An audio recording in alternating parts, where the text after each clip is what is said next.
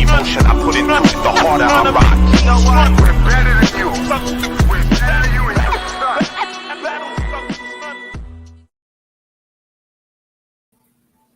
What's going on, everybody? It's the 1-2 kid. I just figured I'd do a live and host a fight. You know what I'm saying? It's been a while. I ain't been on too much. Been pretty damn busy, but it is what it is, and here I is. What's up, Haplo? How you doing, brother? Oh, you know what? Just in case, let me just pull out real quick so that I can drop this link. I ain't got the link up, so let me make sure that link is there when this place starts to fill up a little bit. So bear with me.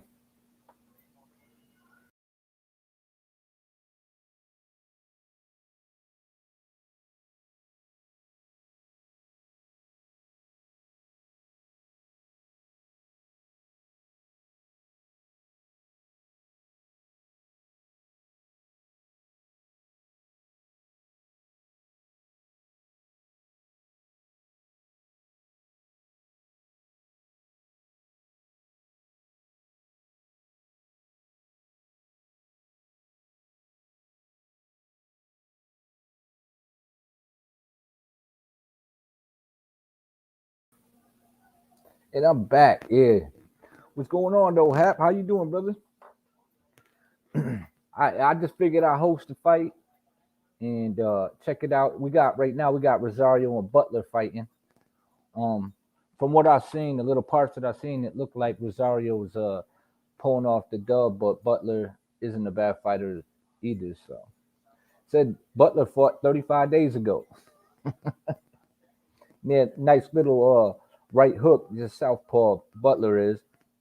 I think they're both from New York. But what's going on, Hap? How you doing, man? Now, I believe these are 135 pounders as well.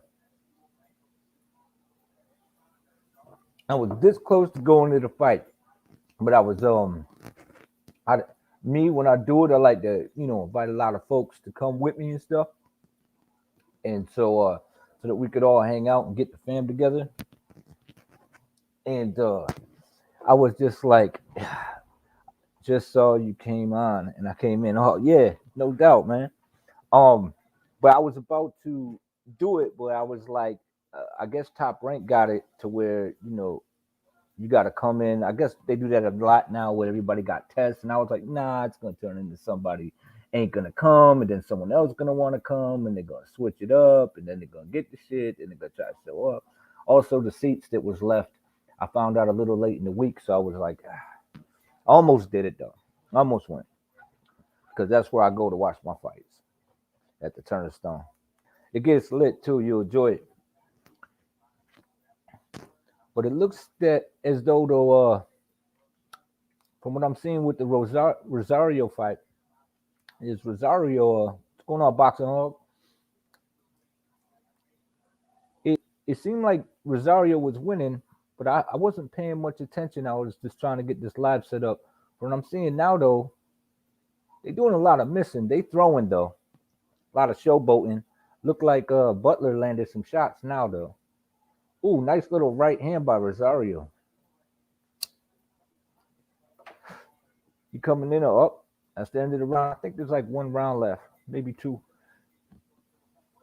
And then Nova, he's from my neck of the woods. He's from my city. Yeah, he's fighting. He's a bigger dude though.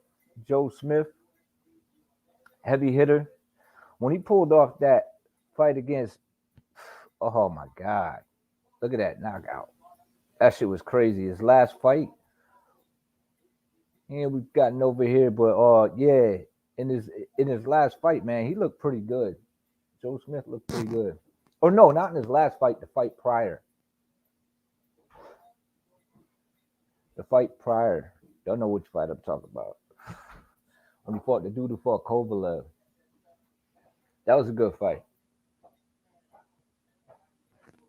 up until the end. Joe Smith didn't look all that great in his last fight, actually.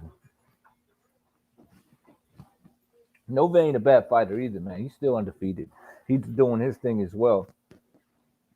I enjoy watching him fight, but he seems to be a bigger guy fighting in a smaller division. They were talking about that too. A bit of a weight bully. But if he can make the weight, what's the problem? You know what I'm saying? What's the issue? I ain't got issue with it. Oh, but here, you can hop on if you want. Let's see. You're more than welcome to hop on. You watching the fight, Hat?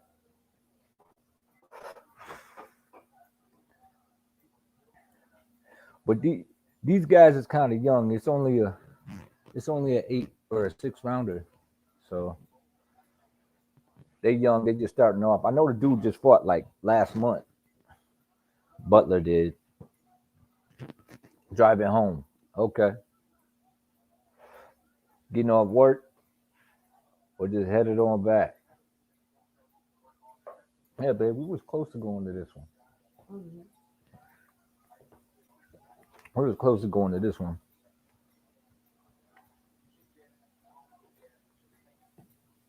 But I know everybody would have switched up their plans and everything. Main event is not next. The main event will be Supernova fighting. I don't want to butcher the guy's last name. I don't know how you pronounce it.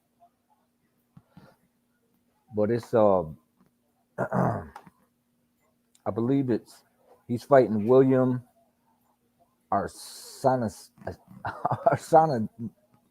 Niasen Nassian Encarnacion, something like that. The way it's spelled, it's messing me up. But it's Abraham Nova, and we'll just call him Willie. Willie, and then we got Joe Smith and Steve Geffrard. I don't know enough much about Geffrard. But I could find out real quick. I could find out. Let's check it out real quick. Boom. Let's see what he's about. Check him out on BoxRec. Why not? 18-2. 18-2. I'm not seeing any names ringing any bells. The records of the guys that he's fought aren't that good. 3-9, 20-21, 18-9, 31-14, 11-50. William Johnson, damn. But he did fight Sikotsky, who was 23-4, and won that fight. Zoltan Sarah, which is 30-15, and Denis Grashiev, who was 20-11, and now he's in there with Joe Smith. But he's undefeated. He's undefeated. And I couldn't tell you who he beat prior. These guys, Brad Austin, Reggie Pina, I don't know. They're not ringing any bells. The only undefeated guy he fought was 1-0. That was like his 4th fight. So this is definitely a step up in competition for Geffrard. So yeah, we're going to see what he's about. We're going to see what this dude's all about tonight. We're going to see what old Stevie's all about. You know what I mean? He was a replacement opponent. That's right. Who was he supposed to fight? Who was Joe Smith supposed to fight?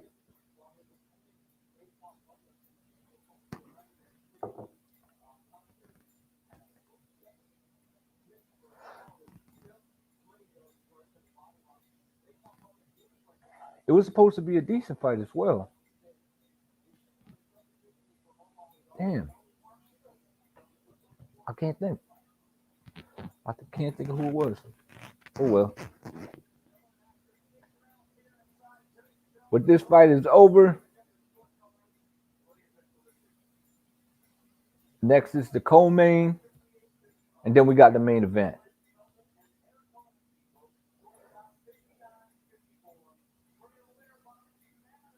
Unanimous decision. It's gonna be Rosario. Yep, Rosario pulled it off. Unanimous decision. Who moves his record to 6-0 with 2 knockouts.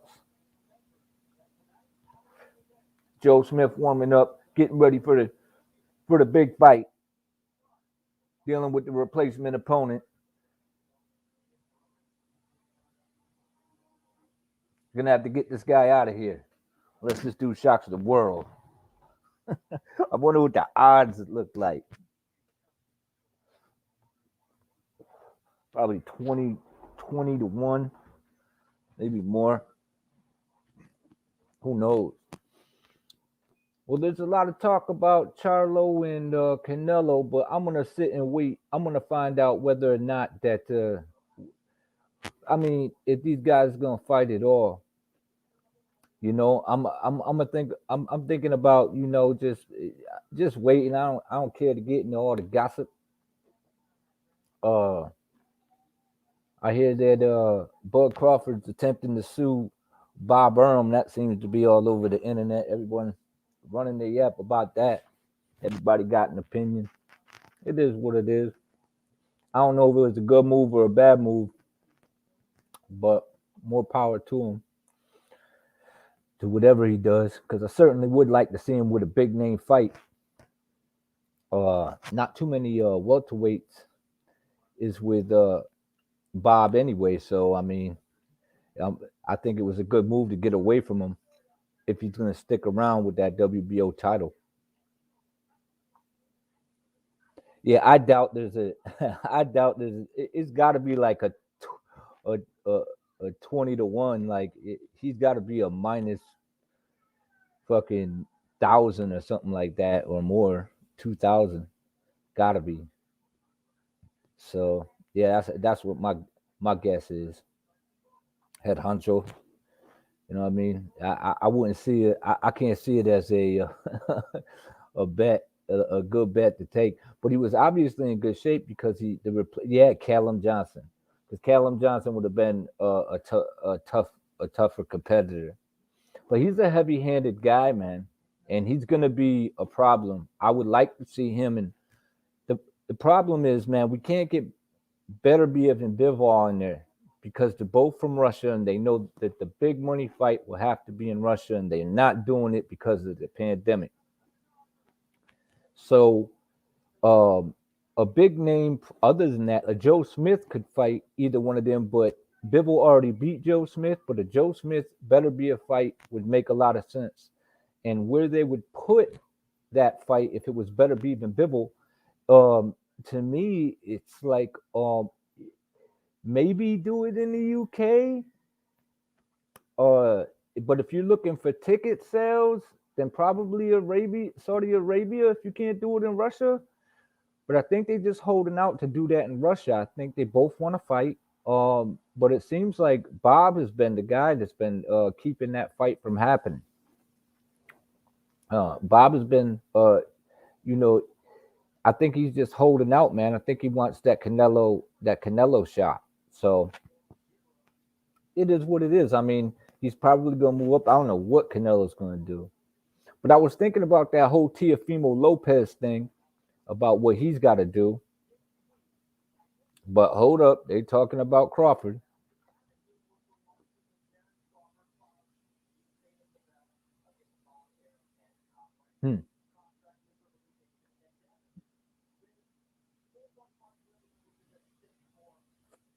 4.5 million. He's suing him. Crawford seeking damages to be determined at a trial in excess of $10 million. $10 million he's trying to sue Bob for. That's crazy. But anyway, but I was thinking about that whole Teofimo thing, and what he needs is he needs a new coach. He needs a new coach because he's a talented kid, and I think if he was gonna, with his style, I think the guy that he would want it, he should probably be under almost worth throwing a couple dollars on every round for Geffrard. Yeah, that's true. Damn, 10,000 to KO rounds 1 through 12. See, I told you, the odds is crazy, man. The odds is crazy. They gotta be crazy because he's a replacement opponent with really no resume whatsoever. But we'll see, man. We'll see. We'll see how he does. But back to Tiafimo, man. I think with his style of fighting, being that he has a rubbery neck, the strength in his neck, um, and his twitchy style is he's got a twitchy style. He's got good feet. Got explosive feet, and he's a good counter puncher. Would be going to Reynoso and kind of steer clear. Probably still have his dad around, but maybe something like that would be. Yeah, that's pretty high. Yeah, that's pretty high. I think so too, Hap. I think so too. Did you see that? Boom. That's crazy. Almost worth throwing a couple dollars. Yeah, man. $1 pays 100. Can't beat it. You can't beat it. Damn, that's the highest I think maybe I've ever heard of. Yeah, myself as well. Definitely worth throwing $5 on Geffrard. Yeah, I would say so. I would say so. But I think Reynoso though, off subject, I think he would be good for Tiafimo. Um, I think that would benefit Tiafimo. Because I know Canelo's a counter puncher, and he could probably learn a lot from him, and their styles could be similar. And I think one of the problems that Tiafimo has is a lack of patience. And if he was to be patient with the skill set that he has, because everyone's talking about how he got manhandled by, you know, uh, old dude from Australia, but that is not the case, man. That was a good fight. That was a competitive fight, and Cambosis was hurt more than Tio was in that fight. But I do feel that he lost the fight. Tio lost the fight, but not by much. But not by much. And I'm like, I would really hate to see Tiafimo throw his career away, and be that guy that just is not put no skill, not working on his skill set, because he's got pop, and why not work on things when he can't be as explosive as he is now, and work on that stuff now, get to where he got to go, and then rely on a skill set later in the game. I just don't want to see boxing stripped of a talent like that because he gets whitewashed like 3 times in a row for lack of doing the right thing, not training, but just doing all the wrong shit. You know what I mean? So with that in mind, I think it'd be a what's going on, Shizbiz? I think that would be the move for Tiafimo, that one of the coaches that he could work with. Also, to be more patient in there and set things up, I would think that the the guy who used to coach Andre Ward, to keep him cool in the corner, man, and set things up. I think because, like I said, I would hate to see this guy. I got to switch up my channels, y'all. I would hate to see this guy lose him from boxing. I got to switch from ESPN Plus to ESPN. I'll be right back, y'all.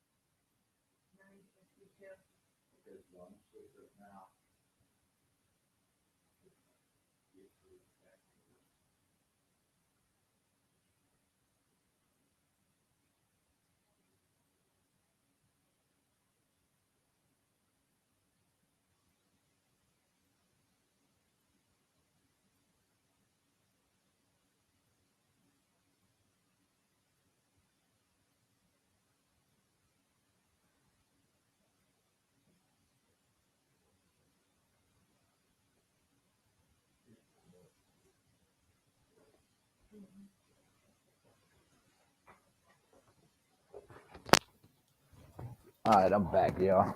And I'm back, y'all. And I'm back, y'all. So I'm gonna pulling up the fight now. But I think that'd be a good move for Teofimo, man. Is just to find a coach, a real boxing coach. You know what I'm saying? A real boxing coach to let him take his time because I think he could be extremely. I think he could be a serious threat even at 140 if he had his mind right. If he had his mind right, but it is what it is. Yeah, I just figured, fuck it, man. There's some boxing on and shit. I ain't did a live in a while. I'm gonna start getting back on the edits, man. I'm just waiting on my son to get some music out. Then I'm gonna start doing some edits. That motivates me to do my edits and shit. They dropped like 7 songs in the studio last night. Kid's crazy. Kid's on fire. He's on fire, y'all. He's on fire. Him and his peoples. Pretty dope shit too. No doubt.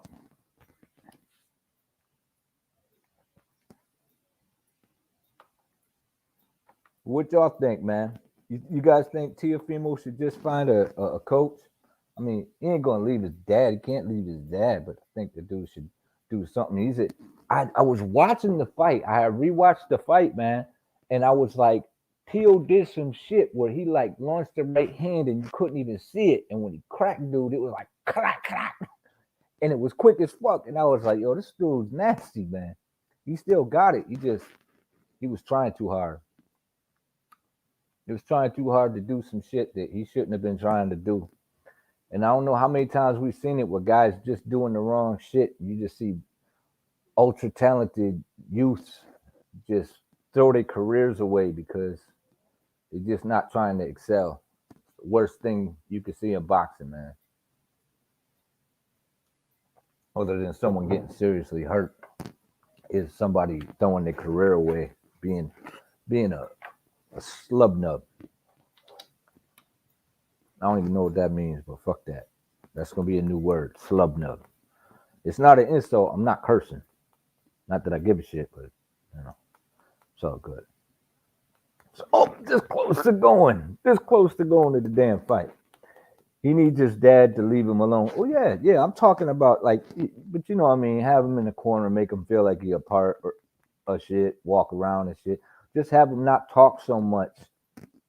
And you know what I mean? Because you can't just say "fuck you, dad." You know what I'm saying? He's still got it. He'll still go be his pops. I'm just saying, but a new trainer. You know what I mean? And if he's disruptive, let that motherfucker make moves. But I think Andre Wardlow trainer would be good, or Reynoso. For his style, I think both of those guys would be a good fit for him. Because I think the dude needs to settle down. And if he settles down, I think he'll be fine. You know what I mean? He needs dad to leave him alone. The dad is the party and trying to live like that celebrity life and not doing anything else much. Yeah, that's true. That's true. And I mean, it's almost like he's raising his dad, and he's still got growing up to do. So that hurts. That hurts when your pops is acting like that. You know, he ain't really offering him anything special. You're not giving him anything. But there's a lot going on as well. I just can't wait for Shakur to get in there with some top notch names as well. I hope he don't get ducked too much longer because I can't wait to see that guy in the ring again. But there's just really entertaining fighters out there that we just don't see enough of. You know what I mean? And then you got a lot of people who are also like downplaying decent fighters because they don't have big names. It's like a what's going on, Blackout? Um, it's like a more like a popularity contest than it is actually like a, a boxing a boxing show, a competitive sport. It's turned into like a fashion show. It's getting bad, man. So I've been losing like my interest in a lot of the going back and forth and shit. with everybody and getting on and doing shit because I'm not having much fun. Joe Goosen, yeah, Joe Goosen would. You know what? You're right. Joe Goosen would be as well. Joe Goosen wouldn't be a bad coach as well. Yeah, Joe Goosen would be good. Yeah, you're right. You're right. Kind of no nonsense. That's what he needs, a no nonsense guy. You know what I'm saying? A no nonsense guy, man. But yeah, that's another thing you gotta do. You gotta strengthen that neck because he don't get hurt a lot with shots. He's got a good chin, like good punch resistance, but his neck whips back when he gets hit with not so hard shots, so it looks 10 times worse. You know what I mean? But he's not hurt. It's just his neck ain't strong enough. So he got to do more neck exercises, man. He's got to. If you're gonna compete like that, you need a strong neck. You see, guys get caught with uh, like crazy hard shots. Canelo, for instance, and the way he's been handling the shots now because of his neck, where he just kind of rolls with them a little bit, and it don't look that damaging. You know what I mean? Because you don't want your neck to be whipping back like that, because that's usually a sign that you're probably gonna get knocked out or you got hurt. But really, it's just an illusion. So if you have a strong neck, boom, your head don't go back, it don't snap back. So the chances you get knocked out or hurt are slimmer as well. And they do a lot of practicing in the Reynoso gym with the counters and to roll with stuff, little things that I think would probably really benefit him skill wise. As for everything else, the gossip about that, like maybe there's truth to it, maybe there's not. I don't know. But I'm done talking about bullshit. I'm just talking about skills. I'm talking about skills and fighters, man. I'm done talking about how these motherfuckers move. If they ain't gonna move right, I ain't gonna talk about them too much. You know what I'm saying? But I just don't want to see wasted talent, especially as a boxer fan. You know what I mean? A guy that could punch like that. You know what I mean? A guy that's that quick, and explosive like that. Tank Davis, same. You know what I'm saying? Mike Tyson type of style. Snappy pot shotter that can end it with one shot. But hey, that's why fucking Deontay Wilder got as far as he did. It got as popular as he did. It's because he had that one hitter quitter, man. People like to see that, man. They like to see that. They like to see guys get put to sleep. Boom. He looked like crap at the end of the Cambosis fight. Oh yeah, his face. Yeah, his face did. But like I said, I don't recall even when he got put on his ass. Like he was hurt, but he wasn't as hurt as badly as he was hurting Cambosis. Like in the beginning of that fight, he was beating Cambosis up. And then later on in the fight, he was beating him up as well. But I mean, the result, look at the state of his face. You know what I mean? Hey man, when someone's face gets busted up, they could be winning the fight, but when it comes down to it, you just look at him and you're like, yeah, but it looked like that motherfucker put you through a meat grinder because your face is all types of fucked up. You look at the state of his face, there's no way. He's lucky the fight was stopped. Look at the state of his face. I got him. Look at the state of his face. Look at the state of his face. Number one, no guy test. No guy test. But Cambosis pulled off the dub, so I mean he's a 3-belt unified champion right now. And I hear so far, we don't know. You never know with this boxing shit. But Eddie Hearn and them is all saying that Haney fight might come to fruition. And Haney said he's willing to travel, so we might have a true undisputed champion at 135, which would be fantastic for boxing because then we got the man. You know what I mean? I hear Lomachenko's having a hard time finding a fight. Nobody wants to get in the ring with him. Teofimo is a non-factor at 135 as of now because he's been talking about moving to 140 for like 2 years now. So that finally happened. But as for like the welterweights, yeah, man, it turned into a shit division, y'all. And it's funny too because just 2, 3 years ago, I did a video talking about how stacked the fucking division was. I was like, we should be happy, y'all. It's a stacked division. You know what I'm saying? And look at it now. You know what I'm saying? Sometimes Thurman, sometimes he shows up, sometimes he fights, sometimes he don't. You know what I mean? I'm gonna call him sometimes. Because sometimes he's good, sometimes, sometimes he's gone. I think the only time that Thurman got dropped was against Pacquiao, though. I mean, I know he got hurt a couple of times to the body by a lot of fighters, but he never went down. So, I mean, the heart's there while he's in the ring. The problem is getting him in the ring, kind of like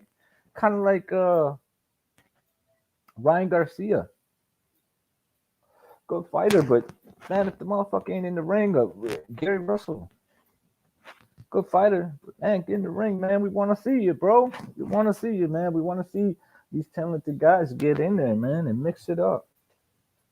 And mix it up. I don't know what to believe when they be going back and forth on Twitter and shit. I don't really care to even fuck it. Who cares?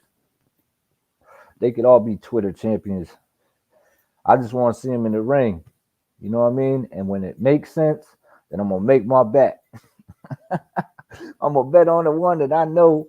You know what I'm saying? Like, I don't know, man. This dude got a chance, and if the chance is good, I mean, yeah, man. Those odds on this fight are pretty fucking crazy, man. They're pretty fucking crazy. Is you're always gonna play second fiddle to Canelo? Yeah. Says he pressed too hard early and gassed. Yeah, it's a fact. It's a fact, man. What's going on, Black?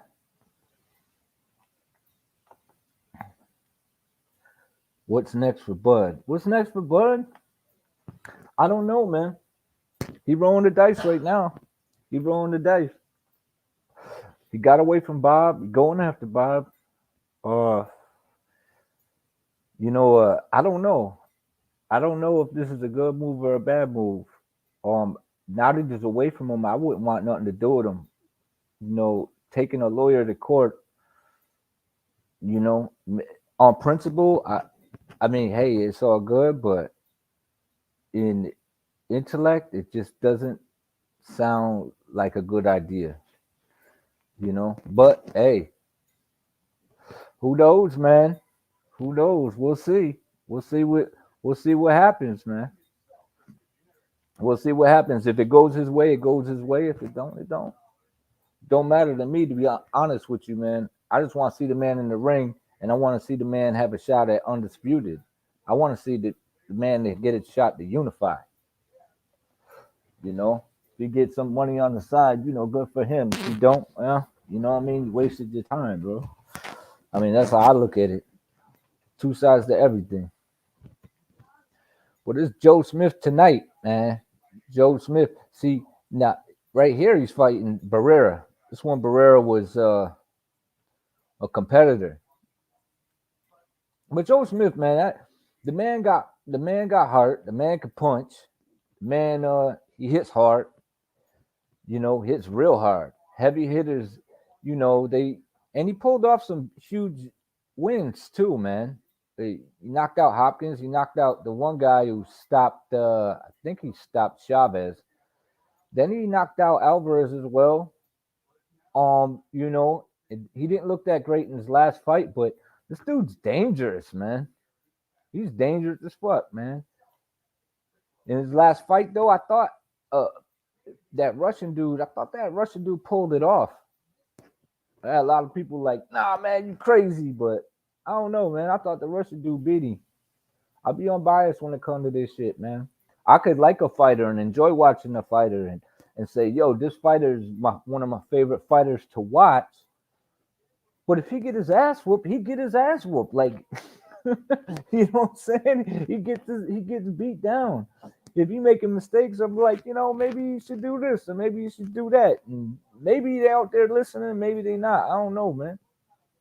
But you know what I mean? I don't really care like that. Like if a motherfucker if I enjoy watching the guy fight and he taking ass whooping, I'm gonna say he got his ass whooped. If he lose, he lose. You know, Teofimo lost. Huge L. You know what I'm saying? Going in there with all the hype, going in there with all the, I'm this, I'm that. I don't need you. I don't need you. I'm gonna do whatever. Fuck Bob. Fuck this. Fuck that. Didn't go his way when he went after Bob. When he shitted on Bob. And Bob holds grudges. He holds grudges. He one of them old motherfuckers that'll hold a grudge for years. And once you are no longer signed with him, see, this is the other thing. He will dog you. He'll dog you. He did it to Mayweather. He did it to De La Hoya. He did it to Mikey Garcia. What do you think he did it to Tia? You know what I mean? He was dissing Teofimo. Shit, he was shitting on Crawford before he left him. I could have bought a house with what I paid him. What the fuck? It's like this dude, he non-stop, man. So if you ain't doing what he's saying, or you got something to say to this dude, he gonna hold it against you, man. He a force to be reckoned with in the boxing world. And there's what it is. But it's funny because it seems that now Lomachenko can't get a fight, and he's under Bob. Nobody wants to fight him. And think about it. Tank go fight him? No. Cambosis, they talking about it. But is he? No, I don't know. But I don't hear him calling out Haney. I can't recall Lomachenko calling out Haney since he got that WBC title. And now that Lomachenko don't have a title, why not go at Haney? Why not make that fight? And it's another fight that Haney wants. And that's the thing, is like the same with Canelo. It's not that I think that Lomachenko or Canelo can't beat these guys. It's that they're not even giving these guys the time of day, which is holding up the game. Because if you get these guys out of there, who is there left? Who is there to question who you fight? If you just wipe these guys out, you know what I mean? Like, then there's really no question to who the top fucking dog is. You know what I'm saying?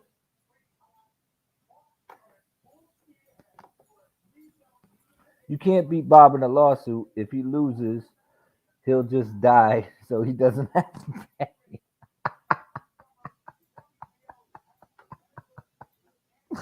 Oh, man. Yeah, man.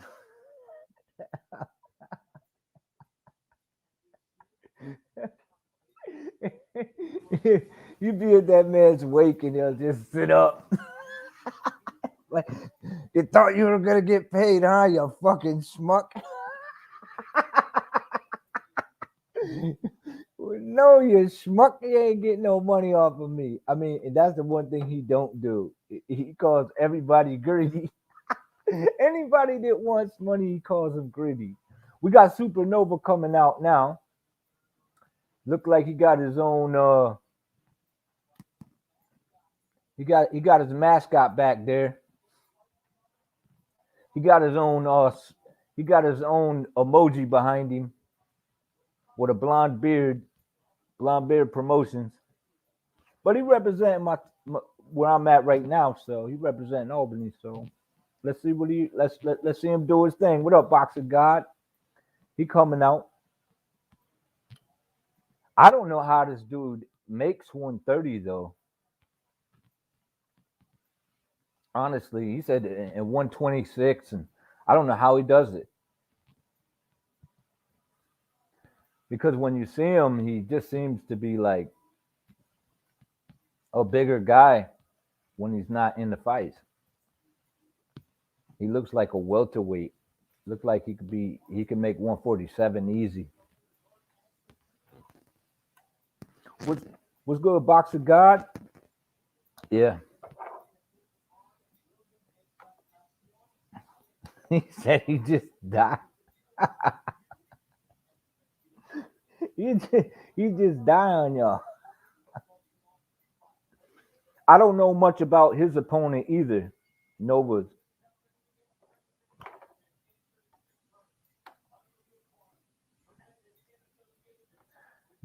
Good. I want to hear.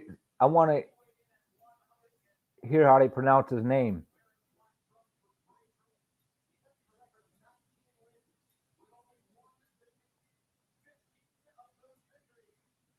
19-1, 15 KOs.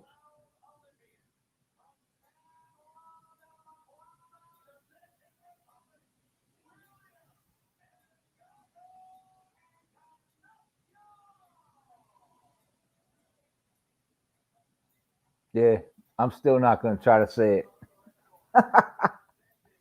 We just gonna call him Young Will. We're gonna call him Billy.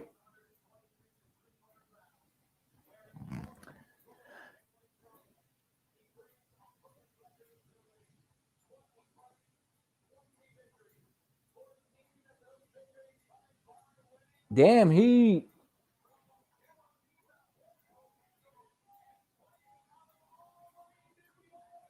Supernova fought 6 times in 4 months. Or yeah, because I last time I seen him, he was like 14 or 15-0 or something like that. So he he been getting it in, man. So you guys getting it in. They building up their records while you know what I'm saying. While waiting on a decent shot. Ain't nothing wrong with that, man.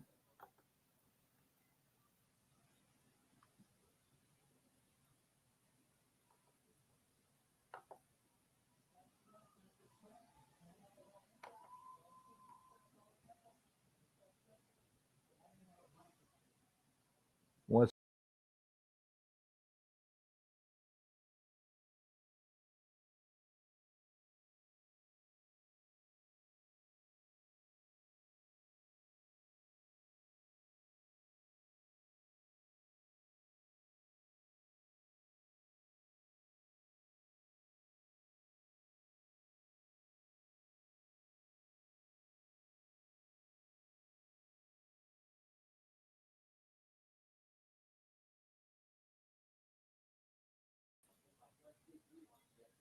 all right, I'm back. But it seems that all right, this round one, Nova out, trying to set up the jab on Billy. We're gonna call him Billy. Yeah, sitting on his hands. Exactly, boxing god. And just waiting on something. Look like a pumping the jab out. Supernova putting out the jab on Billy. Billy trying to walk him down. And some sort of I don't know. I wouldn't call that a Philly shell. It looks like a I'm not sure. Looks like a turtle shell. But he seems to change it and switch it to a high guard where yeah, it's a nice little defense he got. Nice little defense he got. I mean, on the outside. Billy pumps the jab out, and here comes Nova back with his jab, trying to set it up. But there's a size difference. There's a size difference. Nova looks like the bigger guy. They just sticking their jabs out. Ooh, nice little right hand. Oh, right hand for Billy. Billy coming in. Billy testing that blonde beard. he testing that, but he testing that blonde beard coming in with the high guard. Boom. It looks like Nova comes back with a nice little right hand. But it looked like Billy had a little moment there. It looks to be that Nova's kind of got like a lazy jab. I think he's trying to force it. I think the moment might be a little, maybe it's too much for him. I don't know. Or maybe this dude, oh, he answers back with a jab. Comes back, there he is. He looked like he's settling in now. We'll see. But Billy coming. He coming to fight with his turtle shell. He got some quick hands. he got A turtle shell with some rapid hands, man. Nova's still pumping the jab out. Boom. He comes in with a right, but it just seems so lazy, like there wasn't nothing on it. And it wasn't quick either. It wasn't like a touch punch right hand. It was kind of like I don't know what that was. Ooh, here come Billy. Billy on him, testing that beard. I have to give that one to Billy. I feel like Billy had his little moments in that fight, man. Nova got rocked, yeah. I gave that one to Billy. He tested that blonde beard, man. B&B. He tested that B&B. I don't know how true that is, too, when people say that you should shave. Like, it gives you some sort of punch resistance. I'm like, I don't know how that would help you out, man, to be honest with you. Unless you really greased it up.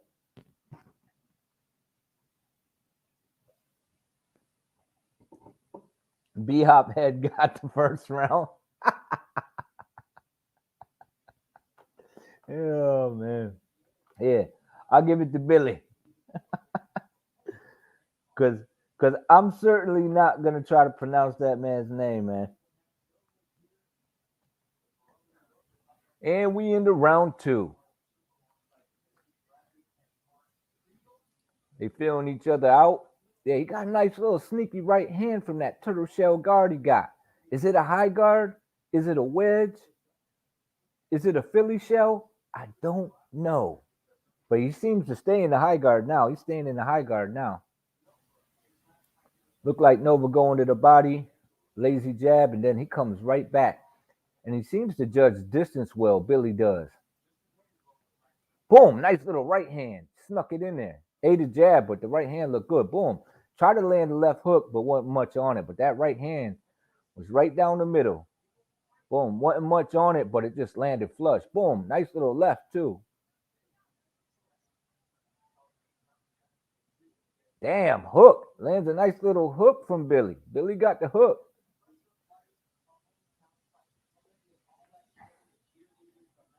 Nova look a little stiff in there, man. He looked loose in all the wrong places. You know what I'm saying? Like that jab ain't nothing on it. See? When he lets his hands go, like it's, I don't know, man. It's like a lack of focus or something. I've seen him fight before. He didn't fight like this. But maybe Billy just the man, man. Look, Billy, he's styling on him. Look at that. He dropped his hand. So far, I think Nova had some good body work, but nothing clean to the head. I'm still giving this one to Billy. And now he's back into the turtle shell. He's back in it up high guard. Boom, he's switching up on you. He's changing it up. Billy changing it up on Nova. He's flustering the blonde beard, the blonde bearded one. Come on, Nova, do something, man. You gotta represent shit. Boom, there you go. Nice little right hand by Nova. Ooh, nice uppercut by Nova. And it was a catch and shoot. And then a good jab by Billy. Billy coming back. Nova trying to land the right hand, just missing.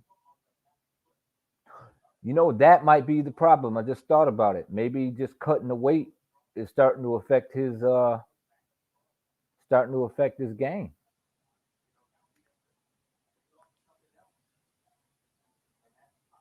Ooh, nice little right hand by Nova. Looked like Billy's slowing down a little bit. He may have blew his load. But we'll see. He's eating uppercuts now. Yeah. Looked like Nova coming back on him in this round. But he's still game. Close round. Now I'm leaning towards Nova. Yeah, I'll give that one to Nova. So I got it 1-1. What y'all think? Round 1, Billy. Yeah, Nova got rocked. Oh, that's my strength. Oh, man. Get that out of here. They said Billy was an Olympian. That tells you right there. He done seen it all, baby. He done been in it. He been in there with all of them. And that pays dividends as well in the ring. when you see all these styles, man, listen.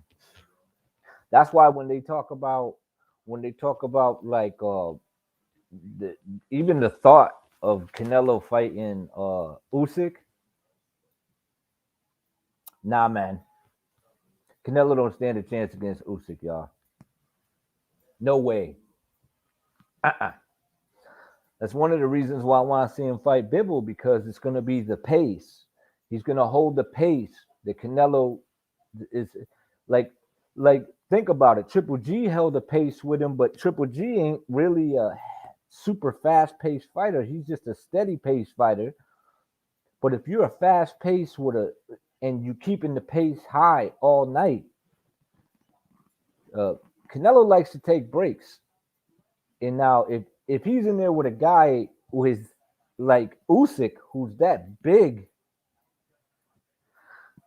and can keep that pace up, like that's gonna be a long fight. It's probably he gonna stop. He gonna stop him, man. If you don't stop him, it's just gonna be a one-sided ass whooping. It's too much. I think it's too much for him. But it looked like he missing a lot, but he game. Nova coming out trying to land something on Billy. They showing more of his avatar outside of the ring. Damn, dude putting in work on the outside. He putting in better work than Nova is. My man out there putting in their work. Oh man. But nice little right hand by Nova. He froze him in his tracks. Tried to follow up, but Billy game. Billy wasn't there for the next three shots. He ate a nice little left hook, too, kind of staggered him. Nice jab, another left hook. He going to work on Billy, but Billy pushed him off, said, come get it. Where we at? He pulling that dog out, that bud dog. He said, what? What we going to do? Let's do this. And then he just ate two more jabs. Good jabs, too. Yeah. Looked like Nova warming up, going to the body, nice little jab. He could kind of see a lot. He could see a lot what's going on, and he tried to land an uppercut. It was grazing, but it landed, but wasn't much on it. But Billy's still in the game. He's still in the fight. He's another jab. He's another jab from Nova. Nova using that blonde beard power, man. You know what I mean? He looked like he's trying to set him up, or he's trying to pull back with the right hand. Because dude knows he's trying to set it up with the jab. Billy knows he's trying to set it up with the jab. So if he just throw the lead right hand out there, he tried to fake him with the right hand, try to catch him with the hook. Nice move by Nova. And here come Billy. Billy ain't doing too much. He's in the fight, but he's game, but he ain't doing too much. He ain't landing much. He's just getting hit a lot in this round. Might be another round for Supernova. You know what I'm saying? Supernova. Yeah, it's still a lot more rounds. Now Billy looking a little stiff. Trying to land a left hook. Tries a nice little straight left to the body from Billy. Billy with the feint came in, tried to put some stuff together, got some tricks. Nice little trick, and then lands a nice little left hook. Nice.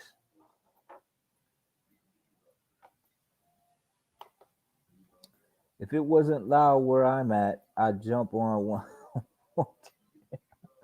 I got you. No problem, man. Ronald Finkley in the building. What up? Yeah, got a mascot. His mascot was putting in a little more work than he was in that first round. That mascot was throwing punches that whole time. He was putting in that work. I'm like, shit, man, this dude got a suit on too. You know how it's difficult to throw punches with a suit on. Shit. Ask Deontay Wilder.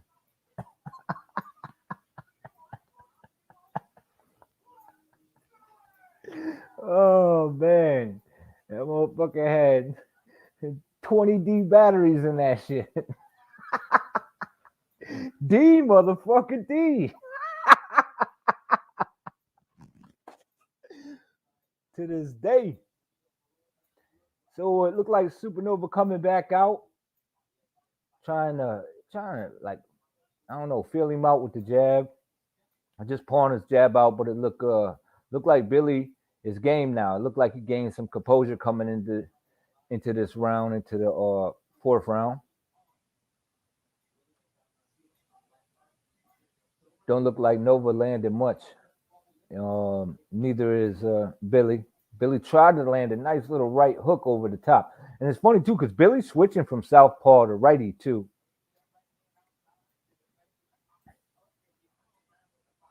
Uh-oh. Here come Billy. Here come Billy. William on a tirade. Not much to it, though. Jab by Nova. Jab back from Billy. Billy walking him down. Nova dancing. Trying to set him up. Nice little right hook to the body from Nova. Tried it again. Didn't land. Billy comes in with two jabs, but they're both blocked by Nova. Now they just kind of both posturing. Here comes the jab from Nova. Nothing on it. He had a little better jab, and it landed on Billy. They both trade jabs. They're doing a lot of posturing now. Look like they both taking a round off at the same time. They don't look like they doing much. Nova trying to walk him down. They just doing some pushing. To the body, Nova goes. Back with a jab from Billy. Nova tried an uppercut, a left uppercut, missed horribly. Nice little right hand, though. Went back to the body again. And then here comes Billy. Billy getting, and then Billy eats an uppercut. It's getting interesting, guys. When they do engage, it's a fun little fight. Oh, just missed with the left hook. Ooh, back comes Billy. Billy's a dog, y'all. But old Abe pumping that jab, though, man, and going to the body. When in doubt, hit him in the guts. Slow his ass down. Back to the body and back up to the head. Looked like he aiming for the shoulder, and it almost landed to the head because dude ducking down. But here comes Billy. Billy's not going out like no sucker. Billy like, nah, you got to earn this. You got to pay for this real estate, son. Back again. And then, he jabbing from the inside. Nova crazy, man. You going to get rocked like that. I got it, I don't know. I had it 2-1 for Supernova. I'll probably give that one, I don't know. That could go either way. I'll give it to Nova, but I wouldn't be mad if someone gave it to Billy. Billy's game. Billy is game, y'all. But I don't see much damage to any of these guys. Like, nobody really been damaged in the fight, you know what I mean? Maybe, if they would just add through more punches, and they did a lot of posturing in that fight, you know what I mean? We here to watch the fight. We want to see y'all fight, you know what I'm saying? So Go, man. Don't give a fuck whether you land or not. Just let him go. But you got to let punches go. You got 3 minutes, man. You got to fight. Go, man. You gotta let him go, y'all. You know what I mean? And y'all on the big stage, so let it be known. Yeah, I don't know if that's just a massive ring, but I know these are smaller guys, but that ring looks huge to them, man. Y'all notice that? Look how big that fucking ring is. Shit look like a football field. Like, here comes Nova. But Billy using the experience with the head movement. Boom, he comes back with a hook. But Nova's still coming. It looked like Billy might be fading a little bit as he holds on to gasp for some air. Nova going to the inside. Ooh, nice left hook by Billy. But he's still holding on. Nice little uppie by Billy. Back to the body and then back to the head comes Nova. Nova back to the body some more. Nice little uppie from Billy. Nice little interesting fight. We don't care if you land or not. Just let him go. Boom. Nice right hand by Billy. But it didn't affect Nova. It could be the blonde beard. Who knows?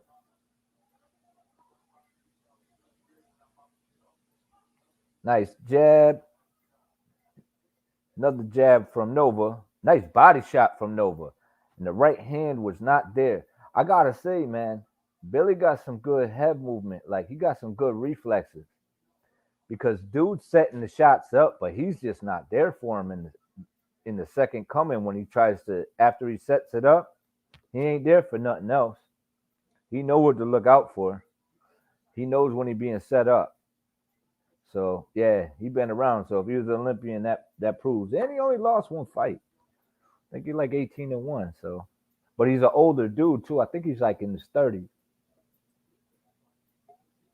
But I'm sure the man did a lot of sparring. Sure the man been in the ring. He know the tricks. Look like Nova trying to set him up for something. And that's the thing. It's like when Nova tries to launch the big shots, he ain't there for him.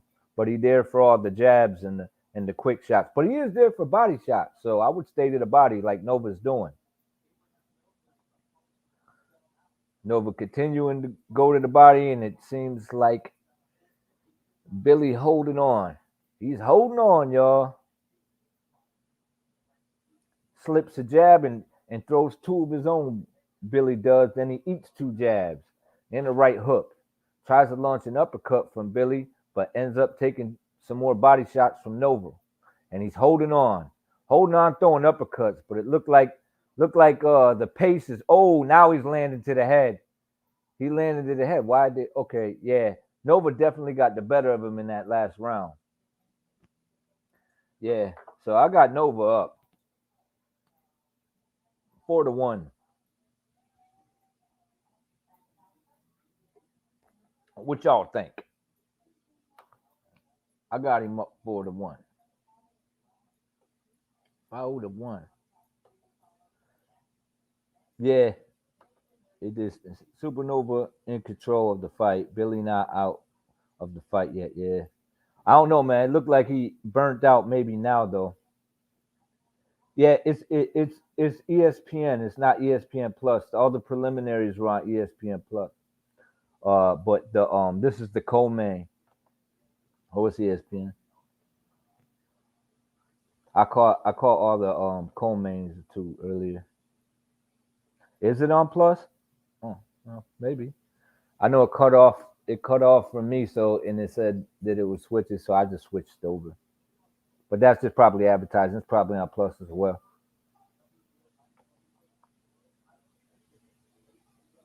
Billy took the fight on short notice. Yeah. So did the guy in the next fight. Yeah, Billy looking a little worse for wear at the moment. Oh, but he comes back with a right hand, but he's still getting worked over though. He's still getting worked over. Nova giving him the business. Oh, to the body, Nova coming.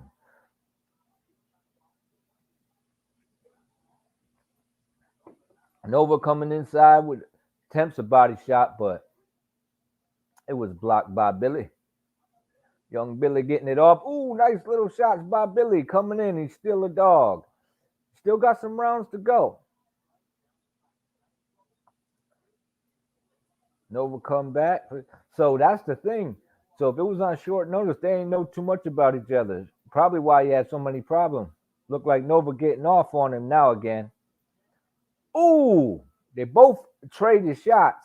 And here comes Billy with the 1 and the 1-2. And back comes Nova with the jab. They both miss the jab. But Nova looks sharper now later in the fight. Ooh, nice little uppie from Nova. But the hook, like I said, the hook didn't land. Right hand just missed him. He just got good reflexes on defense, man. He's just not there for the big shots. He sees them coming. And I wouldn't necessarily say that Nova's telegraphing him either. He knows what to look for. Smart fighter. Missed the right hand. See, the 2 jabs landed. The right hand wasn't there. Boom, slipping the jabs now. Slipping the jabs. But when he do too much slipping, he goes too wide with it. Nice little uppie from him. But it looked like Nova on him. But he landed the better shots, it seems. It looked like Nova landed more in this round, but I would say Billy landed the cleaner shots. Nice little right hook by Nova as well. I mean, by Billy. Billy game. Nova trying to land the big shots. Now he telegraphing them. And dude just is not there for him. 4-1 Nova. Yeah, he got nice head movement. Yeah, just talking about that boxer guy. He do. He can, and he's not there for it. Problem is when he slips too much, though, he starts getting wide with his slips, and he starts running into hooks. It's weird.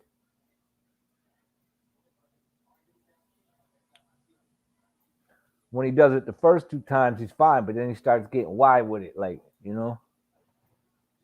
And that's when Nova starts landing the bigger shots. That's what happened in the last round. I don't know if you want to give him a round. I would say give him that round. You could probably give him that round. He did land some clean shots, even though it looked like Nova was much more busy than he was. He did land some clean shots in that round, so I could give that one to Billy.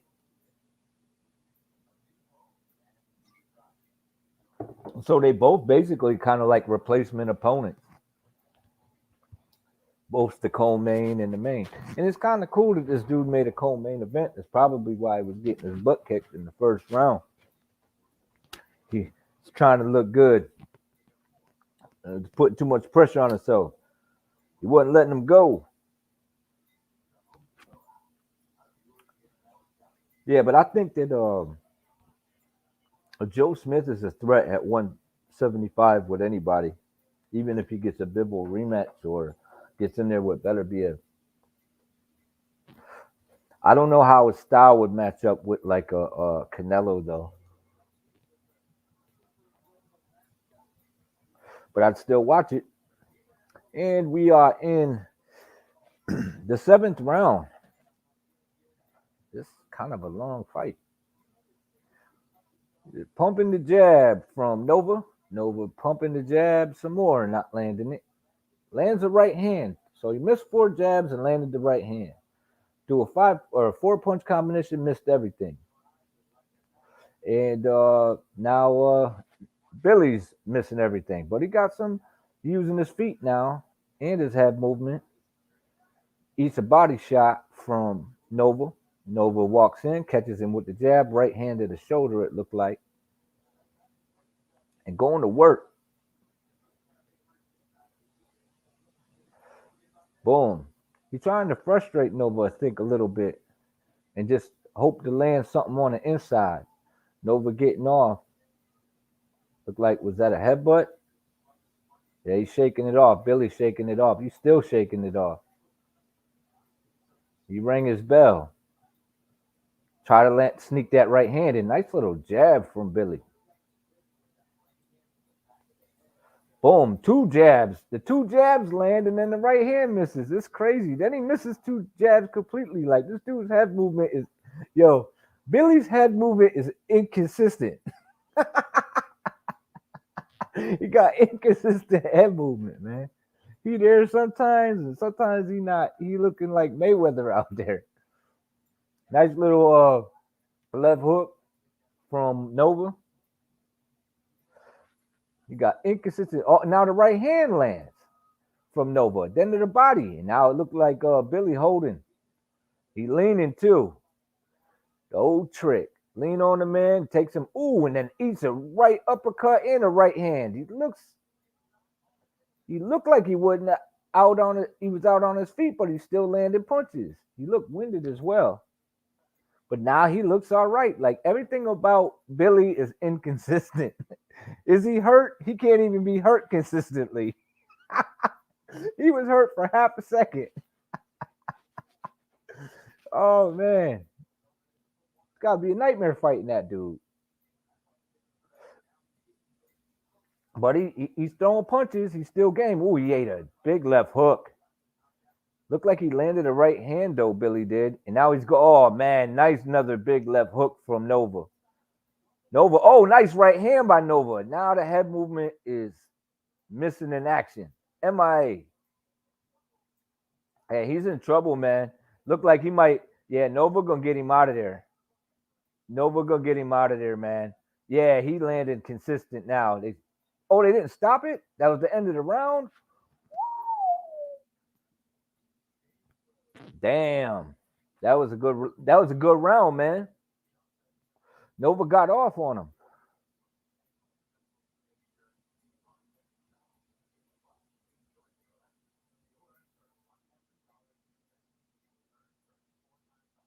Yeah, it's a good little scrap. I'm enjoying it.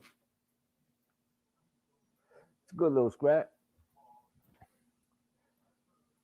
Good little scrap. Joe Smith coming up soon. Saved by the bell. You ain't kidding, Boxer God. You ain't kidding, man. Saved by the bell. Cause he was out on his feet, man. Watch, you gonna come out on fire, oh inconsistent ass. But that makes for a good fight, man. It makes for a good fight. Last time Joe Smith fought at the Turning Stone, he lost the Bibble. And they are back at it. Damn, they ain't even show the beginning of the round. They are back at it. And Nova pumping the jab. He jabbing his way in. He's being patient, trying to set something up. And then here comes Billy.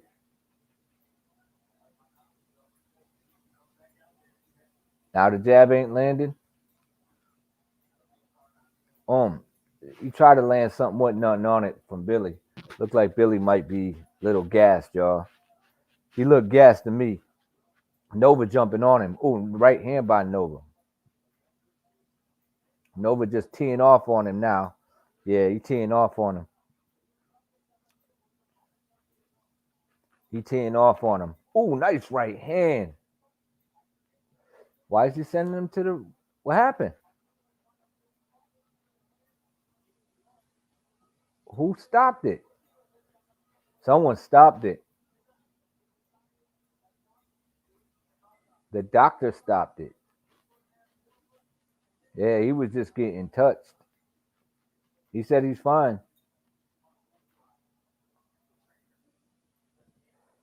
Or was it the trainer? Let me see. Maybe it was the trainer that stopped it. White Towel Promotions, yeah. But he was game, man. He was game to the end. So, I think Nova, he got work on getting a little sharper, man. But he closed the show. He closed it. So, yeah, another knockout. I mean, he got stoppage. He got the KO. So it is what it is. Win's a win. He definitely won. But it looked like he got a lot more to work on. But still in all, he got some tools. Could use them, sharpen up the jab a little bit. Or maybe just move up in weight, man. Maybe just move up a little bit. Yeah, the trainer stopped it. Yeah, he was looking a little rough for wear, though. I don't blame him. Because he started getting hit clean, man. That head movement just started to disappear. Yeah. 151 to 66 landed punches. It wasn't going his way. But shout out to Billy. He was a game fighter. He came in to win. He was looking for the shots. But I think, I think he should probably just move up and wait.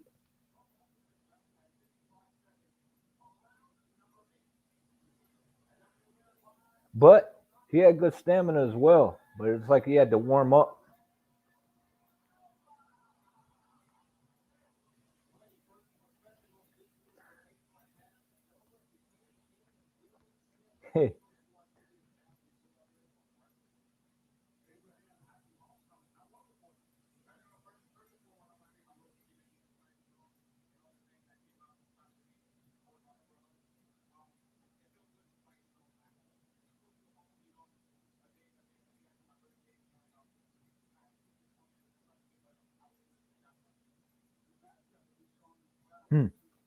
I'm just listening to Listen to what dude got to say, him and his avatar.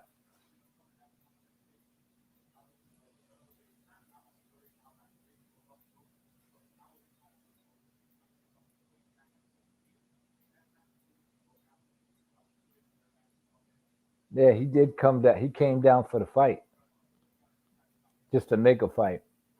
Well, shout out to him for just making fights, man, and not just sitting on his hands, like they were saying earlier in the chat. Nah, he don't. He don't. But he came down just to stay busy. And that's not something that you see out of a lot of fighters now. Not saying it's the smartest idea, but he's staying active.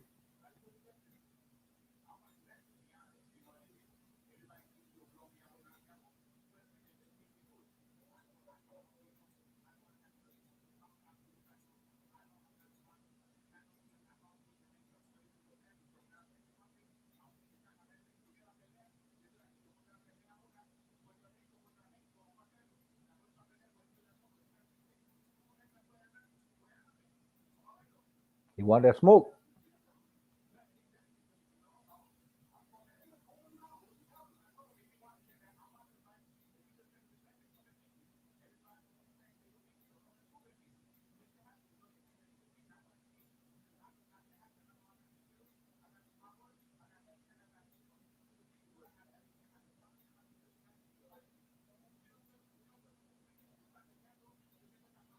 Who he calling out? I ain't catch it.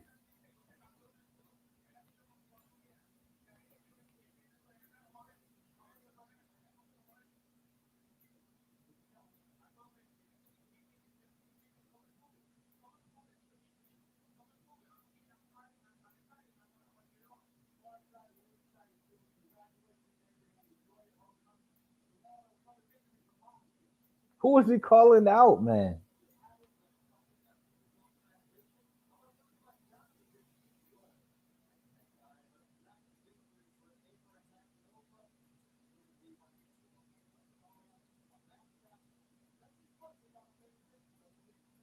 Joe Smith coming out now. Probably gonna come out. Probably clean this guy right out.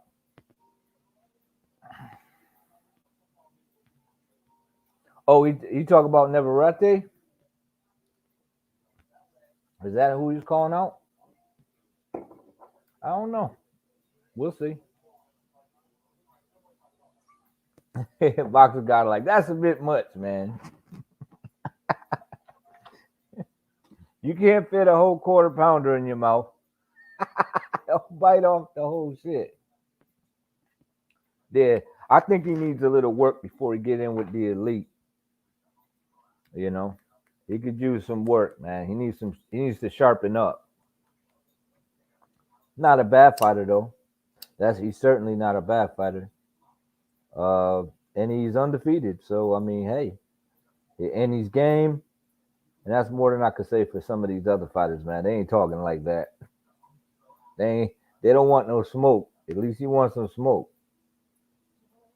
It's a breath of fresh air, even though it's smoke, y'all. When motherfuckers say, give it to me, I'll take it. I'll take the fight. They step up and they call guys out.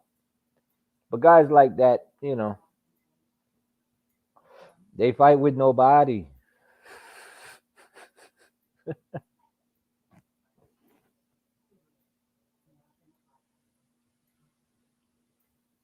Yeah, exactly. Yeah, Black, I agree. You wouldn't think that the dude could even speak Spanish first. You know what I'm saying? He had no accent or nothing, and then out the blue it's just like he was just spitting it all out, like boom, boom, boom, boom. So he proved to be bilingual, and that tells you right there, yeah, you can market him. You can market him, man. And I think that's what they're trying to do. That's why coming in with the mascot, the avatar, and the yellow beard, man. I think that's why Andre dresses so weird. He needs some attention. Like, yeah, you know, guys are winning in the ring, but they don't get no attention. But he could use some work though. He could use some work, but good for him. Another win under his belt. And he finished the guy, so what more can you want? The dude had some skills and a little tougher than they ain't all gonna be easy. You know what I mean? You're gonna find guys game, but he still got him out of there. He still got him out of there, y'all. But now we got Joe Smith, another New Yorker, about to come in here and fight a guy with a pretty buttered up record, man. I looked at his hey Black, did you see this dude's record on Steve Geffrard's record? Like the dudes he fought, man? He fought a guy 11-50.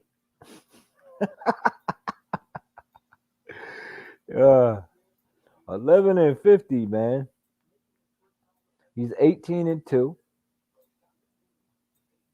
He lost his first 2 fights. He got knocked out by a guy 2-6 in his first fight. And he lost to a guy who was 0-1.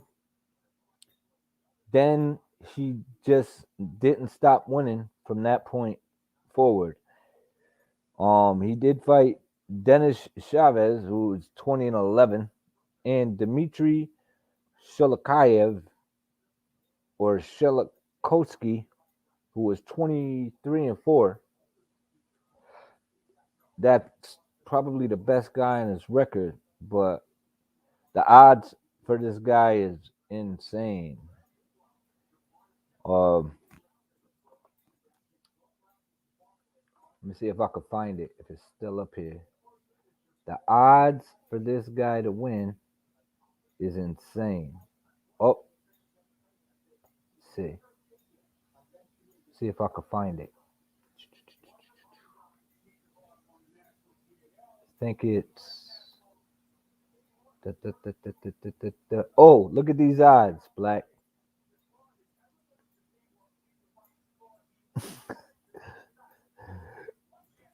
Plus 10,000, son.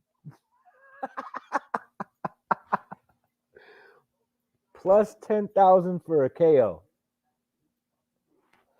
Plus 10,000.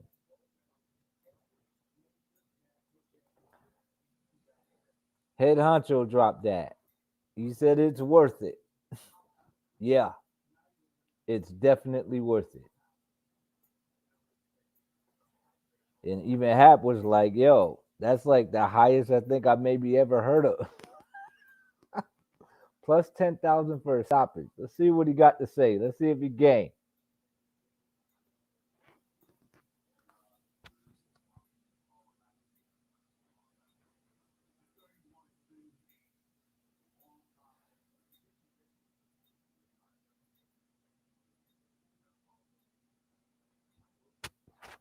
Well, Kevin Cunningham's his coach.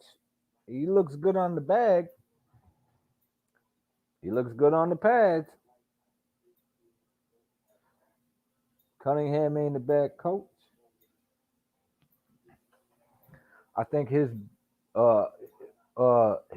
biggest fighter was damn, what was that dude's name? I'm trying to think. The 140 pounder that who got some big wins actually. I'm trying to think. Devin Alexander, old coach. You've been in there with Beterbiev. You've been in there with Kovalev, putting in work. So he got experience with in the gym with these guys. And he ain't lost since his first 2 fights. So we'll see. Y'all sensing an upset? I didn't know that. I didn't know that this dude been putting in work and was sparring with these big name fighters. He's 18-2. His first 2 fights, which is really not a bad thing. You know what I'm saying? His first 2 fights were losses. and he got 12 knockouts. He got a rating of 2 stars from Boxing Rec, but Box Rec, come on, man. Come on, guys. Box Rec. They ranking motherfuckers. Y'all seen their rankings, man? The rankings are insane. The ratings.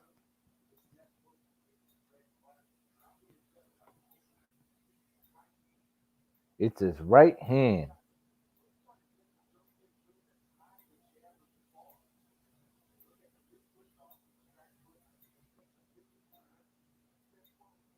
Bomb.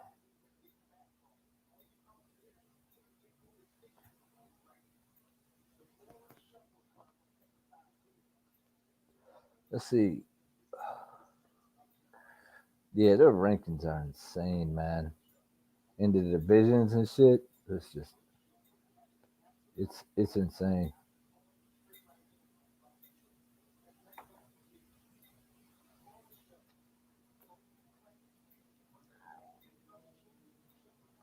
The right hand, man. Yeah, that's what hurt dude too. Damn. Yeah, I was shocked what he did to Alito Alvarez. I thought Alito Alvarez was gonna pull it off, but I was wrong. I was all the way wrong.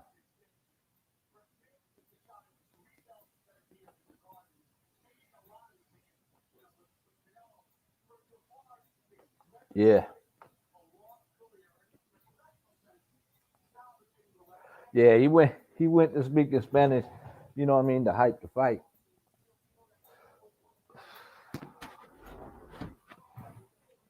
But to be honest with you, man, a lot of these guys gotta show weakness. They gotta show weakness before they can get a shot. Because if you just looking hot all the time, you may never get a shot. That's crazy, man. That's what's insane about boxing.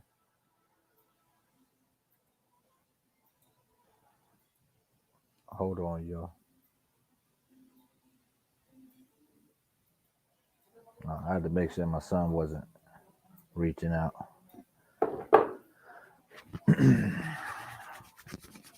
Yeah, the fight's still on. The it hasn't even started yet. The main event's about to start now. TS, man. We're about to get into the fight in a minute. Everybody was just taking a break between the fights. But, you know what I mean? Y'all want to chop it up about something else? Y'all want to talk about boxing? I'll be more than happy to chop it up, give you my thoughts on it. Who do you guys think would be a good coach that would benefit Teofimo Lopez? I think Haplo said Joe Goosen. I said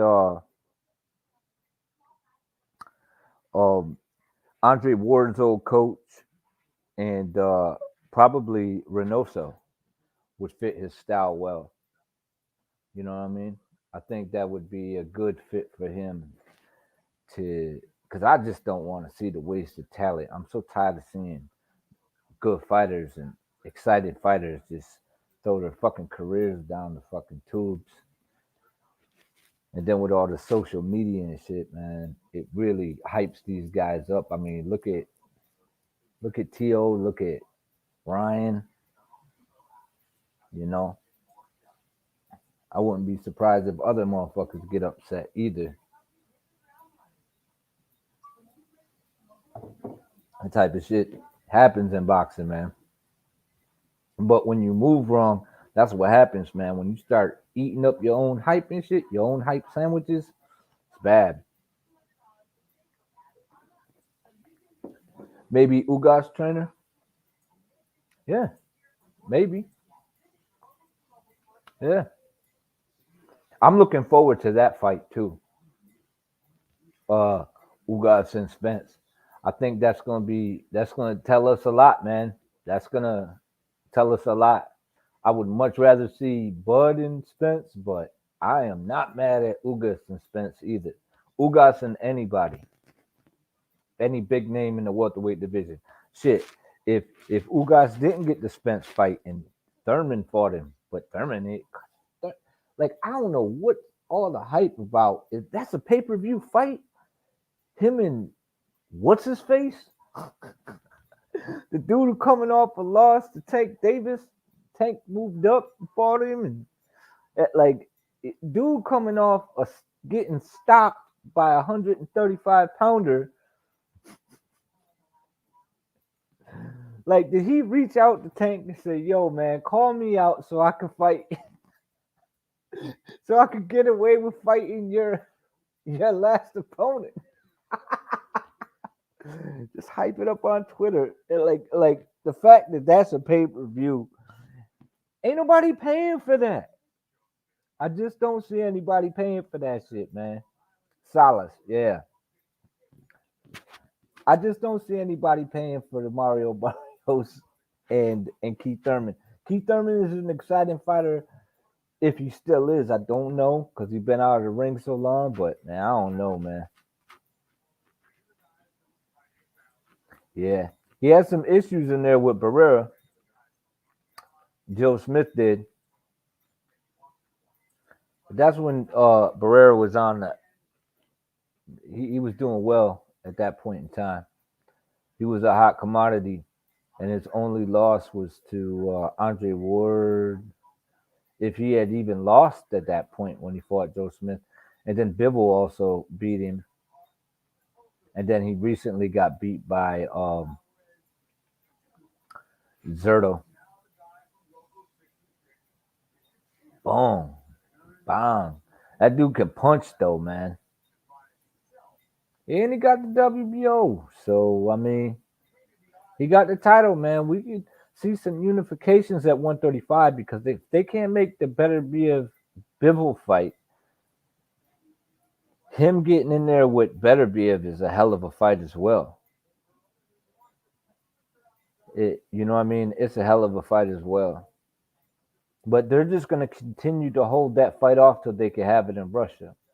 But if it gets to the point where they can't have it in Russia, they got to either have it in the UK because they come out and they do pay attention to fighters from all over, or they could do it in Saudi Arabia because if it's ticket sales they're concerned with because they still got that sanction or that law in Russia why that Beterbiev and Bivol fight can't happen.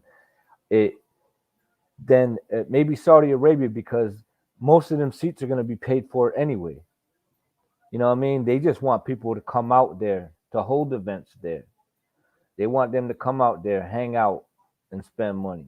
You know what I'm saying? So they'll be offering people like free tickets and shit like that, and they'll fill the arenas. You know what I mean? They'll fill the arenas. And it's a beautiful place. People want to go there, you know what I mean? So yeah, that would be a good move. That would be a good move if they can't have it in Russia. Pay-per-view is a joke, TFM. It is a joke, especially for what they offering you now. And if it is a top-notch, extremely big fight on pay-per-view, how much are they gonna charge you if they charging you $79 for bullshit? You know what I'm saying? They charging you $39 for bullshit, $70 for bullshit. What are they gonna charge you if these motherfuckers get in there with top-notch competition? And are people just gonna say, you know what? Yeah, fuck this. Fuck this shit. You know what I mean? Like, this is too much. You know what I mean? With everything going on, man, some people ain't got it like that. You know what I mean? They got other responsibilities and things to take care of. Eddie Hearn for racism. Since he can't get any big fights, his talent is being wasted. Nah, I wouldn't say that. I wouldn't want him to do that. I don't know what it is, but I certainly feel like I think that that Crawford, man, now that he's away from I think maybe the opportunities may open up for him to get the big fights. You know, maybe those opportunities. I mean, he's a free agent now, so I'm surprised. And the PBC saying already that they don't want to make that fight. Um, I mean, at what point can we get a like a big fight without, this promotional company don't want to do it this, and this network don't want to do this, and this dude is getting paid too much money. To be honest with you, I honestly believe that Spence and Crawford would do good enough numbers to pay them and get money, more than breaking even. I really feel that people will come out for that fight. There will be a lot of hype. There's a lot of hype behind that fight. There's a lot of people backing that fight, but the promotional companies, it, it, I don't. I think they believe that they'll make money if they make that fight. They just don't want people to lose they owe. And I can't say it's Crawford's side because he doesn't have a promoter anymore. So what's the holdup? Well, we're not going to pay him that amount of money. We're not going to pay him that amount of money. It's like you start putting on the big fights and you might bring boxing back, and then people are going to come out to watch the main events if you stop putting out garbage. Because like the UFC, if you're putting out constant good stuff, people see it's on and go, hey, y'all want to grab this pay-per-view? Yeah, cool, let's watch that. Boom.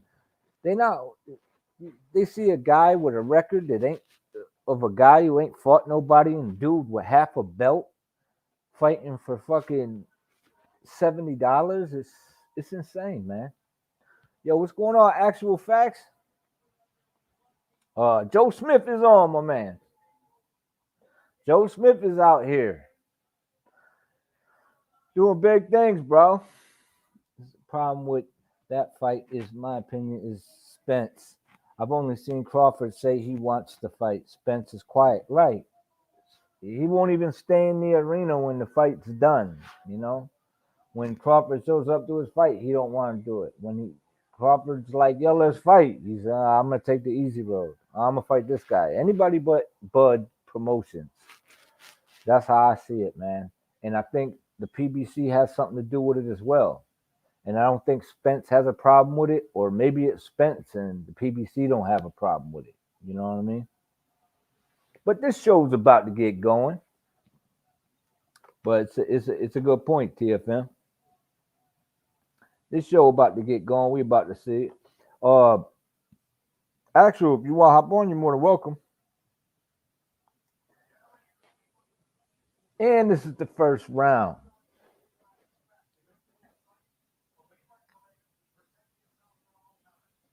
They setting it up. It's about to go down.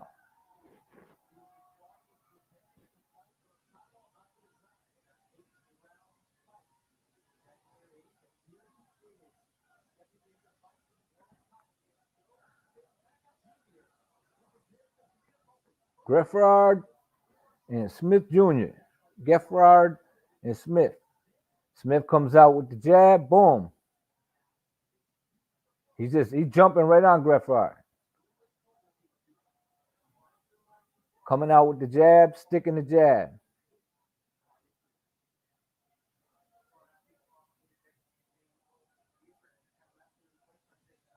Geffrard in a tight shell, just taking body shots. He comes back with the jab now, though. And it looked like he was trying to throw the check left hook. He keeps throwing the check left hook, trying to set it up. Landed it that time, but he taking damage in the process. They're both trading. And, I put it like this. Joe Smith came in here to jump on him. And he want to stand there and take it in the high guard. I don't think that's the best idea. But maybe he wants him to punch himself out and catch him in between. He takes it a little right hand as well. But he took it well. He took it well. Look like Steve. We're going to call him Steve. All right. Steve pumping the jab out now. And Joe ate a right hand. It looked like Steve letting his hands go a little bit on him. out the blue. Boom, nice little right hand, little quick punches. Not a lot on them, but they landing and they're clean. So you know what I mean? He's earning some respect. Another jab too. Ooh, double jab. Ooh, he's catching. Oh, triple jab on Joe Smith. Damn. Another jab. Jab working in the high guard. He coming off, and it looked like Joe Smith trying to jab his way in. But boom, nice little uppercut from Joe Smith, but it didn't land clean. It was a glancing blow. He's bobbing and weaving, missing it. Yeah, definitely looked like dude just trying to get Joe Smith to throw all his shots, stay in the high guard, and catch him with some quick shots in the meantime and in between time, and hope he catches some. Took a heavy right hand from Joe Smith. Joe Smith trying to get some pep in his step. Well, it looks like he might. He may be trying to get Joe Smith to burn himself out. But Joe just leaning forward, boom, nice little uppercut, nice little hook from Jeff. But he takes a right hand. He also another right hand, that one's glancing uppercut from Joe Smith. Right hand from Joe Smith. He just Joe Smith landed some clean shots on this guy, and he ain't going nowhere. He ain't going nowhere. He's still there.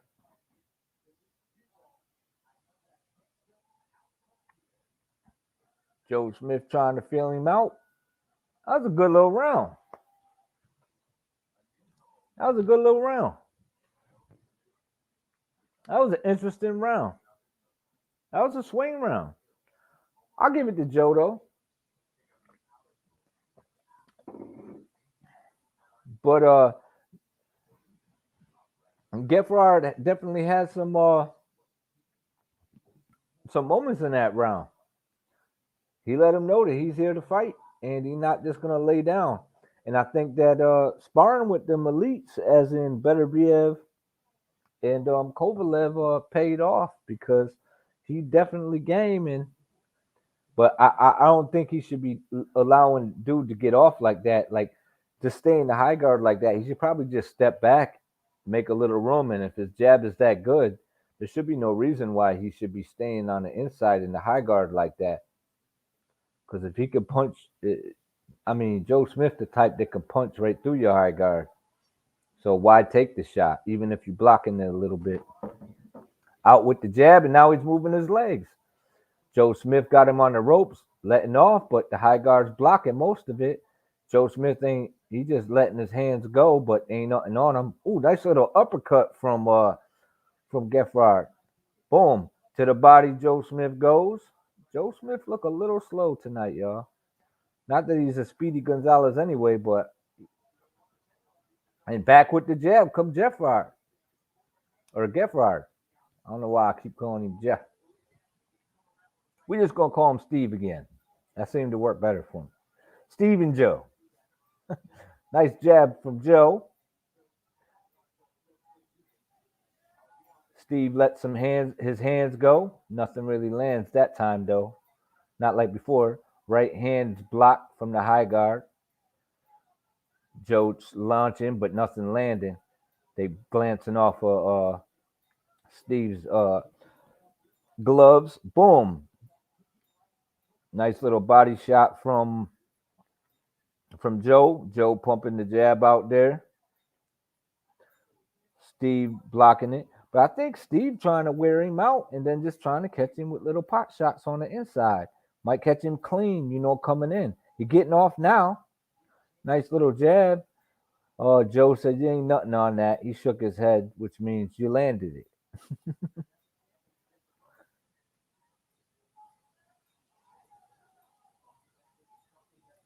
Right hand by Joe, but nothing like blocked.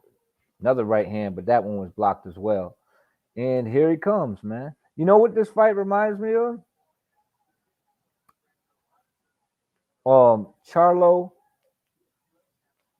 and Tony.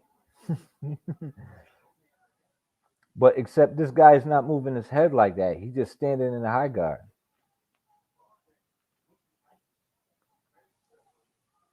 Boom.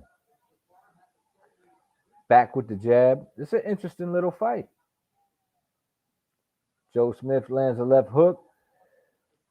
Steve comes back with 2 jabs, but they miss. Right hand by Steve and finished with a jab. Comes back with 2 left hooks, but they didn't land. The first did, though. Joe back to the body, but look a little lethargic. Look a little slow, y'all. It's Cloudy's strategy. Yeah, exactly. Cloudy's strategy. It worked with some. Yeah, that jab is clean. You're right. Like Cloudy or a Winky.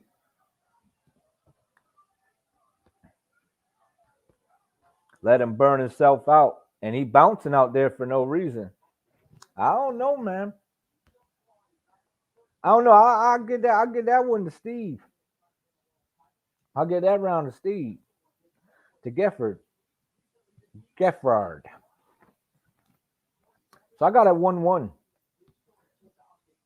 If you guys got it 2-0 anyway, I wouldn't be mad at you. I got it 1-1 though.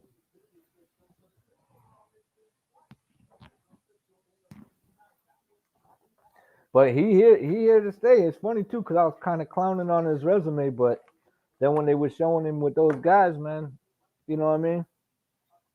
And he got a good trainer as well. Decent trainer in his corner as well. And he been in there with elite fighters, training with elite fighters, man. So you know he's sparring with them. Kovalev and Beterbiev. So, and he probably holding his own in there. It's paying off.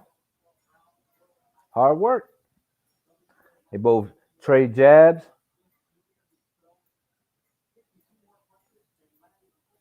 Man, Joe Smith got some long ass arms, y'all. This dude's arms, but they look long as fuck. Boom, nice little hook, but he kind of telegraphed it. Ate a jab in the process.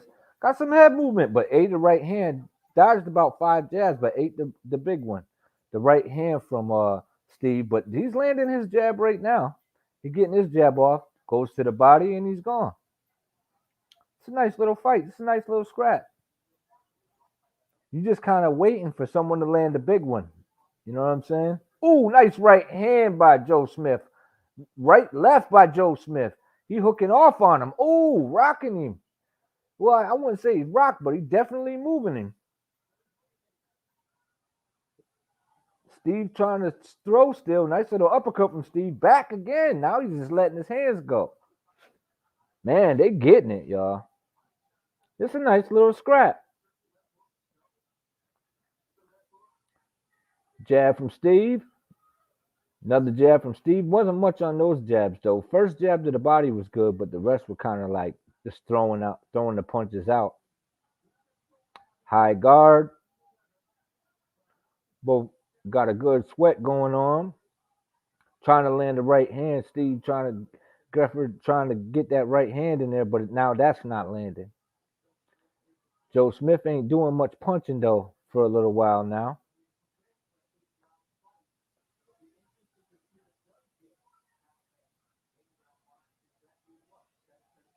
Boom, right hand by Joe Smith. That landed. Pumps the jab, but they both missed their jab. This is a fun little fight. Tries to throw an uppercut from Florida, but it didn't land. That one did, though. And the jab landed, but back comes Geffrard with a 1-2. And it looks like I don't know, Joe Smith is wasting a lot of energy out there dancing when he don't have to, because dude's not coming in. So I don't know why he's moving like that. Ate a nice little jab too from Geffrard, but here comes Joe Smith again, going to work on the ropes to the body. Eats an uppercut though, lands an uppercut of his own. Now they in low trade mode. Joe Smith backs up and then resets and is about to come back in and try to land something big. Another close round. Close round. I gave this one to Joe Smith, though, for his early work. I'll give that one to Joe Smith. What y'all think? Yeah, it's a good fight. It's a good fight. I gave that one to Joe though. So I got it 2-0 for Joe, but definitely a competitive fight. Or is that 3? Oh, I don't know. I had to go back. Maybe I gave dude one round.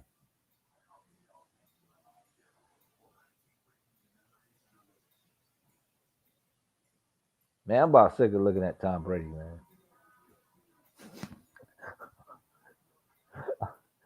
I like Brady a little more now that he left the Patriots, but I still kind of don't like him.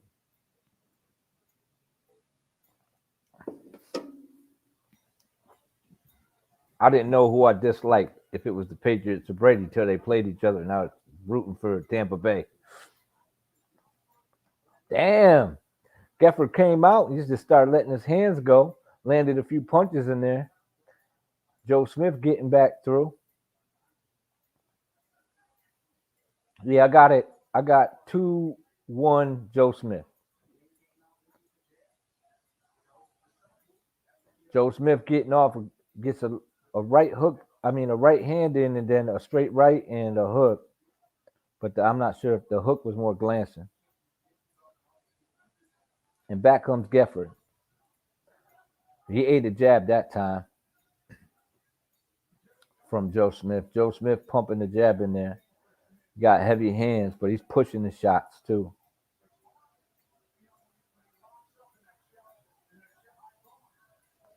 Yeah, but the high guard is gonna make you work if you're trying to be offensive on him, and that's what he's doing too. It's not a bad strategy. Boom, nice little right hand from Joe Smith, but it was partially blocked. But then getting hit with glancing shots, like they're glancing off the gloves, but they're still landed clean. Like that right hand from Joe Smith landed clean as well. But he got his chin tucked and the high guard up, and he's kind of walking Joe down. He kind of just putting the pressure on him, you know, to the head, to the body. It's a nice little game plan he got for Joe Smith. So they thought of a good style. He pumping the jab out. I still got Joe winning this round so far, but it's still not a bad strategy because this might wear him out by like the fifth, sixth round. By the time you get to round 8, I don't know if Joe gonna keep up this pace, or if this man can keep taking him shots. Because Joe hits hard. Boom. Joe coming back with some more shots. But it's a good strategy though. Joe's uppercuts looking a little slow. Boom. Nice little hook though from Joe Smith. Nice right hand from Joe Smith. No, oh, now Joe just getting off on him. Just cracking him. Dude still, oh my God, Joe just letting off on him. Dude said, that all you got? Oh my God, Joe just beating up on him though. He wants this dude to burn it. He rope-a-doping him, y'all, in so many words. He in the middle of the ring, but he want this man to burn himself out. And he's still pot shotting him. Look like Steve getting off his pot shots, but Joe's still getting the best of him right now. This is an interesting fight. Joe Smith still got some pep in his step. He's getting off them shots. Yeah, so another round for Joe. Another round for Joe. Interesting little fight, though. I'm enjoying this fight.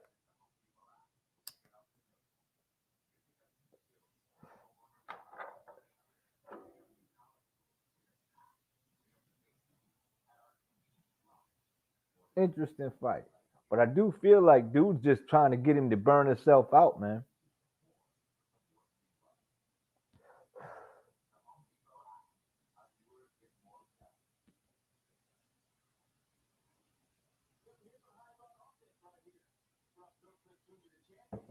Damn, nice little body shot. Can he continue to take those shots? That's the thing. It's a good strategy, but you got to pay for that, man. He paying for that real estate. That means you gotta take them punches. Look like Joe got an abrasion on the side of his eye. Boom. Joe just came out launching a right hand. Pumping the jab out there. Now they both just posturing a bit. Steve coming in with the high guard trying to walk him down. He's like, spend some more, spend some more. And then jabbing to the body. You want him to breathe heavy. You watching this one? Interesting fight. Joe up, though. I got Joe up 4-1. Easy. Jab coming out. Ooh, nice right hand. What I think Geffrard got to do is, I know he wanted him to burn himself out, but he got to let his hands go a little bit. Because he going to be really sore tomorrow. He just letting dude just get off on him. Boom, right hand. Boom, jab by Joe. Look like the punches are starting to pay their toll a little bit. Boom, nice little right hand from Geffrard. Geffrard getting his hands off now, though. He letting his hands go. But he eats a jab in the process, but he's still letting them go. He working that abrasion. He working that eye. Boom, nice little left hook from Steve. Boom, he eats a right hand, but partially blocked.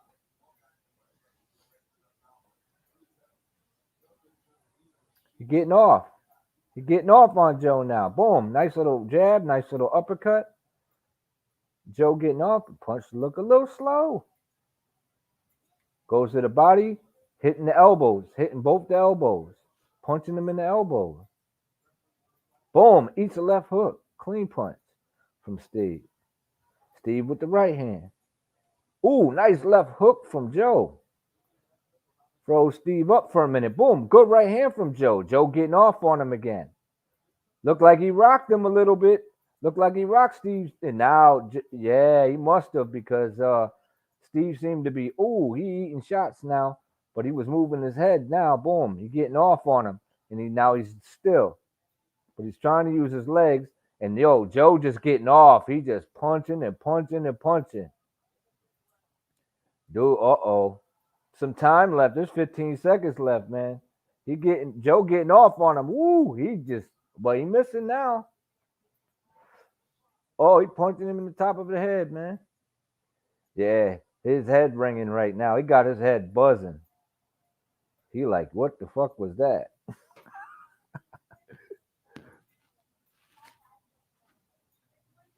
Good shit.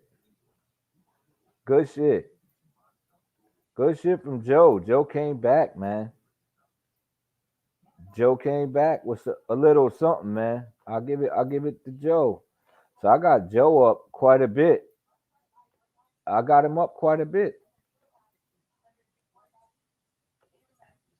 The game plan kind of backfired on him a little bit in that round, and that's the price you pay, man. If you're gonna stand there and let a man just put his hands on you like that, they can punch like that, that's what you're gonna get. But we'll see. We'll see if dude threw his load out, man. Because Joe got a lot of punches off, but he definitely won that round. So I mean, I got Joe up. I think I gave Geffrard one round. I think it was maybe round 2. Or was it round 1? I don't know. It was one of them. And out with the straight right hand again comes Joe Smith. Joe Smith on Geffrard again. Yeah, he was getting off on him. It was that right hand that set it up. Geffrard trying to let the punches go, but he ain't landing nothing clean. Ain't wasting too much energy, though. Hope he ain't got sparring partner syndrome. Boom, pumping the jab out. Hope he got a game plan. Boom, he getting off. He getting off on him, but it ain't really nothing on it. Steve getting off on Joe. Joe comes in. He's throwing the jab. Boom, left hook, double left hook from Joe Smith. Boom, right hand to the rib cage from Joe Smith.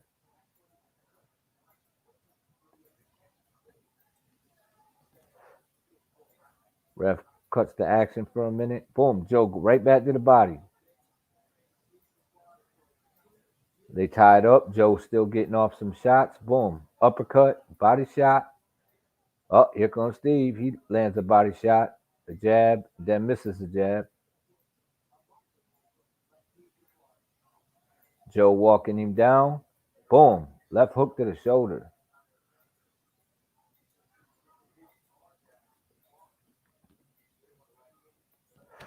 Trying to bring them hands down. Jab from Joe that don't land. 1-2 from Joe that don't land. Right hand that don't land from Steve. They just out of distance, but they getting the punches off, but ain't to no avail. Joe tries to go to the body, partially blocked by the elbow. Boom, eats a jab from Steve. But here comes Joe again. He eats a left hook. Ooh, nice little combination from Steve. Ooh, he getting off a little bit. And now he moving. Smart move. Make him work for it. Boom. Nice little left hook from Steve again. Joe come in with 3 right hands. 1 landed. Now Joe getting off again with the straight punches. Got a little pop on him too. Got a little pep in his step. Boom. Right hand doesn't land clean. That did. That right hand did. Doubled the lead right hand. He just kind of threw that one out to see if it was there. Boom. Went to the body. Oh, was that a low blow? He said, keep it up. Ref told him, keep it up. It was a little low. See, this is going to tell you if you do want to take a break or not. It looked clean. I could be wrong. It was on the belt line, that's for sure. It was on the belt, but dude's belt is a little low. So yeah, it could be considered low. Right hand from Joe. Yeah, Joe getting off on him. If he gonna pick it up, you better pick it up soon. You better pick it up soon. But you was right about that though. Actual, it's that Clotty style, but that's how Clotty lost a lot of fights. Just sitting there eating shots. But not a bad, on paper, not a bad idea. It was working for him a little bit, even though he wasn't winning any rounds. I only gave him 1 round this fight, but it's still a bit competitive, still a fun fight. But the last round was okay. The round before that wasn't competitive at all, man. I gave it, like I give them all. I'm giving most of them to Joe. I still only gave dude 1 round. What y'all think? You think he won more than 1? He was getting off a little bit in that last round, but Joe just keep taking the round, man. He ain't getting tired. So dude gonna have to make him respect him. Joe coming out. Throw a little lazy punches. Trying to fight on his toes and move around a little bit. Steve bobbing and weaving. Trying to pump the jab out, but nothing to it. Joe with an uppercut. Boom. Uppercut landed. Left hook did not. Steve got out of there, but did land the right hand. Steve got the little right hand in, pumping the jab out. They both trading jabs.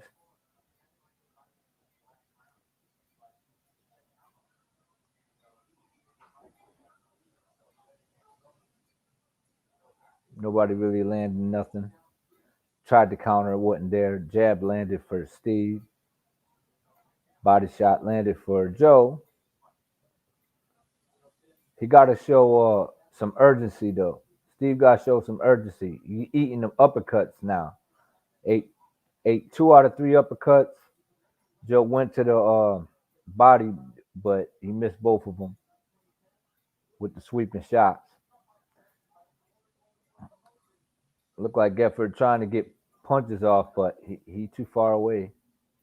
He ain't got the distance style. It's a little late in the game not to have the distance. And Joe getting off with them heavy shots, them heavy-handed shots. Hook to the head, hook to the body, and then a little uppercut and the jab from Geffrard. They both trading shots in the middle of the ring, but Joe Smith just walking him down, walking through the little shots that he's landing and just beating up on him.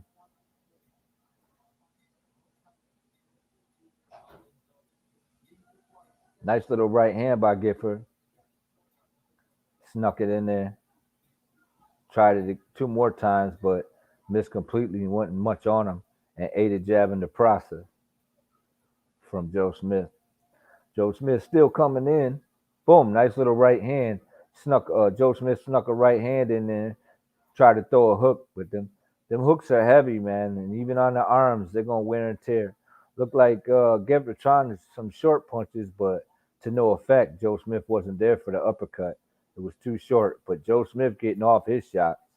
Old octopus arm having that dude. Boom, he eats a left hook in the process while coming in, but he's still coming. He walked right through it. Nice big left hook from Joe Smith. Joe Smith still walking him down, landing them heavy shots. But here comes Geffrard, and then he backed up. I don't know, man. He got to take some rounds, man. Nice little uppercut from Geffrard, but then eats a left hook, for his hard efforts.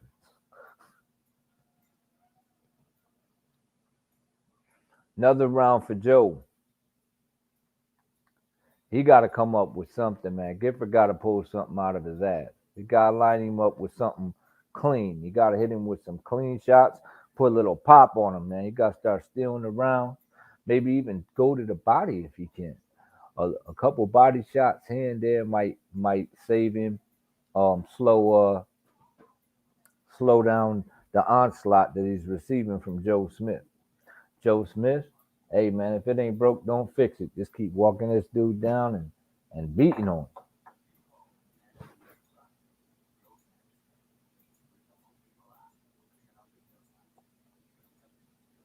But I got pretty much a shutout for Joe Smith right now. But another game fighter, though, on the other end. I mean, dude ain't just folding up and giving up. I think he just ain't giving enough to win. Joe Smith comes out swinging big shots. As usual, he don't seem to be slowing down a bit. So that high guard, it ain't paying off as of yet. Boom, Joe Smith just getting off on him, man. Right hook, left hook, just hooking off on him. Joe Smith trying to set up the jab. Here comes Steve. Geffrard got to land some nasty shit. Like he got pumped them punches out there, man. Put a little authority on him to get some respect, or just get the judges to say, "Hey, look what I did." You know what I'm saying? And if you just gonna land shots like that, nice little left hook. He landed some body shots there and an uppercut on Joe Smith. Joe Smith just walked right through him, though. Joe Smith, boom, with the right hand. With the left hand. Pumping the jab. Peppering him with the jab. With another jab. Steve just can't handle it. But here comes Steve. Steve with a little combination. Joe Smith backs off for a minute. Resets. Shook his head. Eats some more jabs. And now look like Steve going to the body, backing Joe up a little bit. Joe seemed to be backing up a little bit. He ain't moving forward anymore. He's moving backwards. This might benefit Geffrard a little bit. But he got to let his hands go. He just can't just stay in a high guard. This is when he could be, taking the round and dictating the fight. And now he's backing up. He just stopped punching and just let Joe start punching on him. Take a break. He let Joe take a break, and here comes Joe. Right hook to the head, glancing blow, but landed nonetheless. Boom, nice little right hand from Steve. Steve also coming in with another one.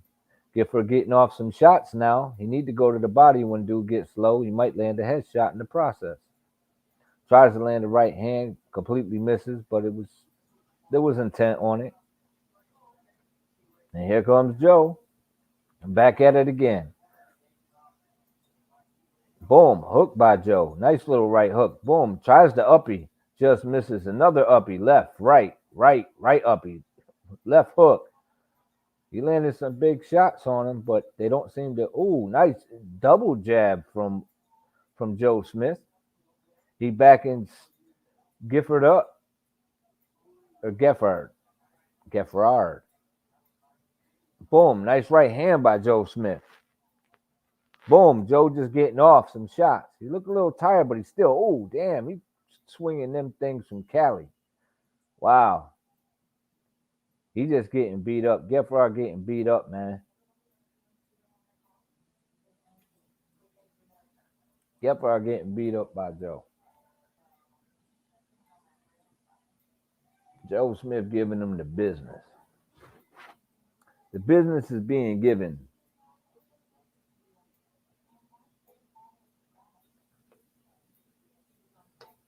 See, so getting bullied and beat up indeed, bro. Yeah, no doubt about it, man.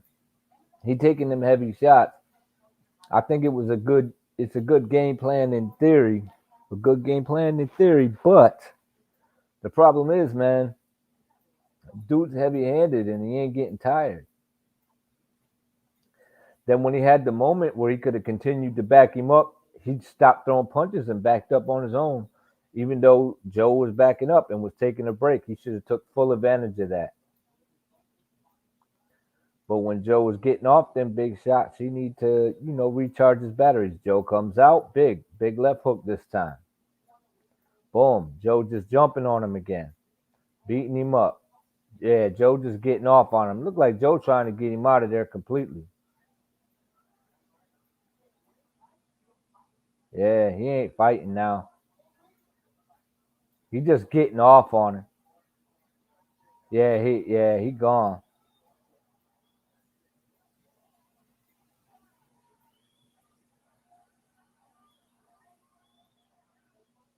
He gave up, quit. He quit. Geffrard quit. Them hands was too heavy. Did he just jump up to fight? What was he doing? Why did he jump up? Did you see that? What did he jump up for like that? He jumped up and jumped right in his face. Oh, man. So that was just a clean wipeout, man. That was a clean ass kicking, man. He just beat up on him for quite a few rounds. He looked all right in the first 4 rounds, man, but he just didn't take advantage of it, gave the dude the opportunities, and in the meantime, and in between time, Joe Smith was landing them big shots up to the point where the effects started, taking their toll, man. Them heavy hands started taking their toll. And now he's just getting off on him. And that high guard ain't he looked at the ref the first time when he went down like that, when he kind of crunched over, he looked at the ref like, yo, dude just folded up, man. You want to keep going? And dude like, yeah, we'll keep going, whatever. And then he went back in there and did it again. And this time dude was like, oh, I got to take a knee. He was just taking them shots, man. They start taking their toll. Joe Smith, you can't just let a heavy-handed dude like that just put their hands on you like that, man. You can't. The result is going to be bad. But Joe Smith pulls off the dub. Easy win for Joe Smith. That's what it is. Anything else y'all want to chop it up about?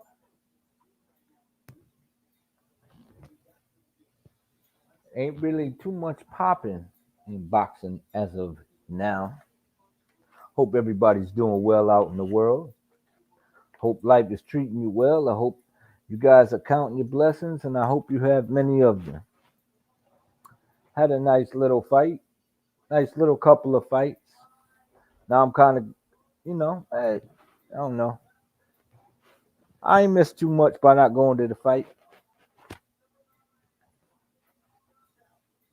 And Joe Smith pulls off another dub. He is still the WBO champion. Let's get a unification in the house.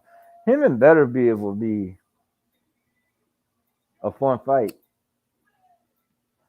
He said Beterbiev ducked him twice. That's what Joe Smith says. That he offered better be of the fight. But you know, he tried to get the fight. He tried to make the unification happen, but it was held off. I don't know why they're both under top rank, aren't they?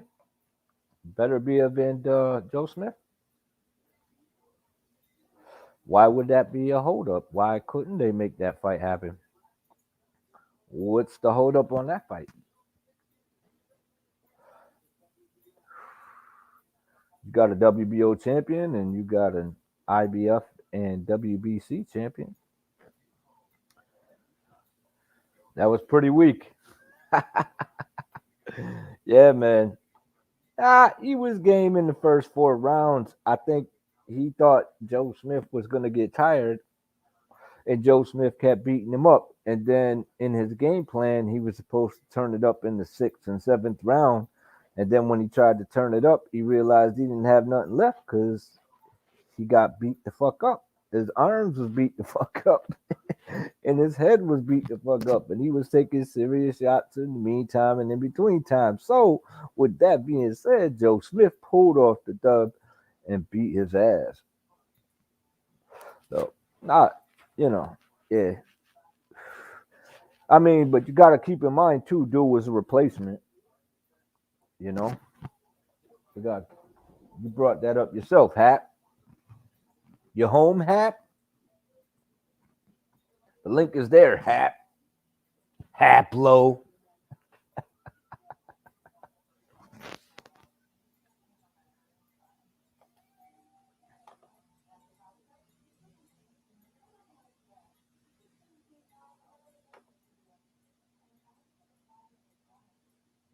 He did what he was supposed to. It took a while, though. Yeah, it took a while. But dude was in a high guard, man. He was blocking a lot of the shots early on in the fight, so you know what I mean? What you gonna do? What's going on, Hap? What's up? Why are you trying to use my method of pronunciation there? What do you mean? Try to make yeah. bad. All right, 1-2, kid. All right, go 1-2. Going on 1, 2, 3, let's go. Yeah. 1, 2, 3, let's go. Where you been, man? How you been doing? You doing all right? Everything good? I've been doing good. I've been doing all right. Yeah, everything's fine. Yeah, good, man. Crazy in LA. There's a lot of of that Rona running around. But it's crazy everywhere, bro. We had got over that shit too. We had all caught that shit right after Thanksgiving. Whole family. Did you have a bad case? No, it was everybody. Like I'd say it was probably 2 days of fluish symptoms, and then after that I didn't have a sense of smell. And then after that, everything came back, and I'll say probably 6-7 days. I got like 2 days of being sick, and it was lingering, but just like little, like tired and shit. Yeah, just a little bit. I was tired the first 2 days. I wasn't too tired after that. We got well rested. Our Christmas was still banging. We still did our thing. Like it was like we were all happy to be together, so we didn't give a shit. You know what I mean? Everybody was cool. I guess that's a good time if everyone has it, whatever. Yeah. Like it's Christmas anyway. Yeah, and luckily for us, nobody was affected by anything, you know what I mean, like badly. So it wasn't too bad to us. Good. It was like the chicken pox. Like, oh, you gotta catch it. Well, we all got it now. You know what I'm saying? So on a different thing, but I guess it affects everyone differently. So some people, you can't have it. But we had fun. We actually had fun, and like I said, everything was It was one of the few years me and the wife did everything extra early, so we were all set, man. Everything worked out fine. You know what I mean? Nice. Glad to hear that. Yeah. Holidays were pretty boring for me. I was working most of the time and kind of by myself pretty much. But yeah, I mean it's been weird here. Like, I don't know. Fight was all right. I thought it was Joe Smith Jr. showcase, but yeah. I don't know. He didn't. The ending to me was a little bit anticlimactic. The way he went out, like he never really landed that huge punch and just knocked him cold or anything. He just sort of crumbled. Yeah, it crumbled from the accumulation of shots. His last fight, I wasn't too impressed with Joe either, but he do want the smoke, and them heavy hands is something that a lot of guys are avoiding. That's true. He has a decent resume because he fought Hopkins, and he lost. He retired him, didn't he? Yeah, knocked him out the ring, and it's a good name to have. Leader Alvarez too. He stopped him. He been in there with Bivol. That was a good fight. It went all 12. I didn't see that one. Was it close?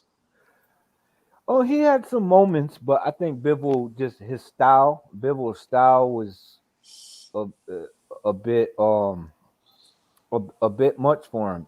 He gets off, and it's the pace. The pace gets to you, and then he's landing clean shots all night. So, you know what I mean? What are you gonna do? Yeah. He rocked Bivol at the end of one of the rounds. The bell rung, and he cracked him, and Bivol was out on his feet. But it was after the bell because he dropped his guard, and boom. You know what I mean? He just got caught. So what title does he have right now? The WBO. WBO. And he got that from WBO. Alvarez? I believe so. It was an elimination. It was by default. He got the that title. Bivol's got the WBA, and Beterbiev's got the IBF and the WBC. I see. But I'm just saying, isn't Beterbiev under Top Rank? I thought so. I don't know. So maybe a co-promotion with some foreign company too. Right. Yeah, maybe. I'm just saying though, like, isn't it like that?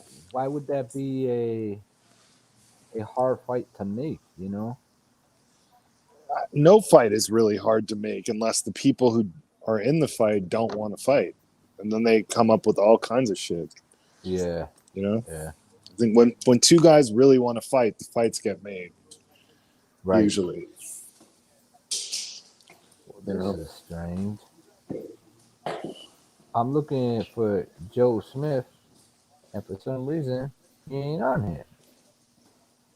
Because I wanted to go through his resume. He also fought Barrera as well. That's true. So, I mean, his resume pretty much speaks for itself. He did what, he's got a good resume. Yeah, Joe Smith on BoxRec is like trying to find, oh my God, you know how many Joe Smiths there are? I used to be at one time the most popular name there was. Oh, no shit. Yeah, Joe Smith was like the number one back in the day. There's 29, there's 705 Joe Smiths. Did you try Joe Smith Jr.? There you go. Let's try that. Let's try Joe Smith Jr. It'll be half. Oh, no. It's 769 fighters. But here he is, though. He is number one. So cool. Thank you so much. Sure. 28-3. Let's see. Boom, boom, boom. Alida Alvarez, Jesse Hart, Dimitri Bivol, Melvin Russell, Sullivan Barrera, Bernard Hopkins, Fonfara as well. Did he beat Fonfara? Yeah. He stopped him. Yeah, he knocked him out. It's a decent name. Yep. He lost to Barrera though in a unanimous decision. Oh. And he lost to Bivol. Those are his two losses. Yeah. But I thought Vlasov beat him. I don't know. I thought Vlasov pulled off the dub in the fight prior to this one. Alida Alvarez, and Jesse Hart as well. Melvin Russell, yeah, Jesse Hart, and but his knockout of Alvarez, to me, Alito Alvarez was a damn good win because I think Alito Alvarez could fight, man, and he stopped him. And I think I'm not sure he ever. Yeah, he's never been stopped up until he ran into Joe Smith. He was in there with Kovalev twice, stopped Kovalev, and yeah, that's and then crazy. Kovalev beat him in the second fight. Yeah, Kovalev beat him by unanimous decision. He stopped Kovalev in 18, and Kovalev beat him by unanimous decision. And then he stopped Michael Seals, and Joe Smith stopped him. So he only been stopped by Joe Smith. So Honestly, Joe Smith, dude, I think the light heavyweight division is pretty well set up for Canelo because I think he could probably beat all three of those guys. yeah, I don't know why maybe. he doesn't just do that. I don't know, man. I don't know. But to me, honestly, man, I think Bivol will be the toughest fight for him. Everyone feels like it's better be if you know it all. No, I don't think it's Better Beef. I don't think it's Better Beef at all. To me, Better Beef is like another Angulo fight. Yeah. Like he's gonna come straight into Canelo, and he's not that much. I don't think he's taller than Canelo. I think he's around the same height. He's not. Bivol to me is the toughest one because he's long, right? No, I wouldn't say he's long. He's actually short. Yeah, they talk about Bivol now. See, this is they showing the fight now. What Bivol was doing to him. You watching it? No, I'm not. I'm on my phone, man, so I can. Bivol giving him the business. He giving it. I was at that fight, man. Bivol Bivol's a beast, man. I thought Bivol was tall and skinny. Am I thinking of the wrong person? Bivol is short and quick. Yeah, I think, yeah, he's not that tall for a light heavy. I wouldn't say at all. Let's see. What? Are you kidding me? All right. I'm on BoxRec right now, bro. And I'm looking at champions, right? All right. I'll pull up Bivol real quick. He's 19-0. He's 6 foot with a 72-inch reach, bro. That's what I thought. He's kind of tall. He's taller than Canelo and longer. So, and the way He he got the fights, same reach as Mayweather. but Canelo's I think is probably less than that. Oh yeah, absolutely. Which I just feel like that's in his style. I think it's the pace. The pace and the size is what's gonna give. I'm curious to how Canelo's gonna overcome it if they were to fight. That's why I want to. How tall is Better Beef in his reach?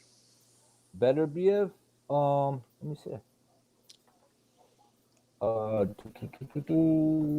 He is 5'11" with a 73-inch reach. So about the same. It's not. Yeah, they're about the same. Yep, and he's 17-0. Also with a good resume. The amount of experience these guys have pales in comparison to Canelo, dude. Like, what does Canelo have? Like 50 fights or something? Right, but if you take into consideration their size, number one, and you take in consideration their resumes, even with such like not as many wins, you know what I mean? You look at Better Bievs, Marcus Brown, Adam Deans, Vosdick, which was a good win. Callum Johnson. Like, to me, the best resume is Bivol's. I think Bivol's got the best resume out of all the light heavies. You think it's better than Joe Smith Jr.? Yeah. Oh yeah. Why? Because he's undefeated? Well, no, he fought. All right, I'll break it down for you. Okay. He fought. Let's see. He fought. I'll go through it real quick. Cedric Agnew, Trent Bronkhurst, Sullivan Barrera, Isaac Chilemba, Gene Pascal, Joe Smith, Castillo, Craig Richards, and he just fought Salamov, who's 26-1. Craig Richards 16-1 after his big win against the dude, the guy, and he just got a stoppage as well in his last fight. Castillo got stopped by Callum Smith. He beat Joe Smith also. he beat him in the unanimous decision. Gene Pascal, Chilemba, Sullivan Barrera, Trent Benthurst, who was 20-1 also. So yeah, I think that he's got the best resume at 175. You can argue that Joe Smith does with a Hopkins. I mean, he retired a Hall of Famer. Right, but Bivens on his resume also, even though it's a loss, but right, Alvarez, he's got also, Von Farah. Keep this in mind.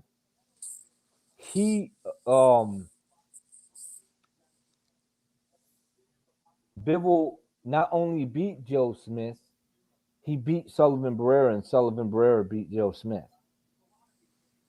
True. And he has I guess you could argue it.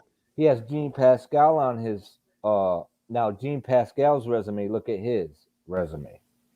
He has a good resume. Pretty good. And Sullivan Barrera's is pretty good too, even though he took some losses. And he only had, when he fought Sullivan Barrera had only lost one fight to the pound for pound at that point in time, Andre Ward.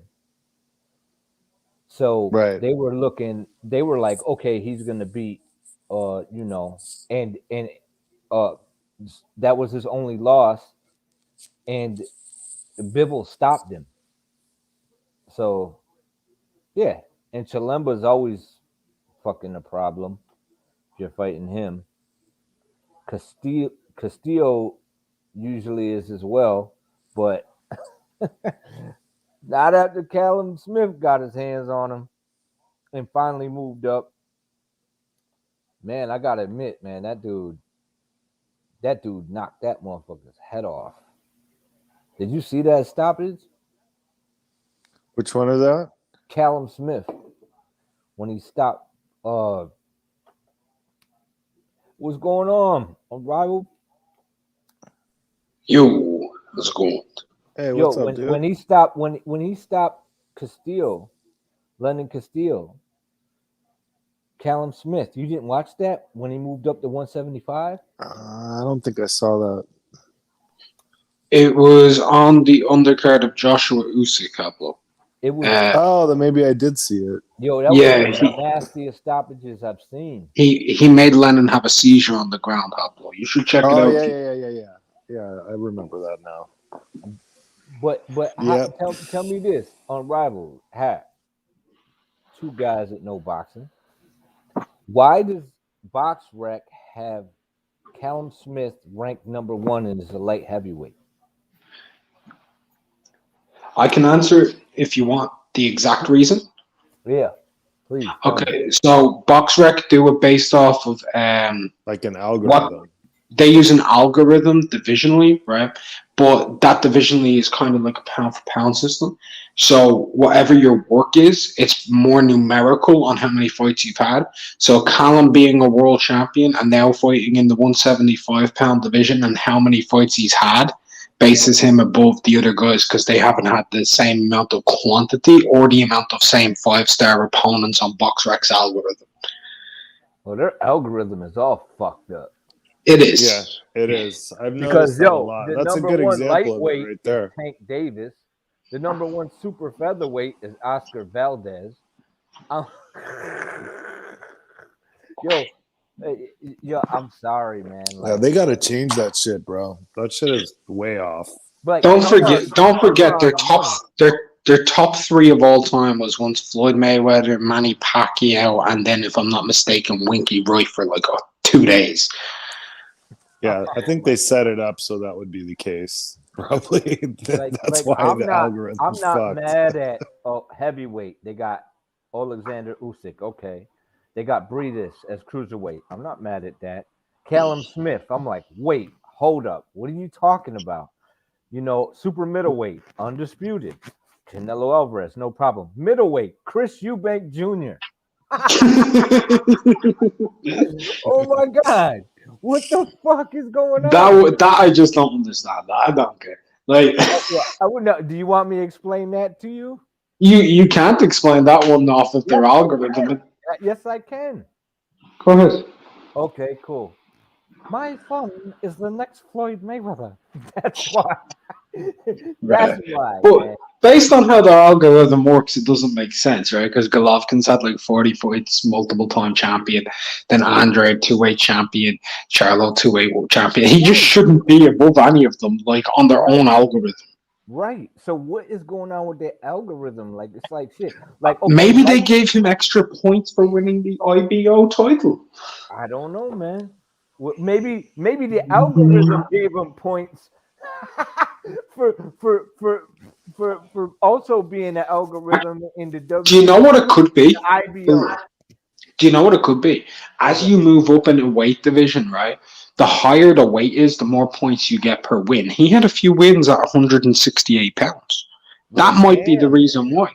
Well, that would explain. Well, yeah, okay. Well, that would make. I mean, honestly, they should fix that because I think if they had good rankings, like a lot of people would go by BoxRec just out of laziness.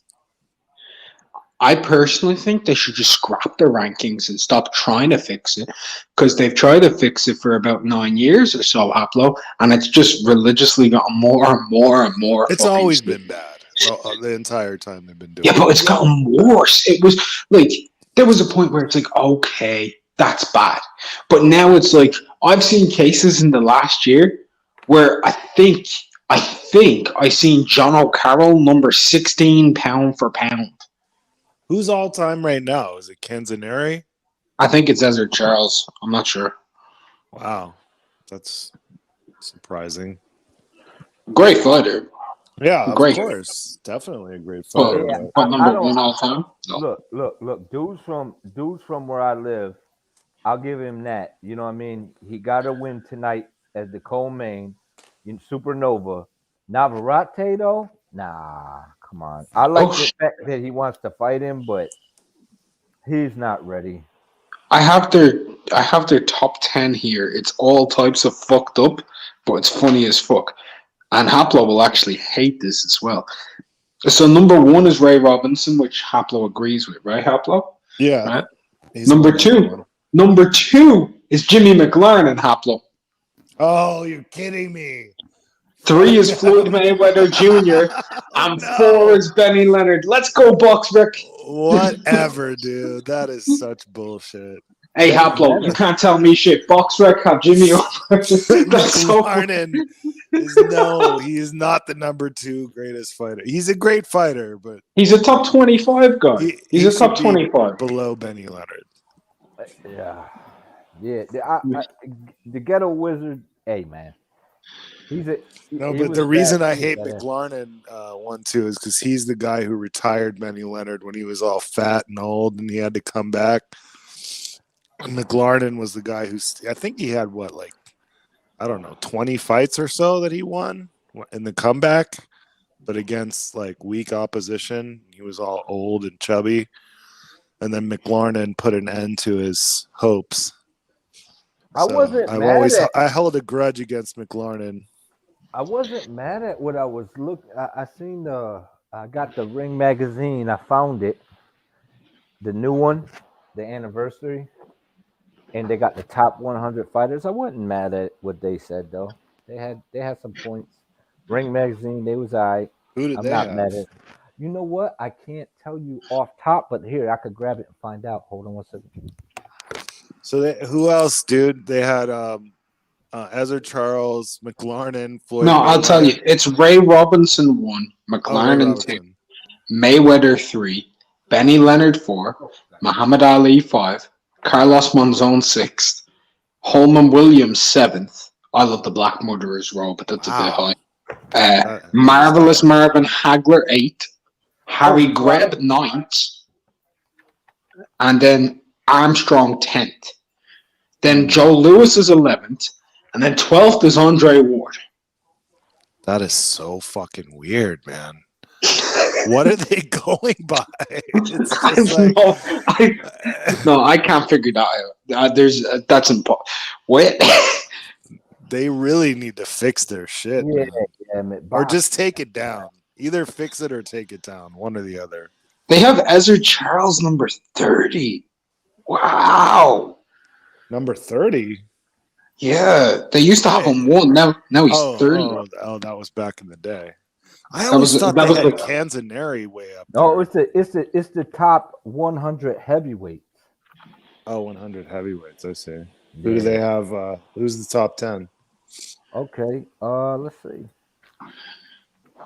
What list is this one to? Ring Magazine. Ring Magazine. Yeah. Okay. Yeah. See number 1. I already know I disagree with the overall list for some reason, but go ahead. Do you really? I haven't even seen it. I just know I tend to disagree with Ring Magazine quite a bit. Okay. Well, no. It can't be worse. No. It can't be worse than it's not box heavyweight. Yo, it's not heavyweights. It's best fighters of all time. Okay, they're top 10. So who's number 10? Go 10 to 1. 10 to 1. All right. So I gotta go back. Let's see, because I was on 1, but let's do this. Number 10 is Archie Moore. Okay. That's not bad. Right. Number 9 is Manny Pacquiao. Bit high, but understandable for me. Number 8. I put Archie Moore ahead of Pacquiao. Number 8 is Ezra Charles. Okay. Number 7 is Willie Pep. Reasonable. No. That's high. No. Number 6 is Floyd Mayweather. High. Too high. Way too high. Number 5, Emil Griffith. Way too high. Number 4, Tony Canzoneri.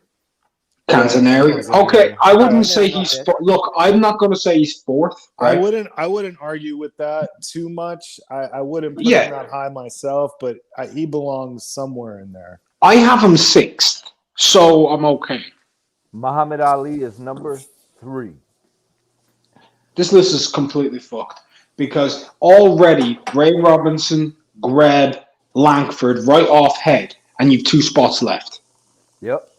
And no Henry. So let me guess, 2 is Henry Armstrong, 1 is Sugar Ray Robinson. Nope. Number 2 is Joe Lewis. Number 1. Oh my damn! What the fuck? Wait a minute. Number 11 is Julius Cesar Chavez. Where's Henry Armstrong on this list? Well, we're gonna find out. Way down. Number 12 is Bernard Hopkins. Oh no! No. Yo, number 13 is Jimmy McLaren. No, too high. McLaren's like maybe number 20. Maybe. Number 14 is. That's at least close, though. Roy Jones Jr. Too high. Great fighter, but too high. Number 15 is Jose Naples. Way too high. Great fighter, though. Napoli's. Yeah. I'm sorry. Pernell Mantequilla is number 16. Way too high. Great fighter. Armstrong is number 17, y'all. Just completely disrespectful. No, that's not right. Number 18 is Ike Williams. Wow. That's about That's right. intriguing. That's actually intriguing. That's He's somewhere right. Yeah, But I'd have him somewhere in the top 30. Ike Williams above Benny Leonard? They do, yeah. Oh, God. Number no. 19, Sugar Ray Leonard. Here's the thing, Haplo. You're going off about Benny Leonard, right? I don't know if you haven't noticed. Harry Greb hasn't been mentioned. Oh, Greb and Langford aren't going to be on there. Yeah. They're That going to was be way the top low. 20, guys. All right, number 21 is Carlos Ortiz. That's a brilliant fighter, but a bit high. Okay. Number 22 is Alexis Arguello. One of my personal favorites. I have him number 56 all time. Great fighter. That's a little Great. high for Arguello. Marvin Hagler is 23. That could be argued. You can make lots of different arguments. You can, like Haplo said, it can be argued. You can argue him at 23, but Haplo knows you can argue him at like 90. Corbett is number 24. Corbett? Mm-hmm. James J. Corbett? Yep. No, What? Corbett, the third. Yep. Young What? Corbett or James Corbett? Which Young. one? There's two. Young Corbett at 20. Above Greg, That's weird. above Langford? No, that makes zero sense. No. Above Jack Johnson? You sure it's young Corbett and not the guy Number who beat 24, Sullivan? Young Corbett. Yeah. Wow. Is it Young Corbett the third? The third, yes. Okay, that makes a bit more sense, but like at the same point, no. No. Number 25. Number 25, Sammy Enget. Brilliant fighter. Way too 25 or too high, but brilliant fighter. Brilliant lightweight. 26, Carlos Monzon. That, You want me to that's go about down right. You want me to go down the list real quick? How do you feel about guys? that one, Mark? My thing is, I real quick, I really do love Monzon Haplo, and he's got some very good wins. My thing is that they were mostly welterweights and junior middles, right? He didn't have any dominant middleweights to go up against or any good, very great middleweights. True. So He suffered from like a weaker. I kind of put him into like a Larry Holmes, but as a middleweight. Yeah, I can see that, but I think 26 for Monzon isn't out of the question. It's not retarded, but it's a bit high for me. It's not retarded. It's a little high for me too. So I still haven't seen Jack Britton or anything yet, or Ted Kidd. Still ain't seen the Ghetto Wizard. Number 27 is Oscar De La Hoya. What? Okay. Number 28 is Billy Khan. That's a lot of good respect for him. No, I'm so sorry. I'm so sorry. Who made Even this if they're list? Who are the This guys is Ring who made Magazine. This is the Right, Bible right. box. Yo, they got Oscar Who De La voted? Hoya above all these guys. I mean, They got De La Hoya even above start. Harry Graham. They got him above Roberto Duran, man. Kid Chocolate. They got him above Kid Chocolate, man. They got him above, like. Oh my God, this is fucking insane, man. Tell me where Sam Langford is, dude. Just find it for me. Okay, cool. He's got to be like in the 80s or something for this list. This is incredibly shit, dude. Yeah, This is like a list from like the 80s. dude. He's not But even. nobody really on knew here. anything. You couldn't just look up He's not a even in the fighter. top 100, bro. Are you serious? Yes. Does it say the criteria they went by? It does for some of them until you get to 26, and they stop talking about it because they can't justify their bullshit. Listen, okay, so we're number 29 is We need to Harold do a Johnson. list where we vote. 29 is who? 29 is who? Harold Johnson. Who? Harold Johnson. Harold Johnson, the light heavyweight. Harold, 29. Number 30 Oh. is Dick Tiger. Okay. 32, Jake LaMotta. Okay. 33, Roberto I Duran. put LaMotta above Tiger, but whatever. 34, Barney Ross. 35, Kid Chocolate. I'm so pissed right now. Right? 36, Thomas Hearns. What's this? Oh my God. 37, Canelo Alvarez. 38. Wait. Yes. Wait. This is new? This list has to be new. Yes, this is the newest Ring magazine. This is the collector's issue.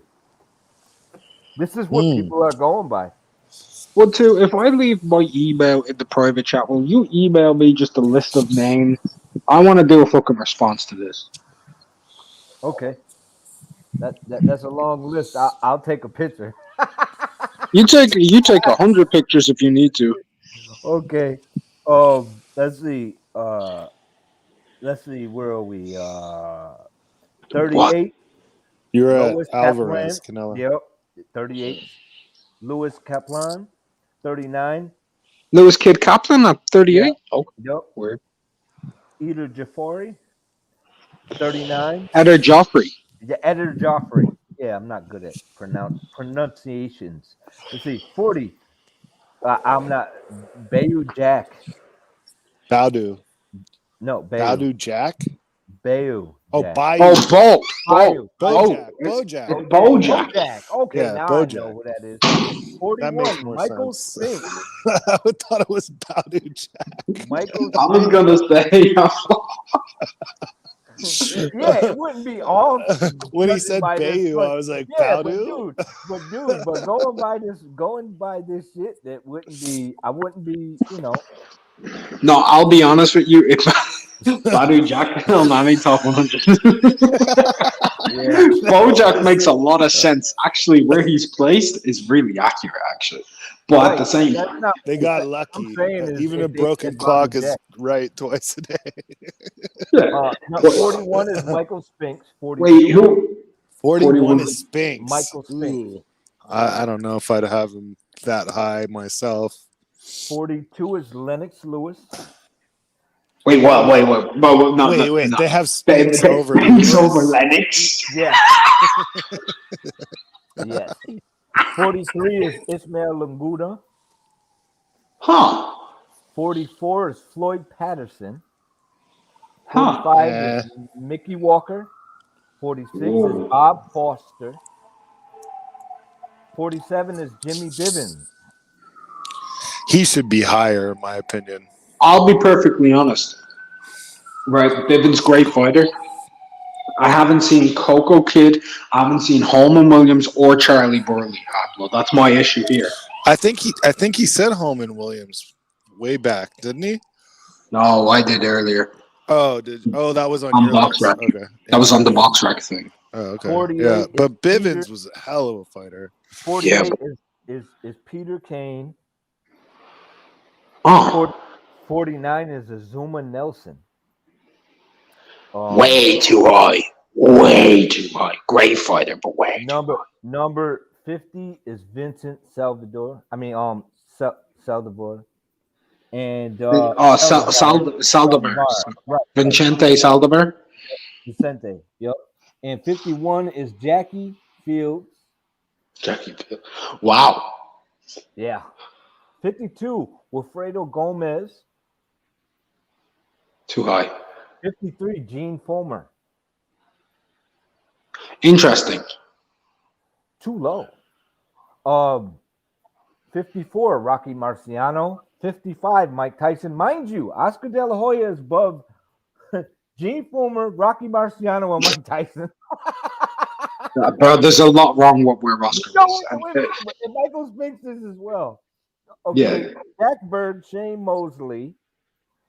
Vladimir Klitschko is 58. Lou Ambers is 59. Whoa, that's low. That's a bit low. Bobo Olsen is 60. That's a bit high. Nonito Donaire is 61. I love Nonito, but fuck off. Yeah. 62 is Felix Trinidad. Tito was 62. Yeah, I'm not mad at those I'm two, not but mad the thing at- is, I'm not they mad at the have the feeling. other part of it, the beginning part of it, way fucked up. So like, Wait, hold on. Can I ask you a quick question, though? you could go, they don't have Greb, so why would they be that high? Yeah. Or you could say, like, actually, that's kind of where they belong if they had Greb. Can I ask a question real quick to you two, though? Real quick. Aren't both of you guys like Puerto Rican? Me, No, I'm half Puerto Rican. My mom is from. 1, 2. I thought you were half Puerto Rican. No, I'm Sicilian. No, that's and Native that's American. actual. Yeah, I'm Sicilian and Native. Actual. Okay. My Yeah. bad. So we got Bobo Olsen is 60. Oh no, I already said that. All right, so we're on. Gennady Golovkin is 63. Oh no. Jack Starkey is 64. Costa Oh, hell no. 65. Who's 65? Costa Zoo. Yeah. Pone Way too King high. Pitch is 66. Who? Pong King Patch. Yes. Oh, get the fuck out of here, bro. Benny Lynch is 67. Wrong Benny, but No, Benny Lynch is still get the fuck out of here. He ain't a top 100 Benny fighter. Lynch. Yeah, the Scottish British champion. Oh, He was a said Lord. British champion. He wrong wasn't even a Benny. world champion. Number 68 is Ruben Olivares. Number 69 Now, is I would kind of agree with that placement for Olivares if the rest of the list wasn't so messed up. If you had an amazingly good list and you were listing people like Jack Dillon and shit like that, then you could get away. But like if you're gonna put him there in that list with the names that are said, he should be in the top 40 right now. Easy. Yeah. Wait, but it gets worse. Come on. All right. Okay. Next is 69 Manuel Ortiz. 70 Okay. Maxi Rosenblum. Oh, Right? 71 Tommy Lundgren. Loughran, yeah. Yeah, and 72 Kid Gavilan. You see, I know that here. You see, here's the thing, one too, right? I know that you're laughing at where Kid Gavilan's placed, and I agree he shouldn't be 72. Now I've got Kid Gavilan. Not based on this list. I've got Kid Gavilan in the top 40, right? Yes. But you mentioned two names back to back there, right? That both me and Hapwell instantly harped on. Maxi Rosenblum, and then you went straight into another great fighter in Tommy Loughran. Those two guys, that's really laughable that they're that low. Like that they're in the 70s or the 60s. That's like a complete joke. Like statistically, right? You've got one fighter who's beaten more top 10 fighters than anybody else in the whole sport, in Rosenblum, who was a very good light heavyweight champion. And then you've got Tommy Loughran, whose body of work is fucking staggering. It's staggering, man. I'm not done. Right. Pascal Perez is 73. Salvador Sanchez is 74. And guess who's 75? Just Can I- a wild guess. Okay, I'll take a wild guess. Andre Ward. Naseem Ahmed. Huh? Yep. And guess who's under Naseem Ahmed at 74? Harry Greb? Yes. Harry No. Greb is 76. And look, they got Naseem Ahmed over number 77, who spanked him and has a 10 times better resume. Barrera.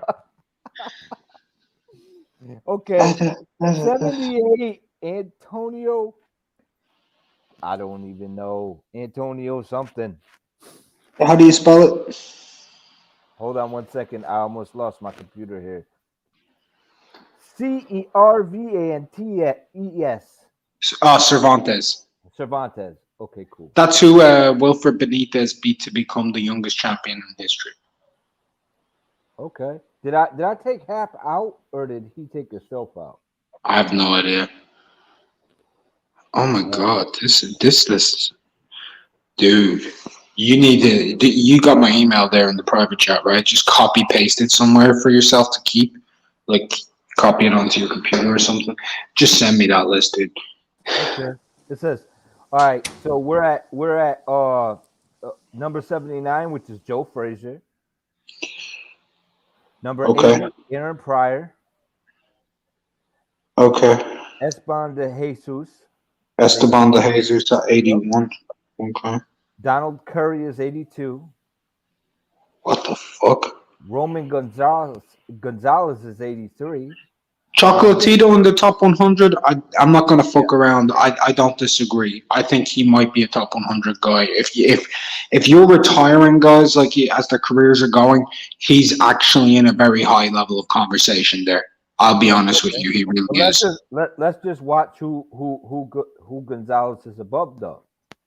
Number 84 is Andre Ward.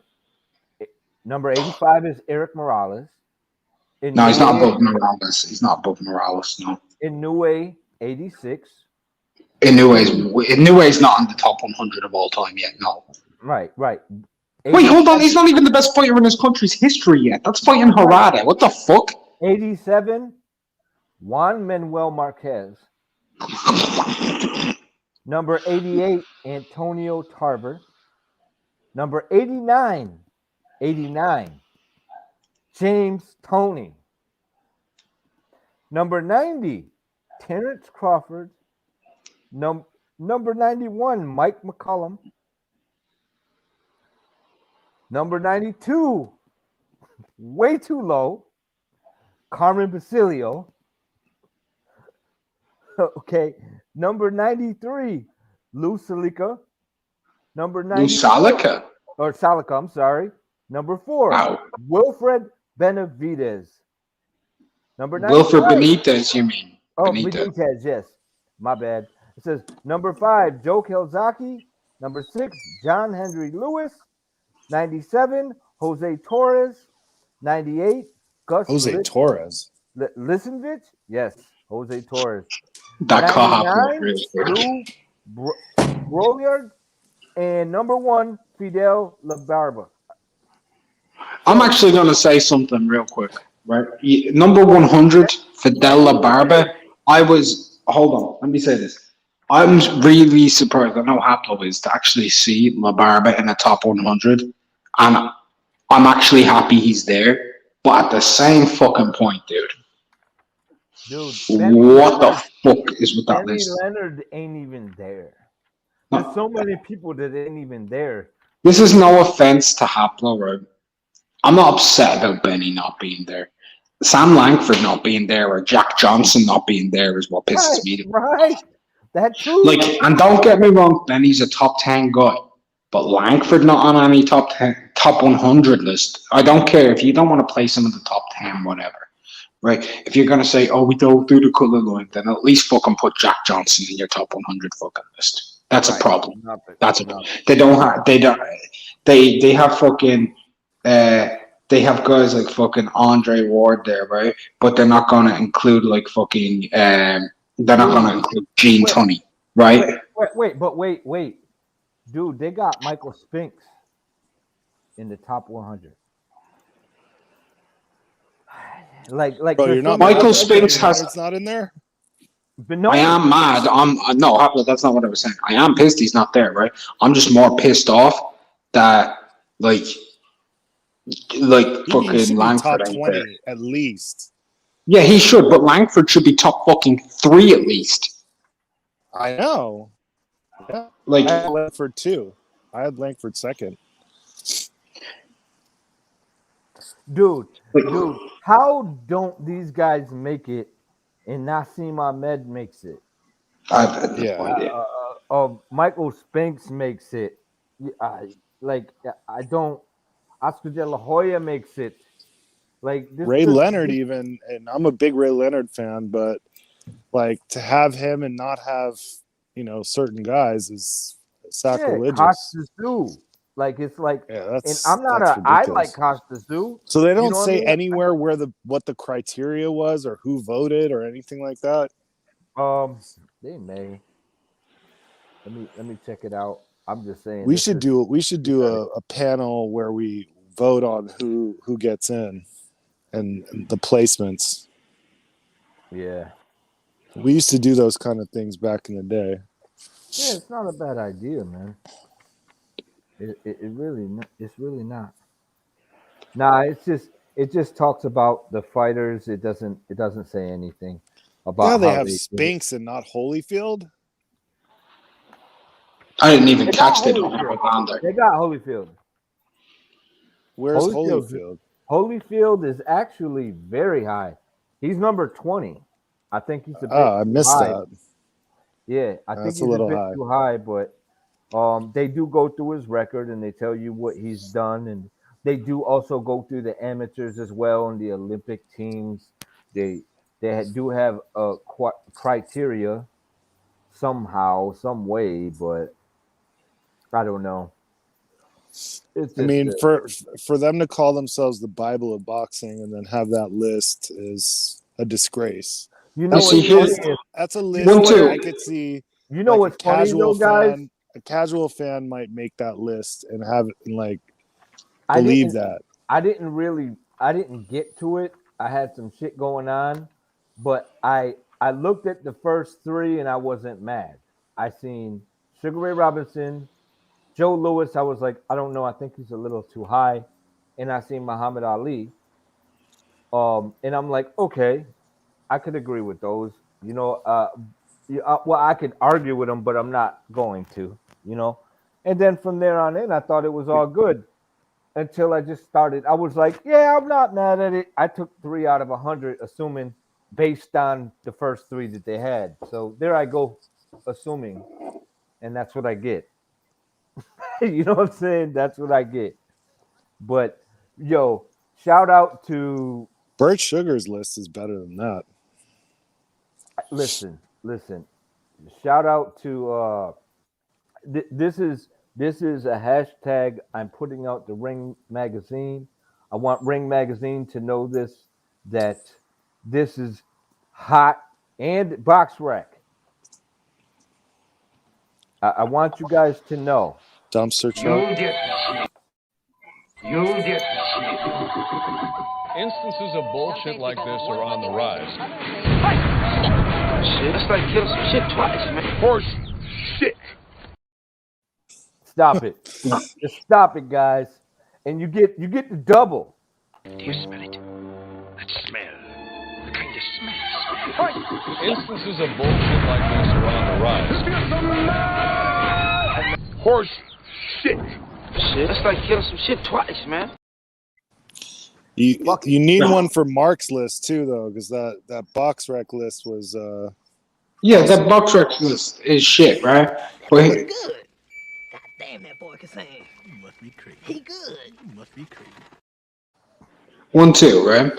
I'm out there putting in like 16 names, right?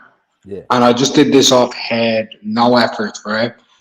Read out those names and ask Kapla what does he think about those places, right? I put them in the private chat. Right. You can go from the bottom to the top. Okay. Ted Kid Lewis, Attell, Walker, Gans, Rosenblum, Freddie Miller, Joe Louis, Britton, Charles, Moore, Leonard, Canzaneri, Armstrong, Greb, Robinson, Langford. What do you think? What do you think, Hap? What do you think, Haplo? Oh, I guess Haplo disappeared. That's a really good list. I know the main problem with it is no alley. list. It's not where I would put them, but it's very close. And like I could see the arguments for every single person on there. Well, here's the That thing. makes a lot more sense than either of the other 2 lists. Haplo, let me just say this real quick. That list that I just did there, it's just pre-Ali. Pre-Ali. So that's why Ali's not there. Yeah. Listen, that's awful.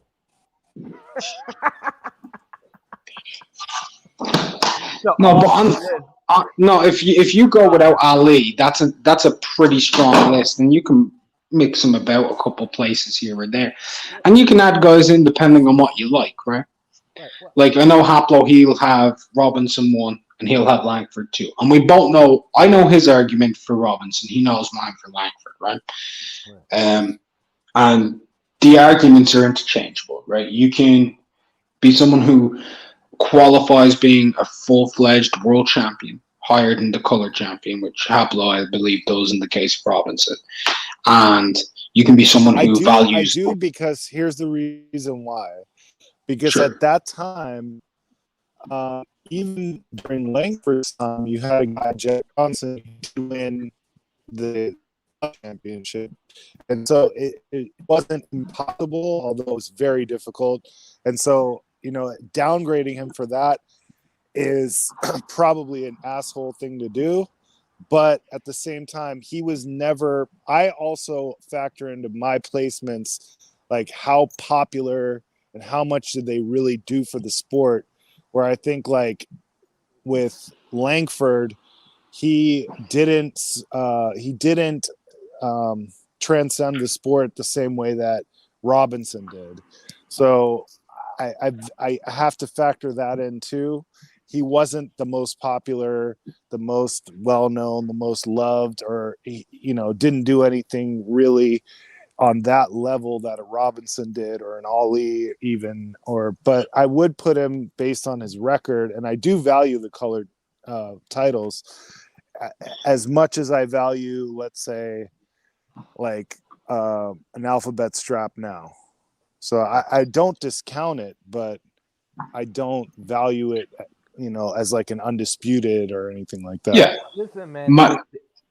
I agree with you guys. Like, if someone was to say, well, I don't have Ali in my top 10, I'd be like, well, you might have a different criteria. You know what I'm saying? Like, I wouldn't.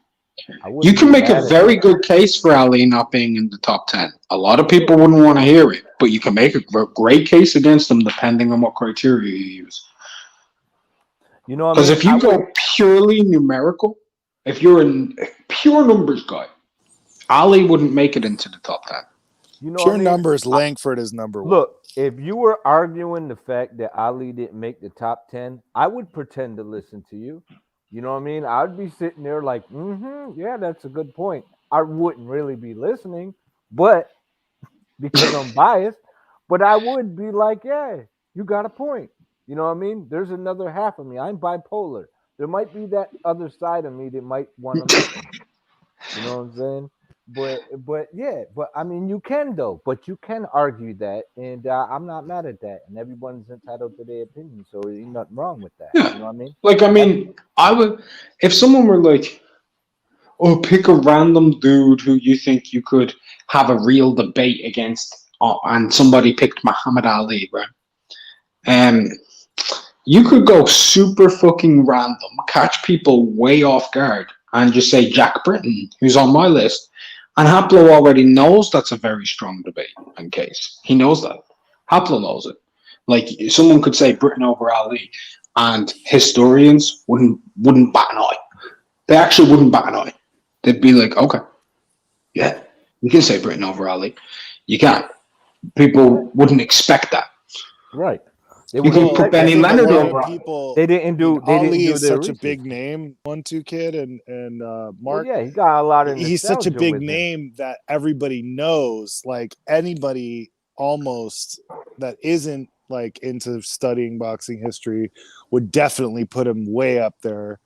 But if you really look at it, like he said, numerically, I would have to put, if it was purely numerically, I would put Jack Britton ahead of Ali. However, if you take into consideration, like, who was the guy in this whole sport of boxing, and that means anything to you, which it does to me, with guys like Robinson and Ali. See, that's where I'm confused, right? Like, all right. So having Robinson won, right? Fair enough, right? But if you take, it depends how big you take fame into it and like crossover and stuff.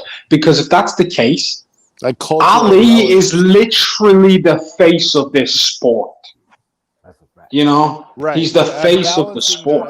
I'm balancing out that as just one criteria, right, and not like the end all be all. Yeah. So if that was the case, Sugar Ray Leonard would be way up on the list if you were just going by who was famous. Yeah, that dude is fucking Pepsi. Yeah. So, but yeah, but Muhammad Ali is fucking everything. Right. He is. Right. He would be number one. Is the only criteria, but it's one of my criteria. So in that sense, is Haplo breaking up? He's breaking up. I'll be right back. Sorry, Langford gets a very low score on that particular. So Haplo, So what you're saying is the greatest fighter of all time on boxing record is Langford. But when you factor in crossover appeal and stardom as well, it's Ray Robinson. Yeah, that's fair. Okay. Yeah, then I have zero issue. Numerically, going purely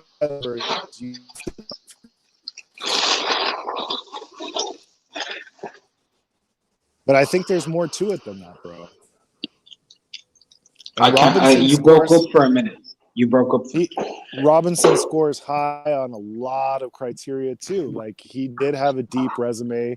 He did fight a lot of Hall of Famers. You know, so he's high in almost every category, including crossover and stardom and all that too. You know, so that's You know what's the same interesting? reason I have Benny Leonard over Gans, because Benny Leonard was huge, man. He had the second highest gates to all the heavyweights at that time. So he also has a resume that can back that placing up. True. He does, like, for example, in pure resume, you have a closer argument between Benny Leonard and Gans than you might with Langford and anybody else. Because on pure resume, the dude's pure resume is just a monster. It's just fucking monstrous. Like, even Greb doesn't touch him. Yo, dude, guys, I mean, when I see these rankings from BoxRec and these rankings of the top fighters, I'm surprised Rocky Balboa didn't make it. That's how fucking bad. Look, he made they it are. into the Hall of Fame. He made it into the Hall of Fame. That's fucking bullshit. I actually have an unpopular opinion to a lot of people. I think Sylvester Stallone deserves to be in the Boxing Hall of Fame. Because he got people watching boxing. You know the way a lot of people are like, Jake Paul's getting people into boxing and all this shit? Nah, fuck that shit. Rocky really did get a lot of people into boxing. Right, it really did. I get that, but what I'm trying to say is it defeats the purpose. Yeah, then you can say, yeah, you know, exactly. You can start fucking with promoters, or you can say, you know, I don't know, man. Well, then fuck, we might as well get Mr. T in there as well, you know. And while we're at it, you know, Apollo. But see, the thing that people don't realize is there's different categories in the Hall of Fame, and he got in under like the contributor, not as like a boxer. I think that's where didn't he get in under celebrity? Didn't he get in under celebrity? I thought he got in under like the boxing contributors, like where like reporters and stuff get in. Let me have a look. Category. Let me have a look here. You know what I was watching a couple days ago? I was going back and I was watching some fucking Michael Carbajal fights. Oh my god, man. Yo, he's in under non-participant. Oh, non-participant, but he's there. Wait, no, he's not under non-participant. He's under observer, I think. Yo. Yeah, Sylvester Stallone is under observer, right above Burt Sugar. How do guys that small hit that hard? Holy shit! Who are you talking about? Carbajal. Like you could fucking hear the thud.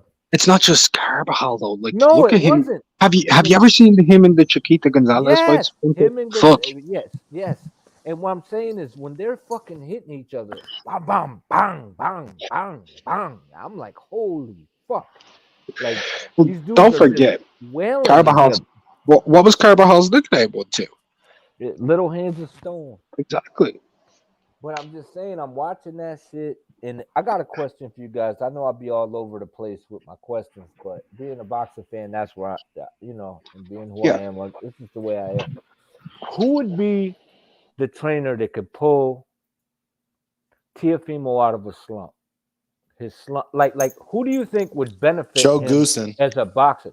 You said Joe Goosen, right? I said Reynoso. Okay. Are we talking style-wise? I think Reynoso would be perfect for him because he's got what Canelo don't got: explosive feet. He's got. I think a good guy for him, because Teofimo, when he's boxing very fundamentally and not going all out aggressive, he's very good. When he's remaining balanced, looking to counter. Right. I think a great trainer for him might actually be Ismael Salas, because he wouldn't be like if you look at the Reynoso gym, Canelo's the main priority, right? Right. That's with someone like Salas, like you'll get equal sharing time with the trainer. You know what I mean? So Yeah. yeah, You know, maybe you're right about that. Like, I mean, but you know who else I think would be fantastic, being that he's such an explosive counter puncher, and I think it's wasted talent, bro. I don't want this dude to go down that road. Like, it bothers me. Like, even in the Kambosos loss, I seen him doing shit that I don't see other fighters doing. You know what I'm saying? Like, talent wise. Like, if you can focus on that shit, what you'd have is a fucking star. You'd have a fucking star, man. Like, this dude can compete at 140 and still be like, but it was just like, I was just watching this dude throw the fight away. The whole fight. And it was ridiculous. It was like, this dude can stop this guy at any time. Fucking weird, man. But he's just sitting there winging shots like an animal, and it's just like, and then burnt out and getting fucking, and not, taking nothing away from Kambosos. He's got some fast fucking hands, and he fought his best fight, and he did well, and he won. He won. Mark dropped off. Yeah, no, but I'm saying I'm still talking. I'm just still talking about. I'm rambling. I just would like that. I think someone to keep the motherfucker calm would be great. Also, Andre Ward's old coach, because he seems to be cool and calm and collective. No, I think Mr. Hunter's on his way out, to be honest with you. But I will say one thing, if that's okay with you. I really don't think he needs to look that far. I think he should just bring Joey Gamache back in. Yeah, well, yeah, that too. Gamache. I don't accredit the Loma win or the Kome win to his dad. I credit that to Gamache. I do, and I think he was very good for Tio, and he's got a good boxing brain, and he knows how to use Tio's body correctly. Dude, the reason why I say Joe Goosen though is because Joe Goosen, who I've met a couple times, he's the type of guy who isn't gonna let senior dictate what goes on in the training camp. Oh, Joe Goosen would slap the shit out of his dad. Yeah, he's tough enough, and he has that style that Tio has. That Joe Goosen would be a good fit for him because he teaches an aggressive style with being defensively responsible, but he's also that trainer that will rip on you if you don't do what he says and like put you in like discipline, status, where I think like a Virgil Hunter, is too soft spoken. Tio is the type of guy who needs someone yelling in his face. I'd almost say Teddy Atlas, but we can't put Emmanuel Stewart in there. Trainer. Well, you know what? He used to be a good trainer, but I feel like he wants to steal the show. Can I say something though? But Gamache is. But let's make a point. I want to continue on the point that you made. Gamache is an underrated trainer. That is a better. I think he's a better trainer than he is a fighter, and I don't think he was a bad fighter. He was a solid guy. Yeah, but dude, his boxing brain is better than his talents, and he can take full advantage of, because he wasn't that talented, but he got through. He got in some big fights. He got in there with a Gotti, but there was whatever issues was happening. But at the same time, the dude's got a fucking boxing brain, and I have to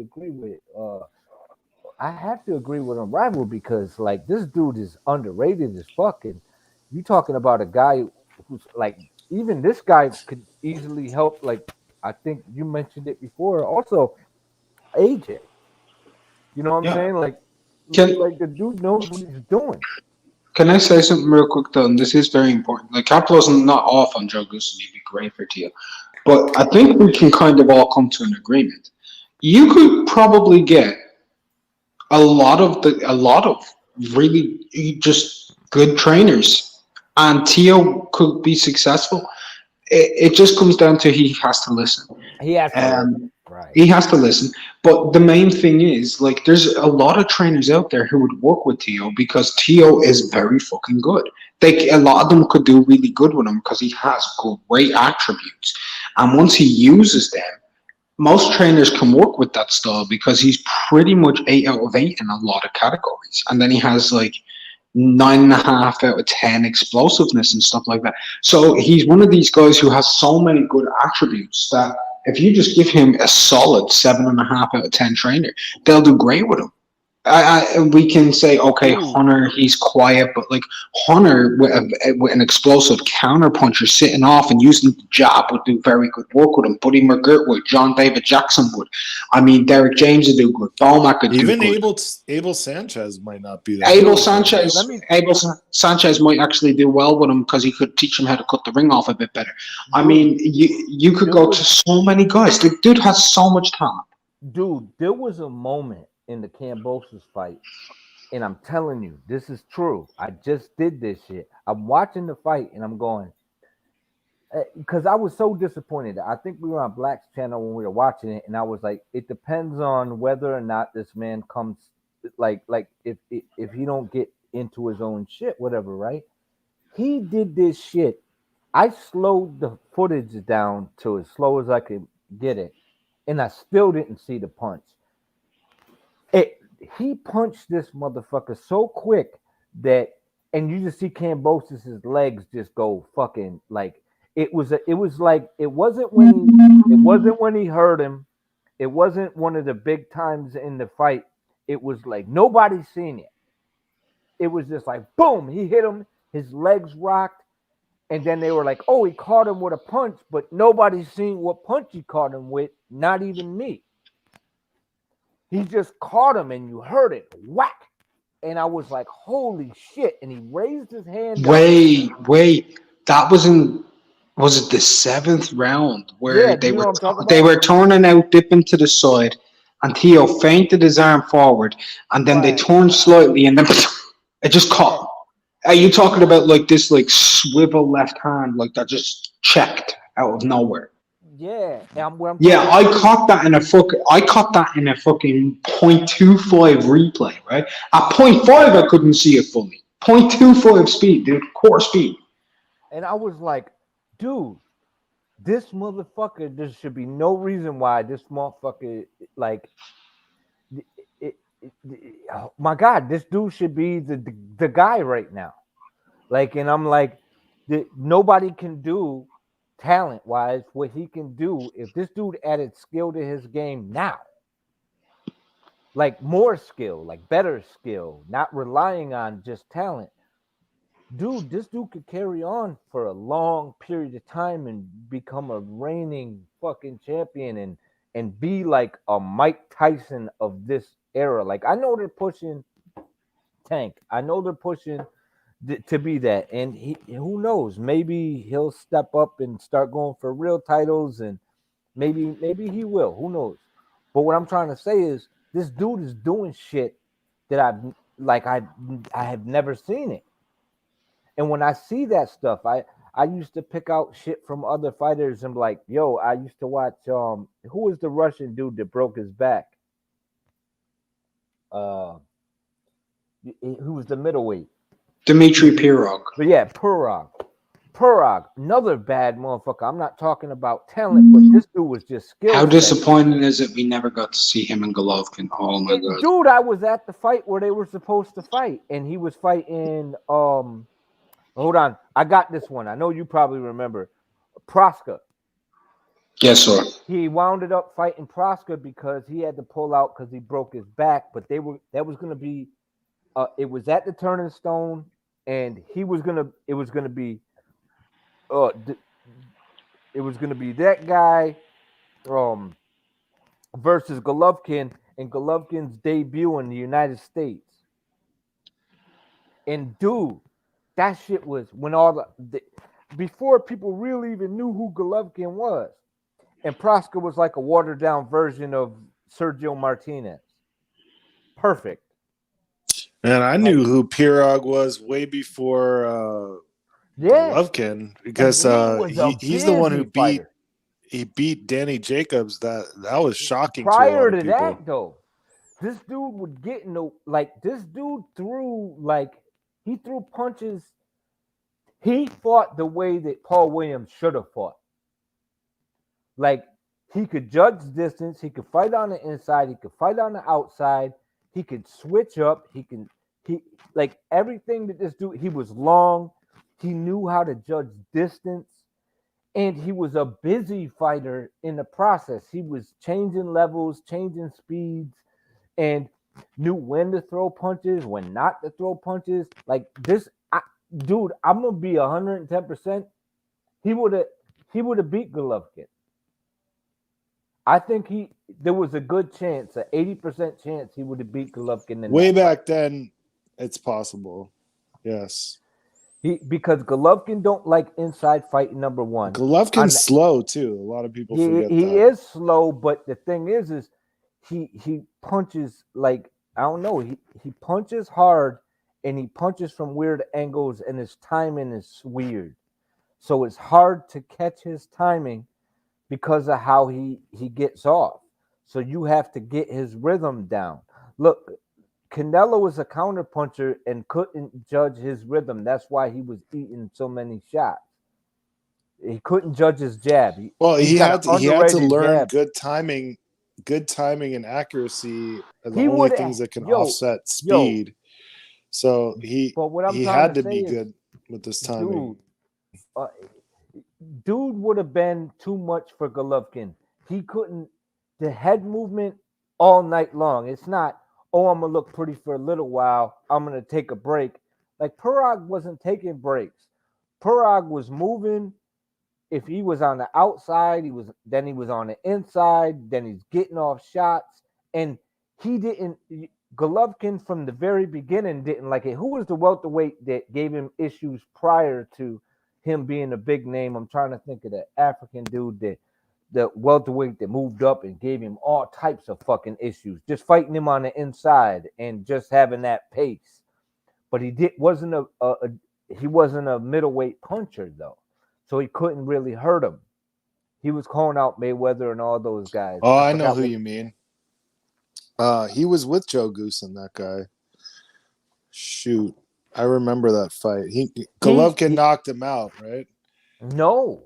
Golovkin, I think maybe he did, but maybe you know what? I'm gonna go to Boxing Rec and find. I think he did. I don't know. They might have went all 12. Let's see. I think he got knocked out. I know it went late, but I know exactly who you're talking about. But Golovkin was exhausted. He didn't have he was like he started showboating because he was styling all over Golovkin, and then Golovkin landed a big shot and knocked him out. I don't know. I gotta find. Let's see. I don't know if he stopped him. I could be wrong though. He started showboating. I remember that fight because a friend of mine was helping him with this training. I can't remember the guy's name off the top of my head, but I know who you mean. Because he was with Goosen. And I remember him saying that Mayweather kicked him out the gym. I remember that shit. It was years ago. And let's see. So Curtis Stevens, Matthew Macklin, It was before that. Well, yeah, it was way before that. Kasim Umar. Yes, exactly. Yep, Kasim Umar was the guy. He got KO'd though, didn't he? Let's find out. Golovkin. Let's see. Where did he go? Yep, he did. He did. Let's. I remember that because I was like, yes, he's doing everything he's supposed to do, and then he just started showboating and got knocked out. It was like, I think it was an uppercut that knocked him out, if I'm not mistaken. But I remember that fight. About 12 rounds. Come on, tell me what happened. It just says he got KO'd. It didn't say how long it went. But I remember he gave him all 9 rounds. Dude, Golovkin looked exhausted. Like, I remember he was just like, what the fuck? This dude ain't going nowhere. this dude is still here, and he just kept giving him fucking problem after problem after problem. And he had a couple guys on his resume. I remember watching him. Who else did he fight? He fought Rosado and lost. He fought Bundridge and lost. He lost to a lot of people. Jermaine Taylor. But yeah, he was kind of, you know, one of those guys that was better than his record showed. Right. But he definitely was doing well. I know they brought in Randy Shields not Ronnie, but Randy Shields to help him with strategy for the Golovkin fight. And they really worked with him a lot. Like that fight was probably his best performance ever. Yeah. Even though he got KO'd, you know. Oh, I got an idea. Damn, he's gone. He's gone. You know what I was going to do? I was going to pull it up so he could go back to the live and check out the list. I was just going to pull out the thing and put it in the camera so he could see it. It's got to exist online somewhere. Yeah, maybe. I got his email though. I'll put it on that. But yeah, man, like I mean, I don't know, man. I just see like there's certain fights that could have been made that just never happened. I always wanted to see Hopkins and Tony. I wanted to see, you know, but then Tony moved up and just little shit. But fighters have been like I want to see Hopkins and Tony would be a hell of a fight. Yeah, it would have been if they were both at like 175 or what 170. I don't know. I think 175, 160. I think it would have been a closer fight. At 175, I think Tony would have dominated him. Really? Yeah, I do. I think Tony would have dominated him. Like you think that the Tony at 175 would beat the Hopkins that beat Tarver? Yes. I think at 160, it would have been closer. At 175, even though by the time Hopkins was the man at 160, Tony was already way moved up. But what I'm trying to say is at 175, if you took as good as Hopkins was at 175, and I'm such a Hopkins fan, you know what I mean? All his defenses and stuff. I gotta say, I think Tony was stronger, quicker, just as smart. I just think, how could Hopkins keep Tony off of him at 175? Listen, Baba, yeah, I can tell you exactly how to do it. Wow. Listen, he walk up to him, Baba, with those chocolate brownies, yeah, and he lay it out on his fucking nuts. You know what I mean? He grab a hold of him by the big fucking corner and he fucking gobble him. And that's the other thing.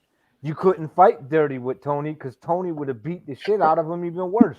Like, like he was the clubber. Listen, you don't understand. Hopkins would walk up there and he literally every time he come out, he would pick up this big juicy Burger King Whopper and he just throw it on the ground, man. Listen, and then James Thornley go down and pick it up and he take a lead. That's 12 10-8 rounds, man. Dude, 12 of them. At 175, I'm gonna tell you exactly how the fight would end. And it's awful, but it's true. Listen, it would end with James Thornley weighing 207 pounds. Nah. You know what would have happened, man? All bullshit aside, Hopkins would have went, fouled him when he started to lose and realized he couldn't win. He would have fouled him.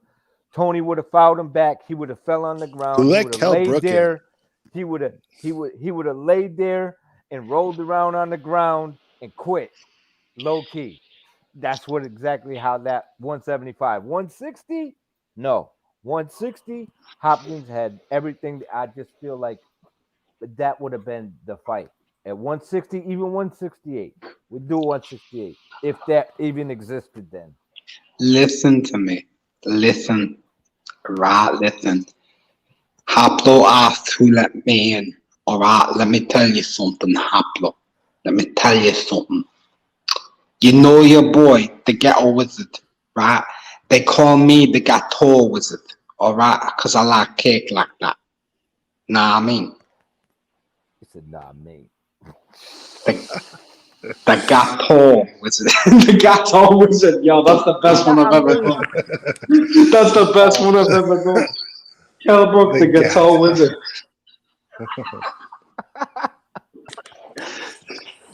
Yo, so who you think is gonna win that fight? You think? You know what? You know what's be fucked up, and you know wouldn't shock nobody is if fucking Khan's just fighting the perfect fight, and the old beat up fucking Kell Brook just catches him. Can I tell you who wins the fight 1-2? In my opinion, right? Yeah. Who would you pick, right? If you had a very experienced guy versus a very inexperienced guy, who would you pick? You'd pick the experienced guy over the very inexperienced guy, especially if the experienced guy isn't shot, right? So you'd always pick that very experienced guy over that inexperienced guy if their skill sets are the same, right? Now, that's where I'm coming from. Amir Khan, what's his biggest issue? His chin, right? It's his chin. His chin has been shot his whole career, right? Yeah. He's been fighting his whole life with a shot fighter's chin. So he has so much experience fighting with a shit chin. Kell Brook, he now has a shot face, right? But he has no experience with it and he can't deal with it. You go with experience. Who's less shot? Amir's less shot than Kell. Right. Plus, it's at 149 pounds. Kell can't make anything below 154. Right. He can't. But how can you not? But what I'm saying though, does anyone here want Khan to win? Wait, it's a catch weight? 149? Yeah, it's a catch weight. Yeah, but who do you guys want to win? Honest answer? Yeah, honest answer, guys. Come on, y'all know both y'all want Brook to knock. I want Amir Khan to win. Why? He's just being country. And I'll give you my reason why. If Kell wins, I think he's going to retire anyway. If Amir Khan wins, he's deluded enough to think because he beat Kell Brook, he can go out and have another payday and get into a fight, and I can see him get knocked out one last time. Yeah, but so will Khan. I think he'll get knocked out again no matter what. I think Kell Brook can knock him out. Right, but if Khan wins, do you think he'd be like, I think I could do it again. I could go in there and I'm gonna fight for a championship. Like, come on, man. You know he's gonna do that. I don't think Kell will. I think if Kell wins, he'll retire. Kel, hopefully. If Kell wins, he might retire. No, but I'm talking I think about Khan. no matter what happens. Yeah, but I'm saying if Khan wins, if Amir Khan wins, I think Khan will actually go try and get another fucking title shot and probably get his ass knocked out versus Ugas. I think regardless of whether he gets knocked out by Kell Brook, he will still continue to think he's good. Actually, here's my thing. Whilst I agree with that, I think Amir, if he loses, I think Amir, if he loses, he will retire legitimately. But if he wins, I think he'll try and get a world title shot again and get his ass knocked the fuck out by like Ugas or something. Dude, I want Khan. Or he might try and have a super fight and get down to 140 against Josh Taylor, right? To become undisputed at 140 and Britain's greatest 140 pounder of all time, right? Whereas with Kell, he's done. So I prefer Kell as a person to Amir. I mean, I hate both of them, but like at the same point, at this stage, Yeah, why the fuck not? Man, I just want Kel to catch him with one of them chocolate brownies. Listen, Amir is not able for me. I know what Mark's saying, right? But I'm gonna lay one big matted chocolate brownie all over his fucking face. What do y'all think about this guy? Yo, I'm so disappointed in this guy. That Like, this dude's been disappointing me for the last year and a half, man. Imagine that was white for us, actually. The AJ fight to now, like announcing, we're gonna fight. It's on. I'm gonna knock the dust fuck out. And I'm like, listen, man, what are you talking about? Like, now he's talking about fighting UFC guys. He's Francis Dillian Agata White. with it. Yeah, dude, why is he not fighting Dillian White? It's just like, damn. Why aren't you trying to set up an AJ fight? Why aren't you trying to set up? I honestly can't abide anybody crying for Dillian White after his cheating ways. Like, I feel like whatever he gets is what he deserves. But what about Tyson Fury and his bullshit ways? He got busted cheating. I actually like Tyson Fury as a villain in the sport. I think he's a great character. I thought he has like a little bit of a throwback. He did. He don't a little now. bit of a throwback type feel to like almost to like the bare knuckle fighter type days. He's a tapper, bro. Yo, you couldn't make fights, but the problem is you can make fights now, and dude, like, I would love to see him. I would love to see Dillian White get every fight that he wants because I think he would lose every single one of them. Dude, he fought Deontay Wilder 3 times and is living off of that. Like, he's done. He's already done, bro. He also beat Klitschko, which was a pretty good win. Which was a damn good win, but that was a different Tyson Fury, man. This isn't the same Tyson Fury, even though he pulled off a great win. I think he was the same back then. He wasn't fighting that much. Dude, he was. Can I say something? About mentality-wise, this dude is so disappointing to me as a heavyweight. I actually like Tyson Fury as a character. I don't, man. I don't like him. I think the dude sat there, he capped. Oh, I'm gonna knock the little midget out. Blah blah blah. He's a nobody. This is prior He's to backed him it up coming out time, with his though. video. Listen, prior to the video, bro. Listen, Bob. Listen. I want to say something. Shoot. All right. Listen, right. I really want to say this, right? I cannot. It doesn't matter how much people may hate any fighter, whether it's Dillian White, whether it's Luis Ortiz, right? Whether it's Charles Martin, whether it's Michael Hunter, Joseph Parker, whether it's Wilder, Joshua Usyk, whoever, right? You cannot condone the supposed lineal Ring Magazine WBC champion calling out an MMA fighter instead of his mandatory. Just can't do it. Bro. Yeah, can't do it. On top of that, he said prior to that, he set up the AJ fight. He had everyone thinking he was going to fight the AJ fight. I'm a boxing fan. I was like, cool. I got him. I think he's going to pull it out. Boom, boom. And it's the energy, the mentality of the fighter. And as much as he's talking, and he's a great promoter, don't get me wrong, he can promote a fight. He brings the energy to the game. I totally get it. But the energy is all wrong. Like, dude, this dude is doing all the wrong shit. He got the same thing I said about Teofimo. All the talent in the world, all the things, he's got all the tools to be the undisputed heavyweight champion of the world, and he's playing, man. He's done. He don't want the fight. He don't want a tough fight. He knew he had Tyson Fury's number. He pulled off the dub. Congratulations to him. I called it. I was like, yo, if this dude comes back, he got the skills to fuck up the whole game. He did what he had to do, but he's riding it too long. Like, he's taking his shit on boxing in the process, and that's what my problem is with Tyson Fury. Like, this dude is not, he He's not good for boxing. He's fighting more on like a Jack Dempsey type paradigm where when he was champion, he hardly ever fought, like once every couple years. And that's annoying as a fan. But I have to say, with what Mark said, I don't put any stock in anything that Tyson Fury says. I think he just says stuff a lot of times just because he knows it's going to get a reaction, just to keep people talking about him and all that stuff. And it's I think really what would be good for him is if he were to just fight Usyk and beat Usyk and become undisputed, like then there's nothing anyone can really say about him other than, you know, like, okay, he needs to then fight whoever the number one contender is. Can I ask a real quick one, too? Let me ask Kaplo an honest question, right? Because one, two, I know what you're going to try and ask, right?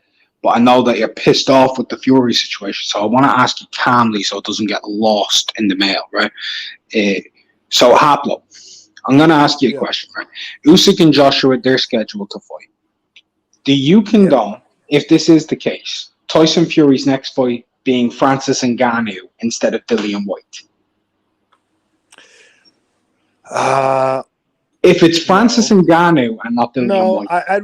I would love to, like I said before, I would love to see Dillian White get every single fight on his wish list because I think he loses all of them. And I want to see him get knocked out again, like he did with Povetkin and like he did with Joshua. I want to see him on the canvas with his fat ass because I think he's a cheater.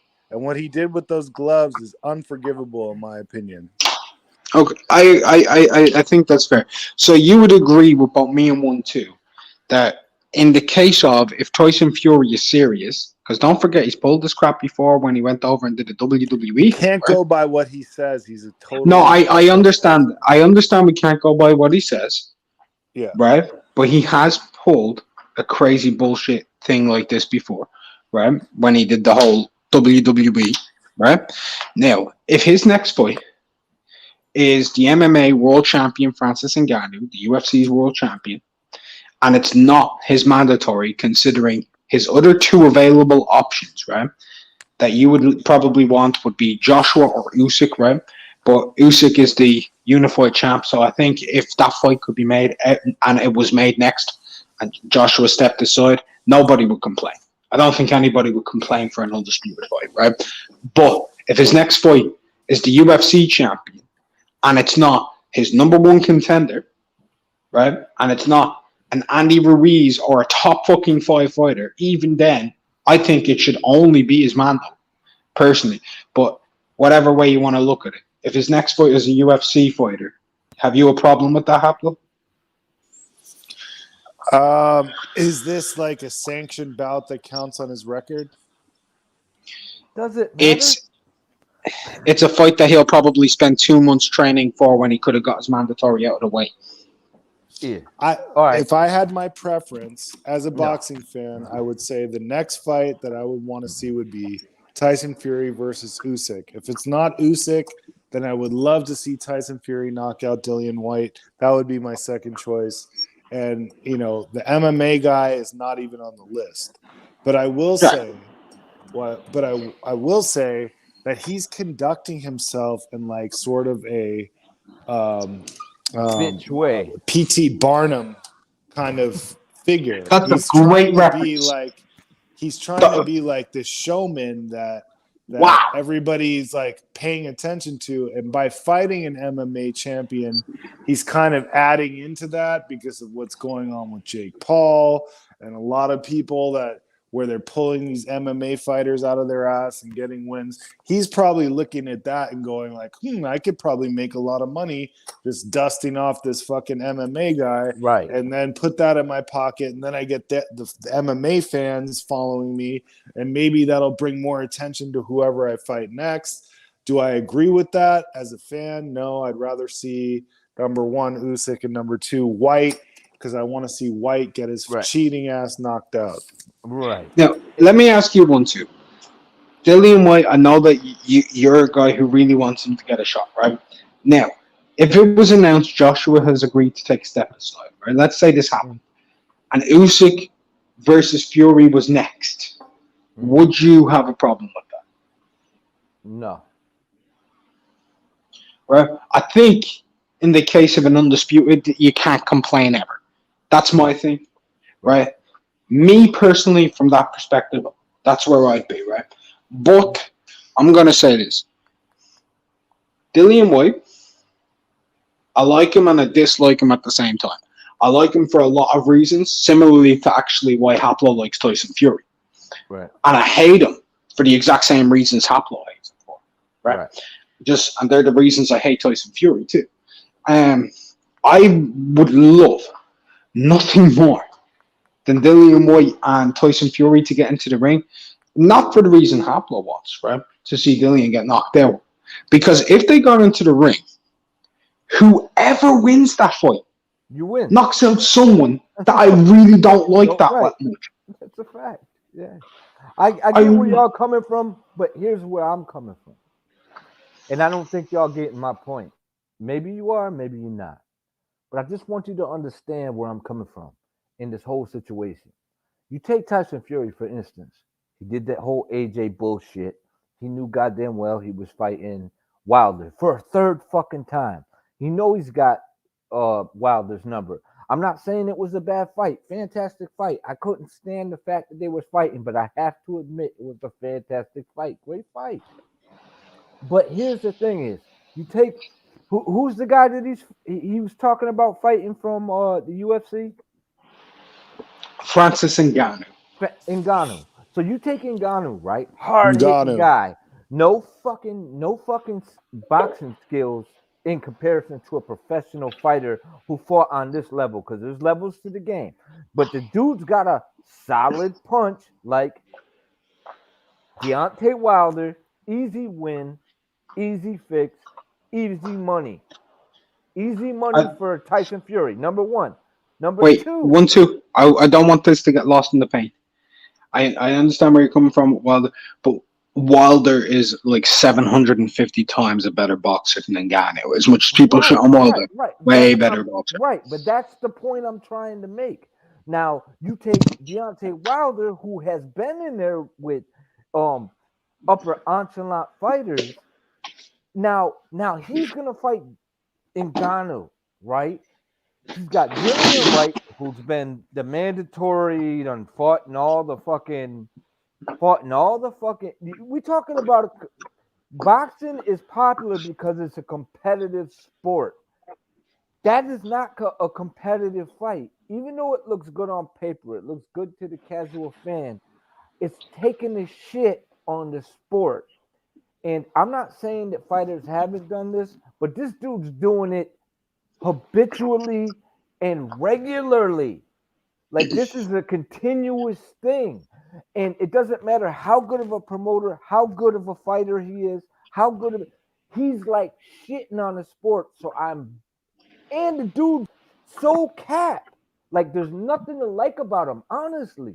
Like, the dude just, he sits there. But without a villain like him, I'm getting to without my a point, villain bro. like him, What villain? Let him finish. Haplo, let's let him finish. He's making this point. Now I'm finally getting to my point. Prior to him even saying that Usyk was on steroids, he sat there and dismantled the fact that the dude shouldn't even be a champion. Prior, when the other fight was going on and he was talking shit in the promotion, y'all remember what I'm talking about, right? When he was all fucking coked up, right? Oh, I remember. He's singing the Bob Burnham and all that shit. He's sitting there talking shit about Usyk the entire time when he's with the interviewers. He runs into Usyk and whispers in his ear, "Look, I'll fondle your nuts if you let me." You know what I'm saying? I was like, this dude is so full of shit. This is a warrior sport. Don't get me wrong. I know it's a business, but it's like there is nothing that this dude is doing to make this sport respectable. You don't think Tyson Fury is a warrior, bro? I kind of do. Dude, now that's so. When he's hold on. in the ring, yes. When he's in the ring, yes. But when he don't even want to get in the ring with these motherfuckers, this is the thing. Yeah, Look, I get exactly what 1-2 is saying. 1-2 is saying Tyson Fury in the ring, warrior. Out of it, not so much. What he means by that is, if I'm not mistaken, in the ring, great. Getting him in there, that's the fucking problem. Right, 1-2? Right. All right. But that goes I all the agree way with. back when somebody like a Jack Dempsey was a champion. He fought like 2 or 3 times within a 4-year period, bro. But every time he fought, it was like a big deal. And I think that's sort of the paradigm. I don't like it. I do think Tyson Fury is good for boxing in the sense that like he brings a lot of attention to boxing because he's so fucking wild, man. And the shit that he says has us talking right now. Like we're He ain't talking even about it. believing it. But So that's the point that I'm saying is he we're don't part of the believe problem in that case. I agree with that too. Actually, I do agree with it. Yeah, I get where you're going with it, and I get what you're saying, and it brings hype, and it brings, you know what I mean? He's hype, and when he gets in the ring. But this is the same reason why I don't like Ryan Garcia. Oh, Well, yeah, that's we're a gonna whole make different it. story. No, it's Well, not. let's It's hold the on, same. 1-2, 1-2. I will say this, Yeah, right? I bro. will say this. I understand, but Ryan, right? Fury has been in the ring and beaten Chisora twice, Vladimir Klitschko and Wilder 3 times, or twice, I guess, twice, right? Officially, Twice in a Ryan's draw. beating Luke fucking Campbell and is making a documentary. Come on, Right, mate. but dude, That's a bit but then different. no, it's not, and this is why I'm gonna say it. It's the same thing on a different level. It's the same thing But on a Ryan different hasn't level. beaten a Why do you think? Klitschko. But what I'm trying to tell you is why Like is once you Tyson do Fury? that one But too, why like is you kind of Tyson can Fury do talking certain about shit it and get fighting away with it Ngannou? when you beat that guy. Oh man, oh my God. I Yeah, mean, if but Ryan beat who did he really? Lomachenko, I'd agree. They're on the same level. Dude, man, but who did he? Okay, man. Listen, man. Um, I'm gonna say Klitschko had his reign. Klitschko did his thing, but Klitschko is he had his long reign, but there was moments when he looked susceptible. He was He's hella been fucking one-dimensional. It was his right, brother but that was the better fighter. he been stopped. He been stopped prior. Listen, dude came off a golf course and got him the fuck out of there. Am I lying? What'd you say? Came out the golf course and Came what? off the golf course and whipped his ass. Who came off what golf course and Corey whipped whose ass? Sanders. Corey Oh, Sanders Corey came off the Sanders. golf course and beat the shit out of Vladimir Klitschko. And I was a Klitschko fan at that point, right? What I'm Yeah. trying to tell you is I was a then he had Vitaly his fan long right, more but than a he Vladimir also fan. there was also other guys that stopped him.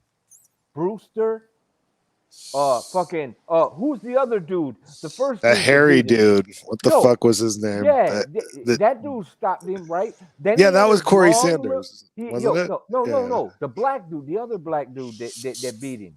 I'm trying to think of his name. Lamont Brewster and Ross Purdy. Purity, right? Purity stopped him Yeah, also, right? purity's not a good Then look. he had his reign. No. Wait a minute. Then he had his reign, but he was on the downslide, right? And I picked him to beat Klitschko, Tyson Fury, to beat Klitschko because I'm like, this dude moves so he's big, whatever. But this is the disappointment that I'm talking about.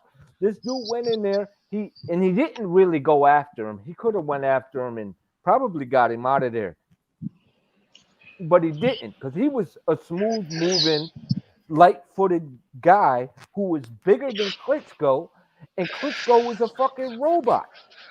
But the one thing that I got, But do you like think all 1-2 bullshit that he could have aside, beat Vitaly? If that was Vitaly instead of Vladimir, you think I think Fury would have Vitaly won? and Tyson Fury would have been a fantastic fight.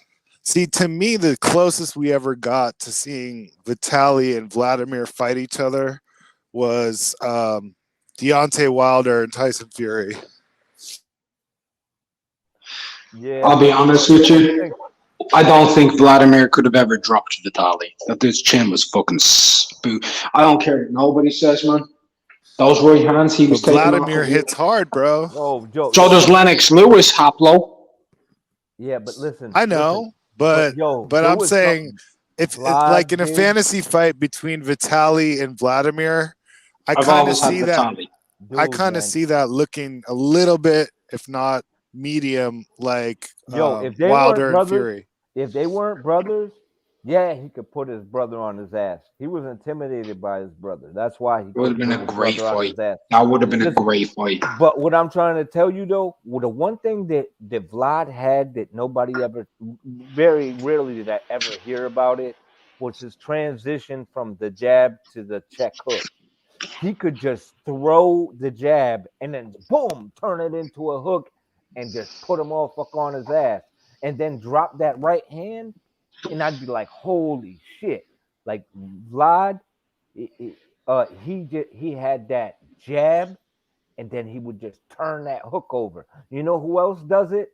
He does it a little sloppily, but no one can stop it. Is Bibble. Bibble does the same thing. Cotto had that punch too. Yeah. Cotto had a good left hook, but he didn't change. Like I didn't see Cotto ever. Are you talking about the inverted swivel? Yeah, where Yeah, you started as a jab and then you just turn it over and turn it into a hook. Yeah, I've seen Cotto do that. Right. Cotto did Cotto not the same way. Do you know who did do it though? Honestly, and Haplo, you'll instantly recognize it when I say it. Pepino Cuevas. Yep. He did it too. That's true. There's been a lot of guys that can do it, but at the same time, a lot of guys in different eras. Like it's rare when you get in the era. Yeah. You know what I'm saying? So I mean, like, but I like that. I like that, like, because that's a hidden gem, because you're coming in straight and then you turn it over, and that's how I was taught to throw my left hook. To start it as a jab and turn it over, and it was a professional who taught me that. And he just like launch it like this and then just turn your hand over last second. And I was like, and I seen him do that where he's just pumping the jab out, and then they think that jab's coming and they slip and run right into it, crock, and they don't see it. They don't see the check hook transition in the middle. Like Vlad was one of the best people that I've seen do it in my era. You know what But I mean? I even think taking it one step further, that a great fighter who's done that a million times can decide, like, in the middle of it, I'm going to turn this into a hook, right? Or throw the jab. Like, you don't know which one it is. Problem was they're not even, they don't even know. The competition in the rain where Vlad was just walking through everybody was he could get away with it, but he wasn't doing it at the right time. You know what I'm saying? Like he didn't have good timing. He didn't know when like, even though it looked good on like those level fighters, he did, like, think about it. What's the best two things to have against a southpaw? Sorry, the two What's things. The best two things. The best two weapons for a southpaw? A straight right hand. Who got a better like Vladimir Klitschko? I would say straight right number hand one, fantastic, footwork, and a left hook. Because with the southpaw, you want to get that foot on the outside. Right. I'm saying, so if you're good at that, most right-handed fighters aren't as experienced in fighting southpaws. Punch wise, most of the time your jab can be ineffective if you can't drop it correctly against a left-handed fighter. So it's a straight lead right hand in a left hook, or the check left hook in a straight right hand, right? These are the things that are taught to fight left-handed fighters. So with that in mind, who's got a better left hook and a better right hand than Klitschko at the time when he fought Corey Sanders? Nobody. At the time he fought Sanders? Right, Sanders. Shit, wasn't Lennox Lewis still fighting? Well, Lennox Lewis, I'm talking about turning it over. At that time, Mike Tyson might have still been fighting. Even. But what I'm trying to say is they were ineffective against a guy who'd been in there with elite competition and had punching power and speed and talent. even though this dude came off the golf course, this dude's hands were he had hands like Ruiz with quickness, and yet he had pop. He had crazy pop. Crazy pop. Fucking and so like he almost knocked Rockman out the ring. Would had Rockman all types of fucked up, and Rockman, or he didn't knock him out the ring, but he beat the shit out of Rockman. Rockman got up and stopped him.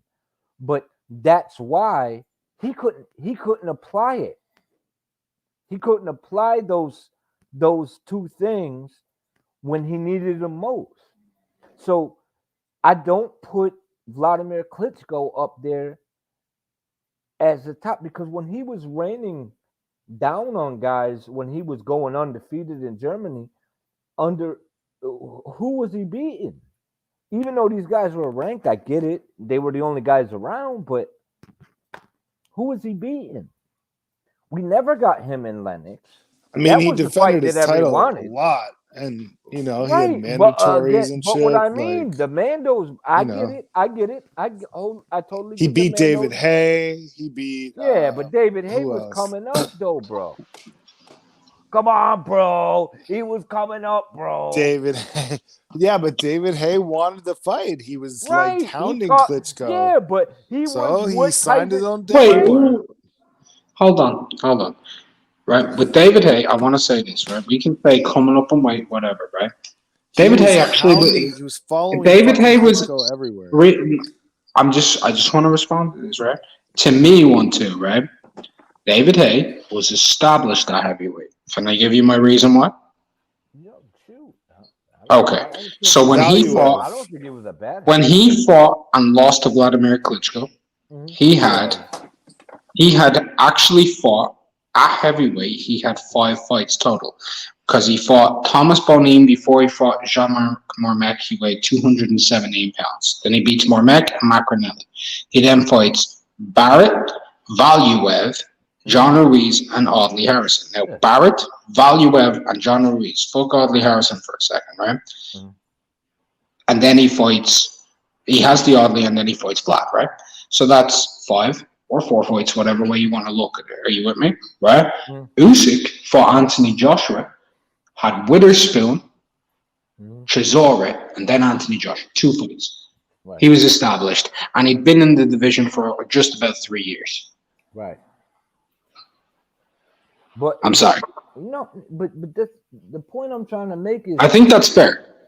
Yeah, but what I mean is, when he had the opportunity with those 2 weapons, one of the best right hands in the heavyweight division, one of the best left hooks in the heavyweight division, clean, sharp, both of them, sharp right hand, sharp left hook, sharp jab. Yep. None of those things were effective against the guy who was a southpaw with good speed and good power. Out of shape southpaw. But they weren't effective against Fury. Is he fighting southpaw? I can't remember. Well, there you go. Probably was. That's what I mean. But no, Fury didn't fight southpaw against Vlad. Fury fought orthodox. No, Fury fought southpaw properly twice in his whole career. Once he did it in the Wallin fight, and he was getting fucked up, and then he switched back to orthodox after 4 rounds. Right. The only other time he ever actually did it, ostensibly, was against Derek Chisora in the rematch. Really? I yes. feel like I've seen him do it other times. You also got to keep in mind though, when he fought who was it? I feel like I've seen him do it other than that. Who was it that cut him all up? What was his name? Huh? The guy that cut him up and you switched. Wallin. Yeah. Right, but Wallin is the southpaw, right? Yeah, I said Wallin first. Right, I said Wallin. Right, yeah. But when he fought him, the problem was he kept ducking and weaving in the wrong direction. And he was running into everything that Wallin was throwing. He literally would duck and swerve into the wrong direction, and it was like I just seen him do it over and over and over again, and I was like, damn, why ain't this dude making adjustments? And he just until he switched, like you said. But I was like, but that dude gave him hell. You know what I'm saying? What I'm trying to say is basically the that like Tyson Fury is a good fighter in the ring, right? But what I was talking about was Vlad. I felt like the best fight that I'd seen him in through his whole reign as a heavyweight, when after his losses and then he was going through his streak, when after his losses, right?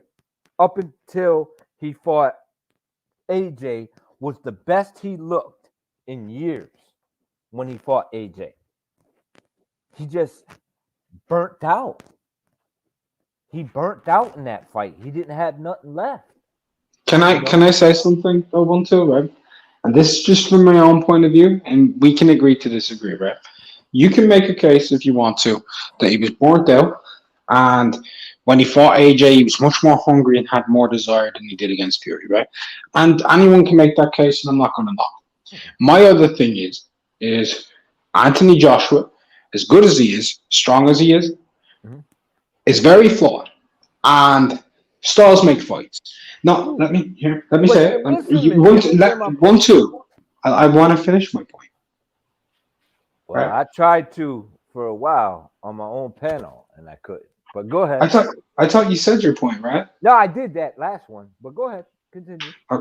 Right. So when it comes to the Vladimir and AJ fight, I think when you come towards Vladimir, right, you feed into everything he does well. That straight right hand, strong jab, the left hook. He's a good counter puncher, Vlad. Vlad's never been good at coming towards you. All the fights he lost in his career up till the AJ fight that he lost, he attacked Sanders, got fucked up. Attacked Brewster, got fucked up. Right? He ended up attacking Purdy, got fucked up. Right? On the back foot, he was dominating those guys with just the jab and the straight right hand. Against AJ, he stayed on the back foot, used his jab and his straight right hand. He looked revitalized because he wasn't having to chase him down. When he fought Eddie Chambers, he knocked him out in the last round, but he looked like shit. Why? Because he was chasing him. Brian Jennings didn't look great. Why? Because he was chasing. Now, when AJ is coming towards you, AJ, his weakness is actually coming forward. AJ is much better at mid-range. So when he's coming forward, he's playing into Vlad's wheelhouse. So Vlad looked a lot better. That's where I come from. So that's the style making the fight and making the fighter look better than maybe he is. Than the guy who's fighting you with your weak point longer than you. That's a great point. When Vladimir Klitschko was effective, he would and was getting off, like, you know what I mean, and was successful. Whenever he poured it on, every time he got stopped, he burnt out. You understand? On his front foot. I'm not arguing that. I knew that, or I thought that Tyson Fury was going to beat him. That's not the point I'm making. The point I'm making is Tyson Fury, like just saying that he beat Vladimir Klitschko. I never said that the man wasn't talented. I never said the man wasn't. I thought he was going to beat AJ. You know, I thought he was going to beat Wilder. Well, no, actually, I thought Wilder was going to beat him. I forgot what I did in that one, but I thought he was going to beat AJ, and I thought he was going to beat Klitschko. So I'm not arguing you guys with the point. What I'm just saying is the dude is as much as he's hyping up boxing and bringing fans to boxing and hyping up fights and all that shit. What I'm trying to say is the bluffs is like outside of the ring. Like to me, it's like you're sitting there and you're saying, I'm this, I'm that, I'm a warrior, I'm cut from a different cloth, I'm this, I'm that, I'm this, I'm that, and then going, all right, I want to fight this guy. all right, I'm not gonna fight this guy, and I'm not gonna fight that guy, and I just went Australian, but that's neither here nor there. But what I mean is, he wants to fight these guys, but he doesn't want to fight nobody. He wants to continue to fight bums. You know what I mean? He wants to knock dossers off. There's no energy to fight Usyk. There's no energy to fight AJ. If another Deontay Wilder fight was presented to him and there was millions of dollars involved in it, he would jump all over it. The same amount of money he would get from anyone else. That's what I'm saying. He don't want to compete against the unknown. You understand? And it goes against what he's trying to represent.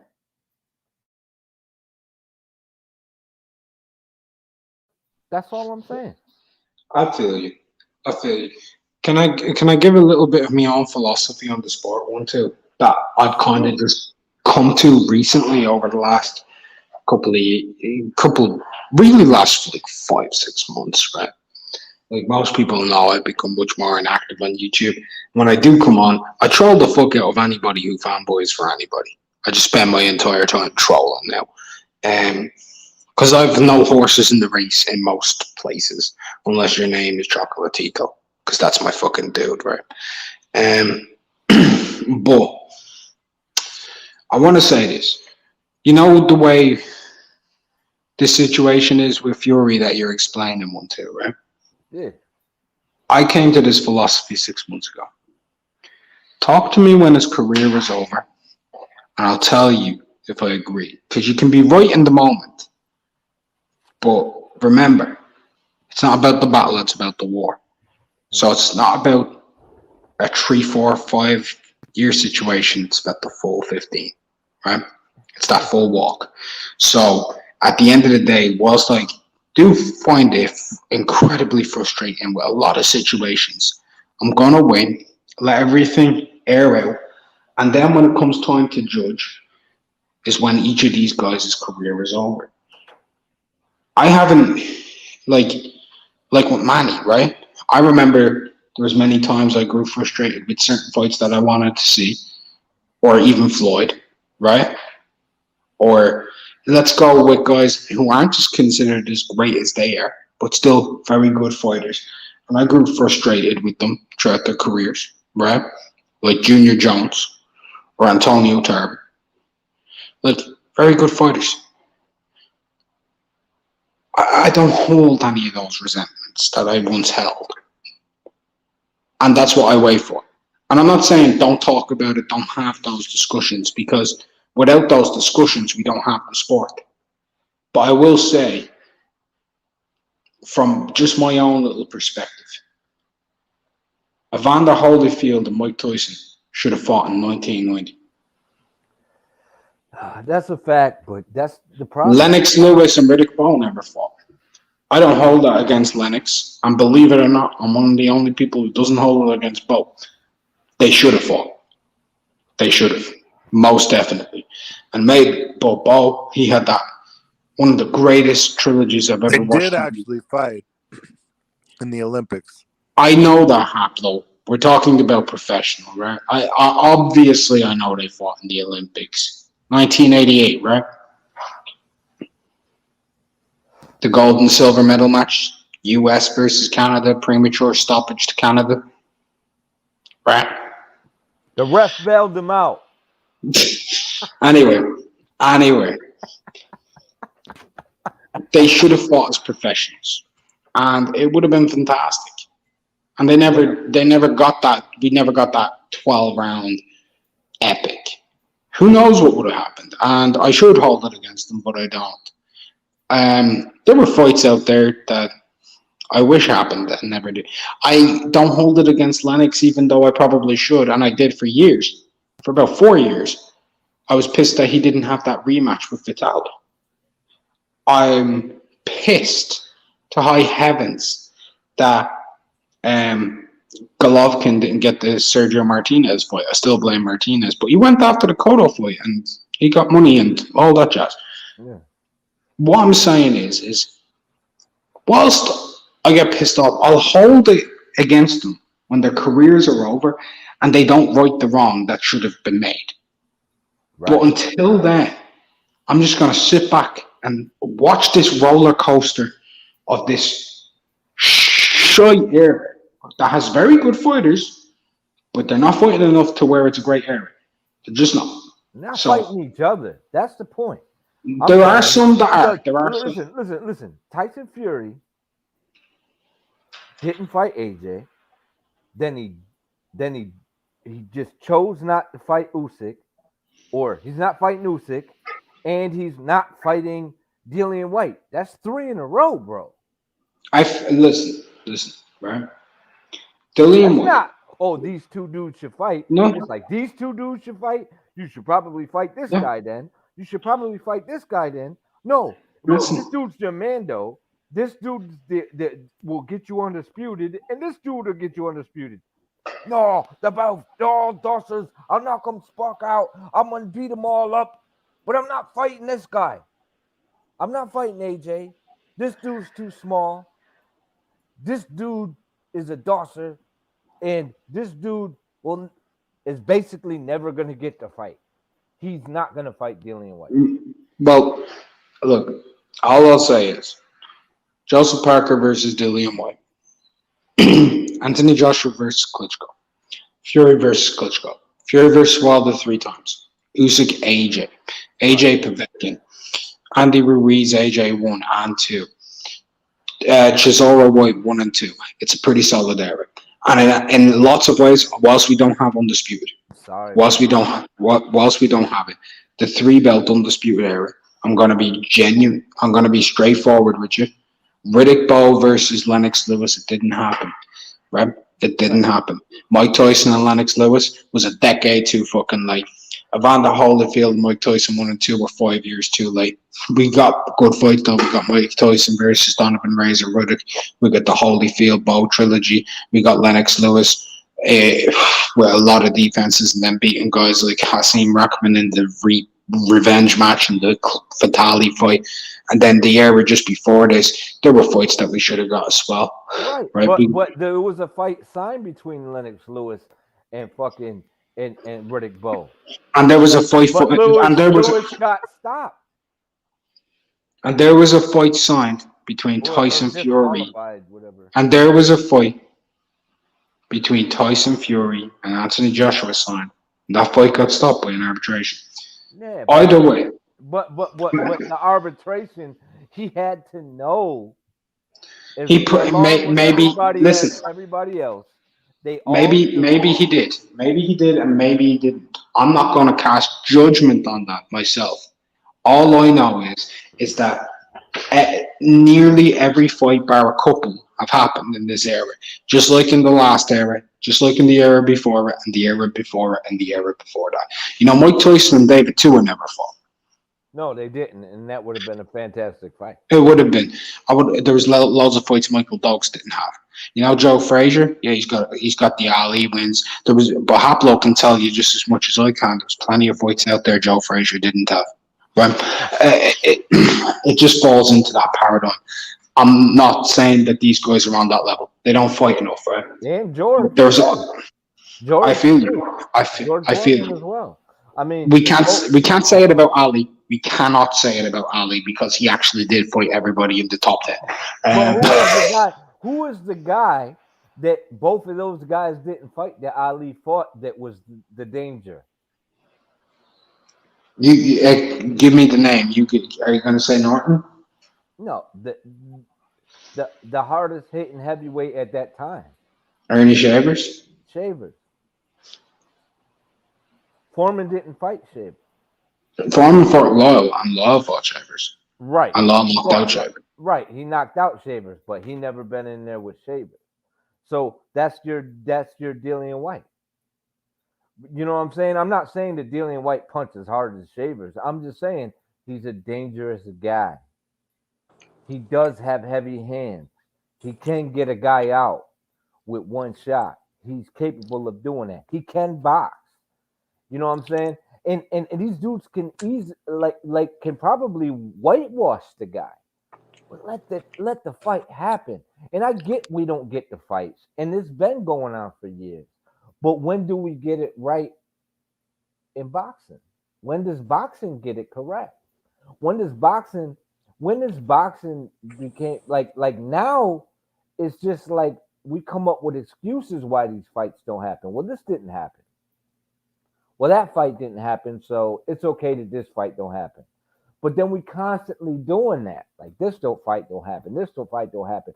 When you got two dudes in the same weight division, and I know he's gone, but we all tend to carry on, all three of us. That's why our conversations go so long, because we are passionate about the sport, what have you. But when does it come to when we get it correct? It's a sport where it's mano a mano, the best warrior fights the best warrior. The best dude with the best hands fight the guy with the best hands. All right, this is the guy that everyone's saying you should fight. And everyone's like, instead of saying, yeah, this is the fight that we want, it's like, well, there's a reason, business ain't this. Everyone puts on their business socks. You know what I mean? When it comes to these fights, but when I constantly see, when I constantly see this on a regular basis from coming up, from studying certain things, you guys probably study more than I have, or I might know some more stuff about. It's not about what you know, what I know, or whatever. It's about what the sport's about. Let's not lose track of what the sport's about. It's like, okay, so who's the best? Okay, so we want to know who the best boxer is. All right, so who's the best boxer? All right, well, we can't put them in the same weight division, so we need to make different weight divisions. Okay, cool. So now they're in the same weight division, but now these two dudes ain't going to fight. They ain't going to fight. Why ain't they going to fight? Because I promote him, and he makes me money, and if he loses, he's not going to make me as much money. You know what I mean? So I know what it is, but at the same time, I'm like, it defeats the purpose of what the fuck we're watching it for. Can I ask you a question, Monty? Shoot. Right? Who's the better fighter? Roy Jones or Dennis Lebedev? Did they fight? They did. So who's the best fighter? It's Roy Jones. Roy Jones is better, but Dennis Lebedev won. Yeah, I know. I'm just saying Roy Jones is the better fighter, though. Yeah, I get it. And it went to the 10th round, or the last round anyway, and then Roy Jones thought that the referee was doing a standing count on Lebedev, turned around and got knocked the fuck out. Crazy. You remember that like it was in the ring, bro. You remember that like it was yesterday, right? I thought that shit was crazy shit happens in the ring, man. And I remember the Sandman like it was yesterday. Yeah, that was the craziest one of all. What I'm saying, that was insane. 1-2. What I'm saying is, right? To me, I can get two fighters who can go into the ring with each other, right? And they can fight. And one dude can absolutely annihilate the other dude, right? Mm-hmm. And people will be like, oh, he's better than him, right? He's better than him. And in my head, I'm going, wow, that was such a shit style matchup for him, right? Right. Now, certain styles will work better against other people, and other people are better at them. Like, what's a great example of this? Styles. All right, I want to use one that's very, very fucking specific. Okay, Tarver and Roy Jones. Nah, I was going to go with Terry Norris. Terry Norris and Julian Jackson. Oh, yeah. Terry Norris's style just wouldn't work against Julian Jackson because he's too open. Mm-hmm. But do you know who did really well against Julian Jackson and his style worked really well, but he still got knocked the fuck out? Harold Graham, right? Yeah. But then you have Mike McCallum, right? Whose style and abilities are tailor-made to Julian Jackson, right? But then at 154, if you go through the resume, the record, and you go through everything that they achieved, defenses, etc., you can make a case. The worst fighter in that trio of McCallum, Terry Norris, and Julian Jackson, the worst fighter in terms of them against each other style by style matchup would be Norris. And if you go for who the greatest of the 154 pounders are, you could make a very good case Terry Norris is actually the greatest 154 pounder of all time. I get styles make fight. That's fine. But what I'm trying to say is, listen, styles make fights. That's fantastic. I get it. But if you are if you're gonna praise Tyson Fury for hyping up a fight and making it hot and saying, "Oh, I'm gonna do this," then he has to have the fight. Wait a minute. Let me just finish. If you're gonna praise him for that, then let's just make these fights happen, though. Like the other fights, don't let this man hype up a fight that don't mean nothing. Look, you look at the welterweight division. Who gets moved around? Who fights who? Who fights who? I fought that loser. I fought the dude who fought. I fought number two. I fought number two. I fought number two. And it's like, why didn't you fight the champ? I fought number one. I fought number one. Why didn't you fight the champ? Well, you see what I did to number two. You see what I did to number three. Then why didn't you fight the champ? There's so many champs. So let's find out who the real champ is. Y'all all got these belts. Let's find out who the guy is. It's that simple. All right. I agree with you.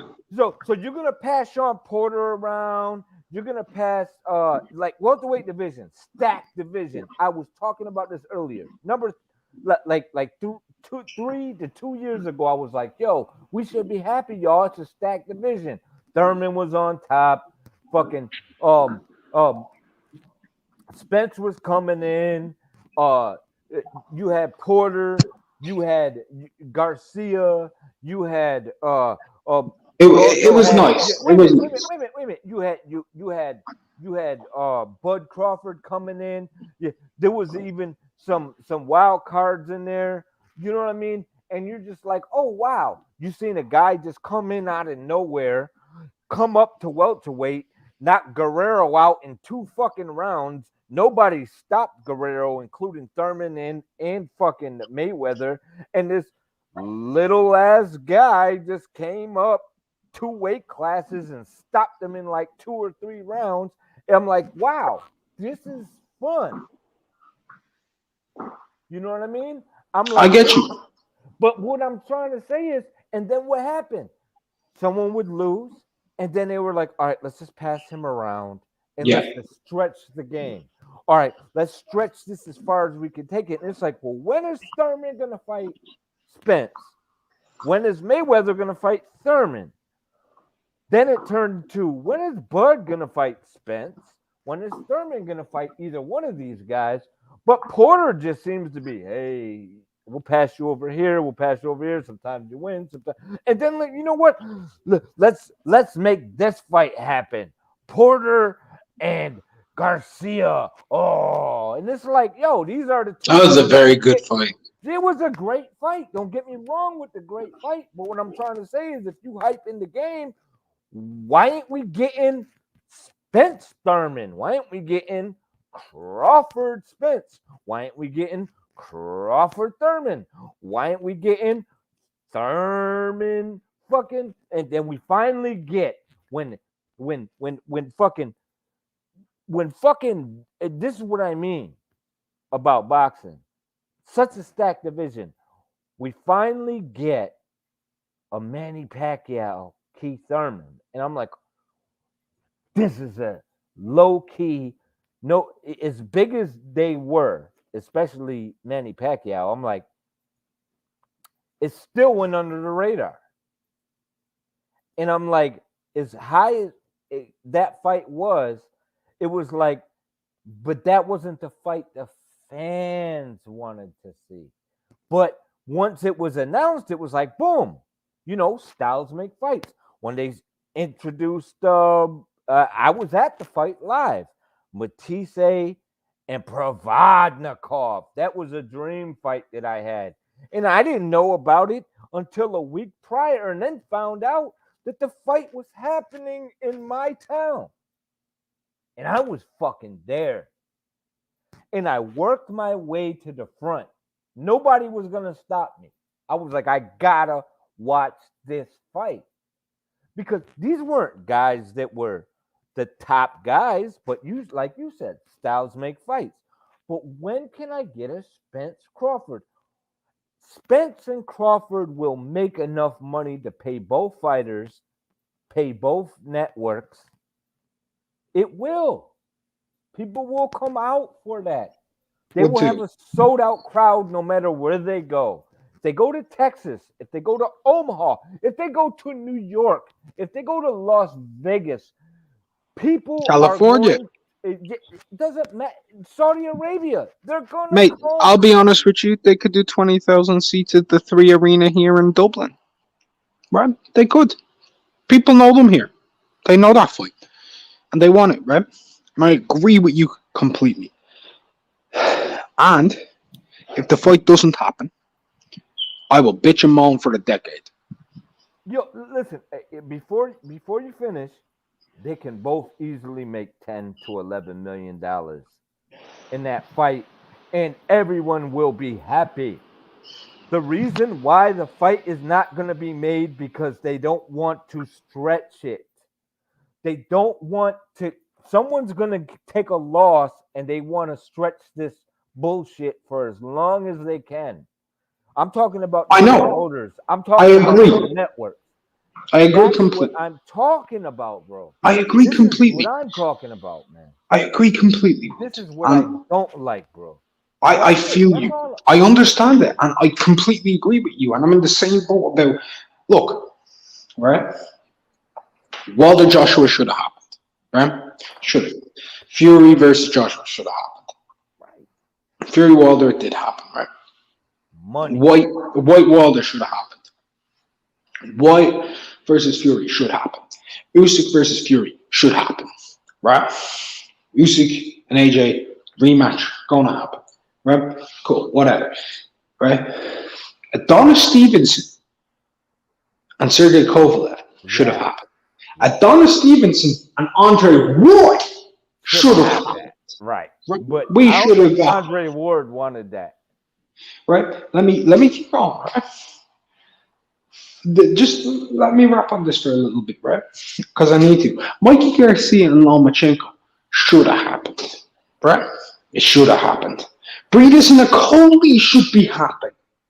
Breeders shouldn't be getting a tattoo of fucking Jake Paul, right? Right? Bivol Beterbiev, we should have got that last year, right? 1-2 out in the middle of Russia. In the Siberian desert, those two boys going off in the Siberian icy desert, fighting the shit out of each other. We should have, right? I'll say this as well, right?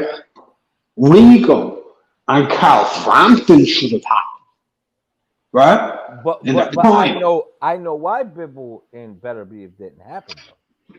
Top rank. No, it's part of it now. Now it's part of it. Dude, right now, half of it is ticket sales. They can't fill the arenas in Russia, even though they'll come out. They can't fill them because of the fucking shit that they got going on. Can I say one thing to that? Sure. Can I say one thing to that? Ryabinsky has said on Russian TV he will put up a $15 million site on that fight in Russia. Sweet. He has said that himself. All right, but Top Rank have said it doesn't do numbers in America. Yeah, right? I have to be honest, man. I just got to be honest. Well, I'm blaming Top Rank. I'm blaming Top Rank. Right. But do you think... But this is another thing that I have a problem with. And I know it's not off subject. It's on subject. We got YouTubers promoting that Bivol is ducking Beterbiev. That's bullshit. Wait a minute. And he's ducking Zerto, even though that might be his next fight. And he's also ducking Canelo, apparently. Right, and here, let me say the strangest one that I just don't understand, right? I actually seen 2 YouTube channels say that Bivol's talking about Canelo and Andrade is talking about Canelo, right? 2 channels said this. I'm not joking you. They need to stop ducking each other and fight each other. Bivol and Andrade. That was the strangest thing I've ever heard. Bivol and Andrade are both ducking each other. Each other. Hey, knock one off and you ain't got to worry about him. But how strange is that one though? That's strange. That's weird. No, right? no, dude. I watched a YouTuber, a big YouTuber, called Demetrius Bivol a beast and say that, and you got a good memory, so you probably know what I'm talking about. Call him a beast and say that Canelo should drain him when he was at 160 to 164, even though he wanted to fight him at 168. If I was Canelo, this is the first thing that he said. He's a beast, but is he a beast at 164? I would drain him to 164. Now, as a boxing fan, how competitive are you thinking about how much money this fighter can make or his successes in beating this dude? Say the name, 1, 2. Say the name, 1, 2. Say the name. I'm not. Say the name. I'm not going to do that. Say the name. I'm not going to do it because that ain't what my channel based on. I don't step on people to get up. I just pull. Yeah, but they ain't here right now, man. Say the name. Why would you want me to do that? Say the name, 1, 2. Say it. Sounds good. Don't say what they said without a credit in them. It's their credit. No, I get what you're saying, but if you a YouTuber and if you're in my chat and you study boxing, you know who says this. Then said that Bivol is ducking Zerto, and then I know who you're talking about. Wait a minute. Then even when it's so far in the next video to say that Zerto that boasted up Zerto, he's ducking Zerto, and then said Zerto ain't shit. So you tell me that ain't a slow burn downplay of a fighter that you don't, and agreed that Bivol would beat fucking Canelo at 168 prior to that. And he needs to go to 164, bring him down to 164. He's ducking Zerto, and then discredit Zerto so you can discredit the fight, and then say, "Oh, he's just waiting on this fight." And I'm like, 1, 2, unrivaled. I got a dip, bro. God bless you, Hoppo. God bless you. Yo, thanks for coming on, man. Good talking to you guys. Always, thanks for having me. Always a fucking pleasure. Even though we got one viewer, and you know what's funny about that? Of course we got one viewer, bro. You know why we got one viewer? Because we're talking about boxing. We're literally talking about boxing. Boxing. We went from Unrivaled. We went from the top 100 in Ring Magazine. I did a live on fucking the fight tonight. We're talking about Bivol. We went from Klitschko to Tyson Fury. We ain't talk about none of the bullshit that's on Twitter, right? We're talking about boxing. We're talking about boxing history. We're talking about passion. We're talking about love for the sport. We're talking, and we all got different opinions, and we all got intelligence on these subjects. But you know what's crazy is that's not popular, bro. No, it's not. It's not. I mean, and that's sad to me because I'm a critical thinker, and it's easy.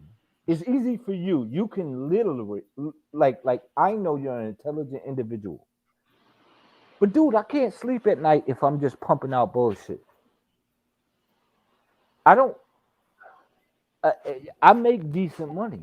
I do decent like I'm a decent person. Like I don't have to sit on YouTube and feed people bullshit. The dick riding people, and me myself as a boxing fan, I enjoy watching. Like, how can I compare a Andre to a Canelo. I can't. Resume wise, no way. It's impossible. Dude is undisputed as well. He achieved undisputed at 3 belts unified I at middleweight. but Multi-weight lineal. I what mean, I'm saying is, look, this dude went from 154 to 160, and he needs to activate the 168. agreed. Right. He needs to activate the 168 and say, listen, man, this is it. Then he can ride with that. He can ride with the fact that we was at 154, we was at 160, we was at 168, and you just never get. And do I think that Canelo can't beat Andre? Like I believe that Canelo can pull this off, and he might dust him off because he ducks in the wrong direction. But Canelo don't believe he can, or his team don't believe he can, or someone doesn't believe it, or it's not going to sell. Are you kidding me? You mean you can't pull up all the shit that Andre said to promote the fight? They don't. I'll be honest with you, right? If you want to go from my perspective, right, and I'll be straightforward with you, very honest. He doesn't need Andre to sell. Hear me out. They don't need to promote a fight with anybody that he fights because they're going to sell, and they're going to do. Take it to Texas, they're going to do 50, 60,000 seats. I mean, I'm sorry, but nobody can tell me Callum Smith sells in the United States. Nobody can tell me that, right? They didn't even really promote that shit. Billy Joe doesn't sell in the US, right? He doesn't even sell at home in the UK. He's not a big ticket seller, right? Caleb Plant doesn't really sell in the US, right? Canelo can have a fight with Gennady Golovkin, who does 50,000 to 75,000 pay-per-view buys against David Lemieux, and that fight, because he's got the right dancing partner, can do 1 million pay-per-view buys in a struggling market, right? That's what Canelo can do. He is, whether people like it or not, the face of American boxing. Not US, American. He is the face right now, and he is a huge draw. Him and Andre, the people look, oh, they can't do that, I won't sell. What you're telling me when you say a fight won't sell is if you put it in a 10,000 seat ticket arena, right, it's only going to do 3,000. That's what not being able to sell means. You put Canelo versus Andre in a 10,000 seat arena, those tickets will be gone in 60 seconds. 60. They will. That's true. But here's the point, though. Check it out. You know what? I'm gonna do your style. I got one better. Unrivaled. Check this out. How did Billy Joe sell the fight and promote the fight when he was talking about fighting Canelo? What do you say? You like Mexican meat, don't you? You like the burgers. Yeah, you like that, right? You like the cheap. Yeah. What did Billy Joe do when he was going to fight Andre? He tested positive for Austrian. Whoa! Mic drop. Boom. But here's my thing, right? You can sell it or you don't have to, and you can do that with a lot of Canelo's opponents, right? You can do that. Like you don't have to sell the Beterbiev fight. It'll sell out, right?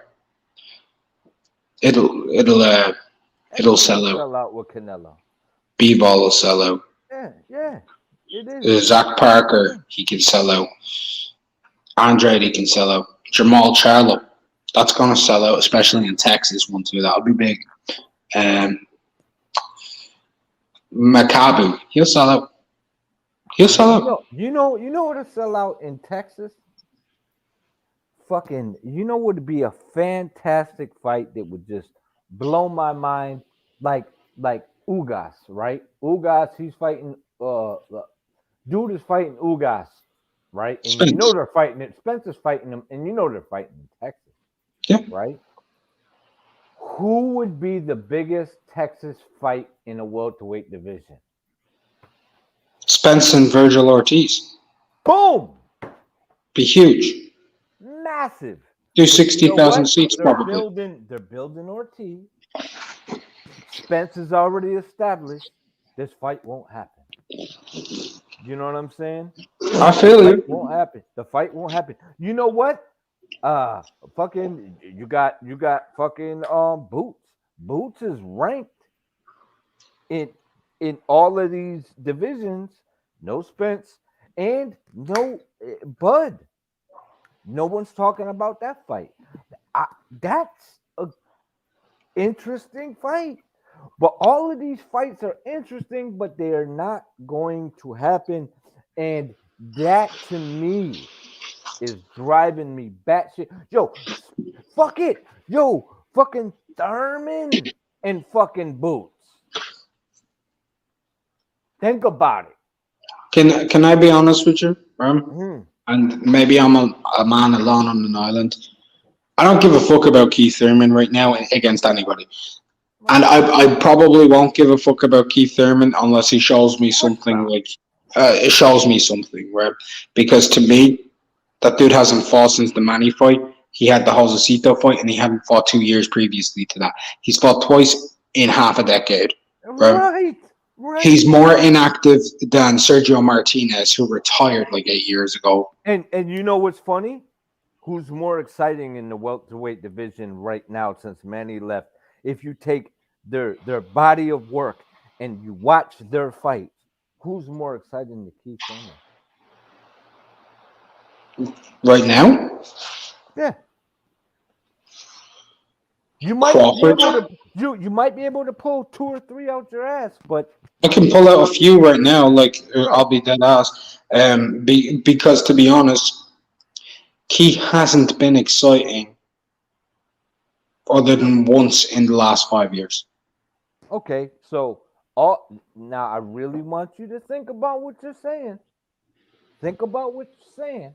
Yeah. When you watch all the fights that he's been in. No, if you're giving me his whole career, that's different. I'm just saying last. No. Okay, his last what? How many fights? Well, here's the thing. Give me the last 5 years. Is that fair? Yeah, that's fine. Because if you're gonna just say his last line up right, the last 5 years of Keith Thurman, okay, and then we'll go last 5 years of anybody, right? So Keith Thurman, Boxrec, the last 5 years, okay. So 3 years ago, he fought Josecito Lopez, Manny Pacquiao. 5 years ago, in 6 weeks, it'll be officially 5 years since he fought Danny Garcia. Let that sink in. Right. No, that's the point I'm trying to make as well. What I'm trying to say is that's like, are you still a competitive fighter? Well, let me get my get back. That's why I don't call him one time. I call him sometimes, because sometimes I call him once upon a time. Yeah, well, so does a lot of people. I call him sometimes. You know why? Because he took all that time off. He went in there with Manny, and that was a close fight. That was I will say this though. He did have a fight right. So he did have that fight with Josecito, and he had it. That was a tough fight too against Josecito. Right. It was a tough fight. But what I'm trying to say is they go to the body. But did he go down against Josecito? Did he? Did he? No, he didn't. He was very close. Right. Yeah. How he many dropped times Josecito. did he take body shots? The only person to put him on his ass was Manny Pacquiao. So you know the talent was there. You know the explosiveness was there. You know the punching power was there. You know the speed was there. You know the skills was there. But my problem is where are the fighting? Where are the fighters? Where's the spirit in the fighters? And that's what I have a problem with Tyson Fury, Keith Thurman, Gary Russell, Ryan Garcia. I'm talking about that. I'm not comparing their resumes. I can't compare to their resumes. You know what I'm saying? Because the resumes are. But what I'm trying to say is, where's the fighting spirit? Because what do two people get in the ring for? I'm getting in the ring to entertain, to make money, and to prove. But when you first got into that gym, and then you started having success. What did you say? I'm going to be champion. I'm going to be the best. Can't nobody beat me. Like that type of that warrior mentality that Michael Jordan is. Was he a dickhead? Absolutely. Was he a Just like Kobe superstar? Bryant, dickhead, Right, but Kobe amazing. Bryant, dig it. But you know why?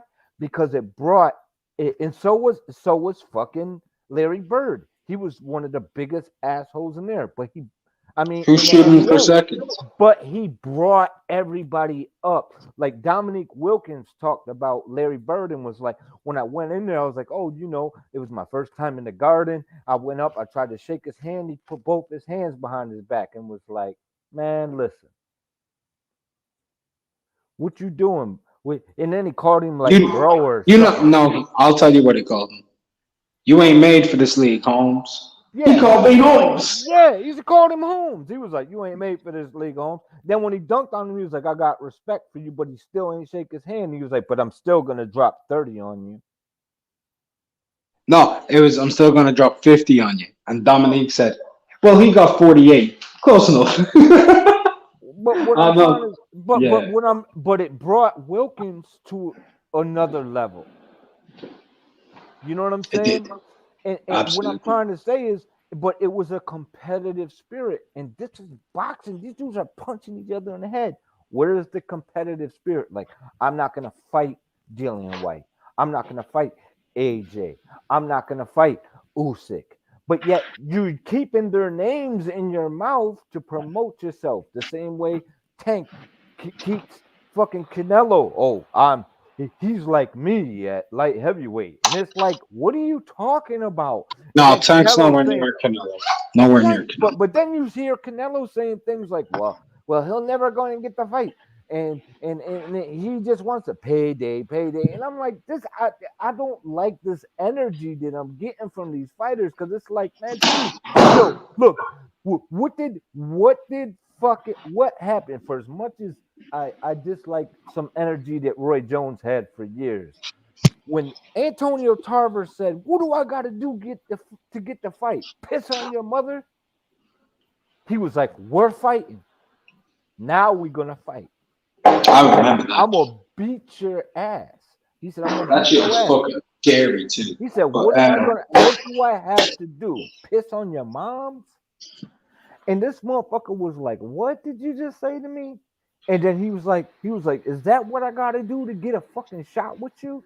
Dude, we came up in the same time. We came up in the same place. You've been avoiding me for 100 fucking years. You've been can avoiding me my whole life, motherfucker. And this dude was like, "Man, ain't nobody avoiding you." He got in there. I thought Tarver beat him the first time. I'm just keeping it 100. And I was a Roy Jones fan. I was like, yo, Tarver beat him. And then he was all busted up in that first fight, and he was like, "Oh nah," he was hitting my gloves, and they hit me. You know what I one mean? Like, two. I understand. One two, but can I say something, right? And people won't like hearing me say it, but this, I think it's pretty much reality at this stage, right? And in boxing, I know I pretty much in the last 50 years, every fight I've wanted to see, right? I've seen quite a lot of fights, right? But there will always be that one fight that slips by the wayside, and a fighter who will fall by the wayside and fall down the back end of what you want, right? Now, for Mayweather, to me, that was Paul Williams, right? Are you with me? yeah, I'm with you. Right. With Lennox, like I said earlier, it was Bo, right? There was that fight that fell down the wayside. There was even fights for my guy Ricky that should have happened, that he didn't take, and a fighter fell down the wayside. And normally, when you get these super mega stars, right? Now I'm going to talk mega stars like the Lennoxes, the Mike Tysons, right? The Floyd Mayweathers. There'll be the Canelo Alvarez's, the Oscars. There will be a fighter who will fall by the wayside. Mhm. Demetrius Andrade is Paul Williams. Yeah, for the most part, somewhat. Yeah, I would say that. Yeah, but The problem He is to Canelo Alvarez what Paul Williams is for Canelo. It's a fight that is never going to happen. It's a fight certain people will hold against because they know that's a style of long range southpaw that Canelo struggle against, like he did when he was much younger with Erislandy Lara and Austin Trout and even Billy Joe. Right? You can say whatever you want about it. People keep bringing it up, but it's just not going to happen. And I accepted this a long time ago. Personally, right, I have as much heat at 160 as a lot of guys have, like with the Andrade fight not happening, as they do. But I also have a lot of heat for the Derevianchenko mandatory not happening, right? And that's how Derevianchenko Golovkin happened. Because Canelo went up. So I have a lot of heat on both sides. And I'm just saying, as sad as it is, he is Paul Williams. As sad as it is. Yeah, but to be fair, we talking about Demetrius Andrade at 154, Demetrius Andrade at 160. We talking about these are the fights that the hardcores wanted. You know what I'm saying? The hardcores wanted this fight, right? And then it's like, okay, 168, 168. No, for the most part, though, honestly, 168. Okay, well then we want the Benavidez fight. No, that's not happening. Okay, all right, well then 175. You fighting at 175? You going up? Yeah, I'm fighting Kovalev. Okay, yeah, you fighting the biggest name. Is it the biggest money? I don't know. Is it? I would say it was. I would say it was. Okay. It was the biggest money. Is it the best fighter? We don't know because we didn't see Kovalev versus Bivol or Kovalev versus Peterbiev. Bro. No, look, you can get me to give a prediction on those fights. Listen. Right. Listen. Saying, but you said it yourself earlier, right? The way we find out is if they fight. Right. You said it yourself. And I never seen them fight. But come on, man.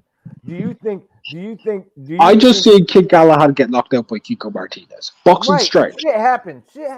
Don't get me wrong. Shit happens. And I just see George Kambosos outbox Teofimo Lopez. What I'm trying to say is though, listen, man, if you're telling me you're the best fighter in the world, you're telling me you got the bacon double cheeseburger, baby, then put bacon on my cheeseburger. You know what I'm saying? It's that simple, bro. Put bacon on my cheeseburger. Don't sit here and tell me I fight the fighters. I fight the fights that the fans want me to fight, and you don't. Because I'm going to say, yo, there's no bacon on my cheeseburger. Yo, I'm not even sure this is a burger, bro. Is this even beef? What are we doing here? Yo, why I got all this lettuce on this shit? Is this lettuce or is this spinach? Like, damn, man, you fucking me up. I paid top dollar for this shit. I'm buying into what you're selling, but you're telling me one thing and giving me another. So what I'm trying to tell you is I'm starting to lose respect for you. And if the sport and the fans are respecting you for continuing to do the exact same shit, I'm bringing Canelo into it because Canelo is the face of boxing today. Canelo, when you get that high, you are open for criticism because you're representing the sport. So when I say that, I'm not saying that this man's fucking resume isn't fucking better than everybody else's. I'm not saying that the man ain't got accomplishments. I'm not saying that the motherfucker ain't a great fighter. What I'm saying is, if you're pumping up on fighting people, okay, well then fight the best in your division. Nah, I'm good. I'm still going to get paid if I don't. Is that any different on any level from a Ryan Garcia, a Tyson Fury? Huge names, but you got guys out there rolling the dice like Anthony Joshua. I'll fight the guy. Bud Crawford, give me a fight, please. Andre, give me a fight, please. I'm not saying that these guys can win. I'm saying that these guys want it. They want it. in every way. To me, that fighting spirit is what you need to achieve. Great. 1-2. Would you agree that I'm a hardcore fan? Would you say I'm a hardcore boxing I fan? would say you're a hardcore fan, and I feel that you got an elephant Yeah. brain. Right. Do me a favor. Name some fighters, right? Any fighters you want. And I'll tell you who I want them to fight in the ring next. If I got to pick, and I could pick anybody, right? Okay. And you'll hear one hardcore boxing, and some of the fights might be different to what you'd pick. Okay, cool. Shakur Stevenson. Oscar Valdez. Can you give me another one? Because you know that fight's not going to happen. This idea is the fights that I want to see the most, right? Okay. All right. So if he moved up to 135, Lomachenko. Lomachenko. Okay. Cool. All right. Dillian White. Deontay Wilder was the very first name that came into my head. Okay. I'm not mad at none of these things that you're saying, but I'm sure you're gonna try to make me upset and even go against your own grain to do so. I'm actually not. I'm being honest. Okay. I'm just saying. All right. Boots Ennis. Virgil Ortiz. Because it may be Boots different. Ennis. No, I'm saying it may be different though. You never Boots know. Ennis. All right. Love. Who's that kid? The kid at Montana Love? Yeah. Jose Zepeda. Ooh. All right. Teofimo Lopez. Arnold Barbosa. You know who I want to see him fight at 140? Josh Taylor. No. Bridget Prograis. Yep. Prograis or Zepeda. Fair enough. Fair enough. And you know what? If he's in the right state of mind, I think he might destroy the Zepeda.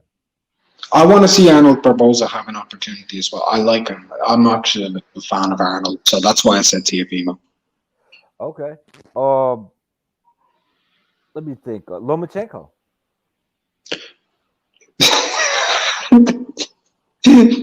Devin Haney. Lomachenko. Same. But yet you want to see someone else fight Lomachenko. No, that's only if that was no. I want to see Shakur fight him, Loma, if he moves up to 135. Right?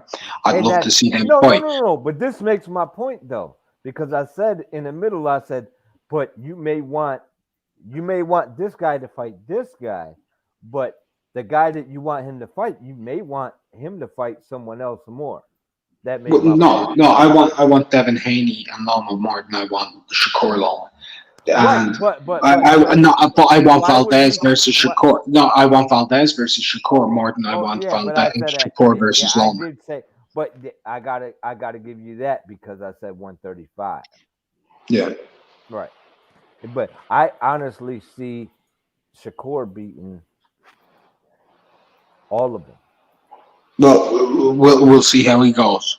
I'll watch. He's very good for it. Keep going. Keep naming guys. Anybody. All right. Tyson Fury. Usyk. Fury. Hold on. Dillian White. No, not Dillian White. Tony Parker. Joseph Parker or Tony Yoka? Oh, I'm sorry. I always call Joseph Parker Tony Parker. You never noticed that? You remember that. You're right. Joseph Parker. Run it back. Joseph Parker, Andy Ruiz. Okay. All right. Let's see. Okay. I don't know. I'm kind of running out because I don't really care to see too many other fights. Yeah, but there's lots of guys that you could name, right? Mm-hmm. Like what? Like you could. You know what? Why don't you flip it? You ask me. Okay. Gennady Golovkin. Gennady Golovkin.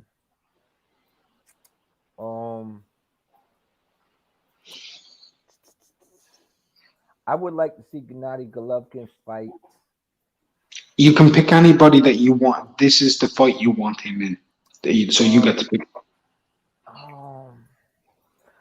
I want to say Andrade, but I mean a fight matchup. Yeah, fuck it, Andrade. Okay, Andrade.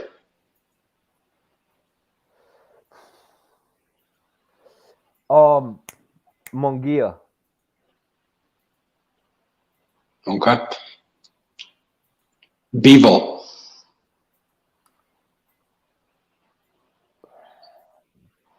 Beterbiev. Beterbiev. Mm-hmm. I'm saying Beterbiev. Beterbiev. Yeah. No, actually, let me change that. I'll take I want to see him fight Canelo. Beterbiev, I want to see him fight Bivol. Okay. Joe Smith Jr. Beterbiev. Okay.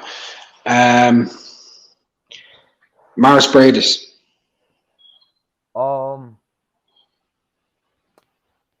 Who's the cat that Okoli? Canelo's trying to fight? Oh, Makabu. Makabu. Okay. Stephen Fulton. MJ. Akhmadaliev. That's undisputed. But style matchup. Good style matchup, though.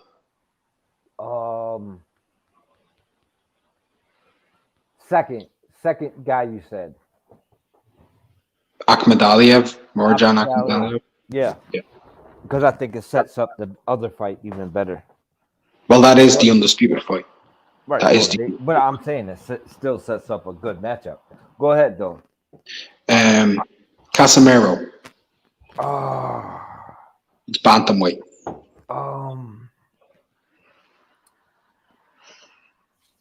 Undisputed. There is no undisputed for Casemiro because there's three champs. There's one unified champion, and then Casemiro holds the WBO, and Donaire holds the WBC. So Inoue holds two belts. Casemiro holds one, and Donaire holds one. So Casemiro. The two champions right now is Casemiro versus Nonito Donaire, and Casemiro versus Inoue. Right, but when I don't know, because when it comes to the lighter weight divisions, no, I focus on the fights, but at the same time, I'm like, you know what I mean? I'm so pissed off about the other fucking shit that it consumes my energy. I feel you. I'm an empath. So, but you know how all three of those dudes fight, right? You've watched them. Like you've seen Casemiro, you've seen Donaire, and you've seen Inoue, right? I love Donaire. I love Donaire. I love Casemiro. But thing about Donaire that I dislike is that I know that he's been in too many wars and he's gonna get old overnight. They've been saying that about him for 6 years.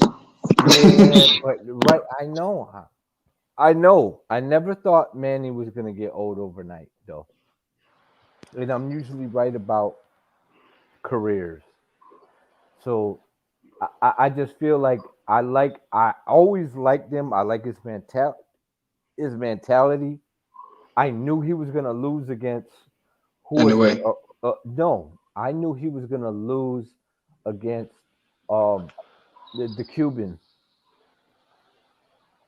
Rigo.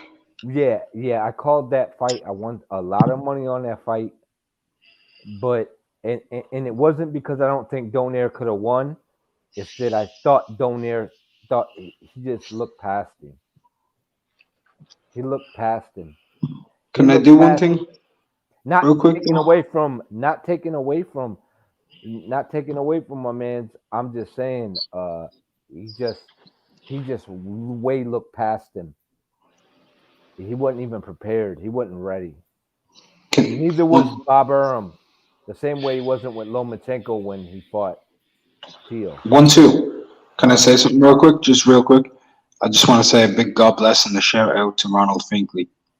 Ronald Finkley, the Wolf, he's the Wolf, man. I just want to say a big shout out to him. God bless him. Absolutely, man. Yo, Ronald Finkley energy. He's like I could hang with Ronald Finkley. Like we could hang out. Like I'm a logical person. I can be weird and shit, whatever you want to call it. But yo, me and Ronald Finkley could actually chill. Like I could chill with Ronald Finkley. As crazy as that motherfucker is, I'm nuts, bro. Like. Let me say one thing about Ronald, right?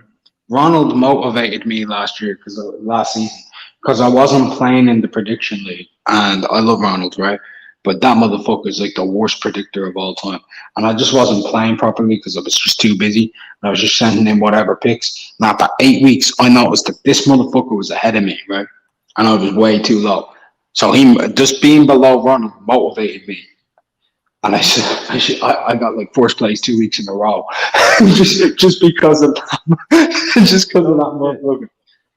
Yo, I'll tell you what, Ronald Finkley is a consistent dude too, man. That's what I like about him. I love Ronald. He's the worst predictor in the history of YouTube. I fucking love him.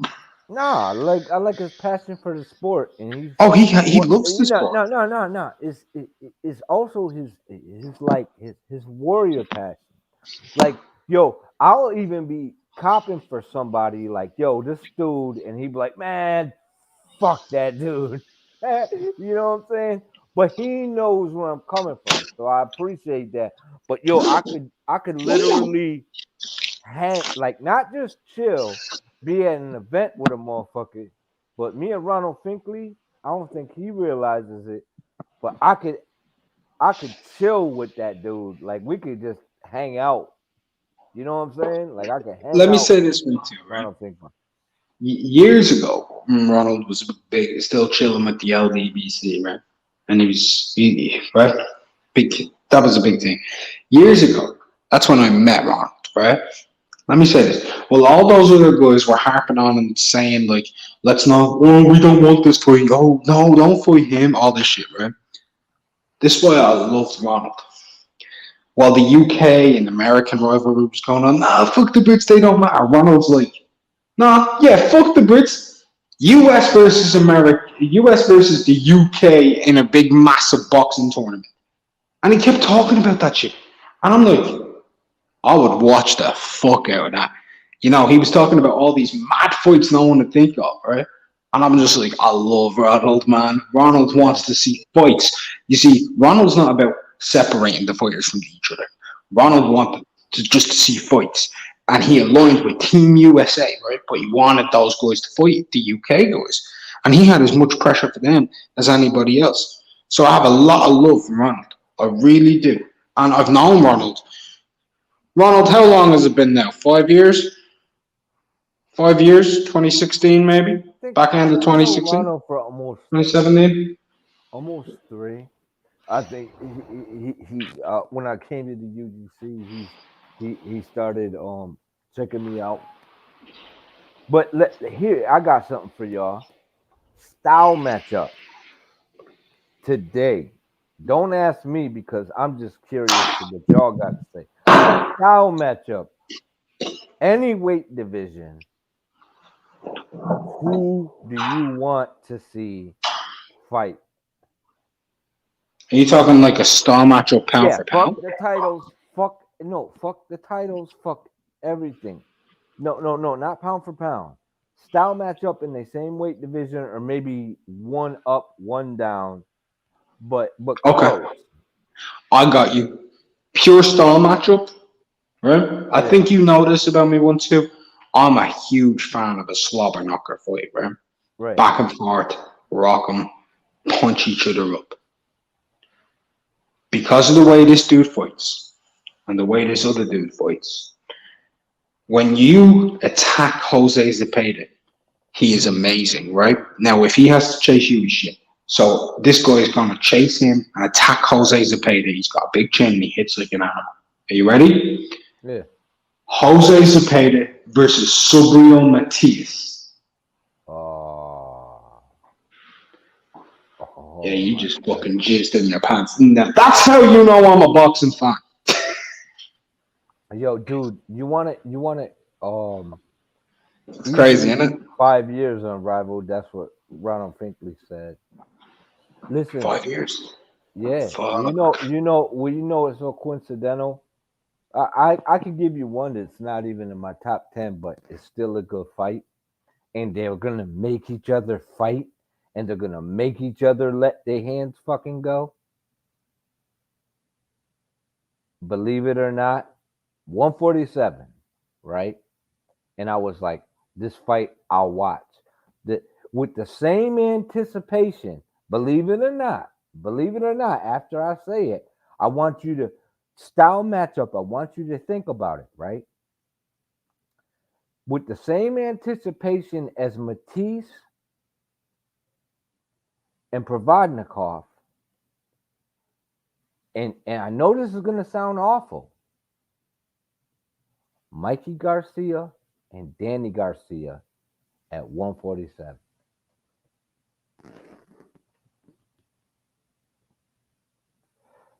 Because Mikey's going to have to force the action. And Mikey's going to 1-2 hook him, and he's going to counter him. All they're going to do is punch each other. Think about it.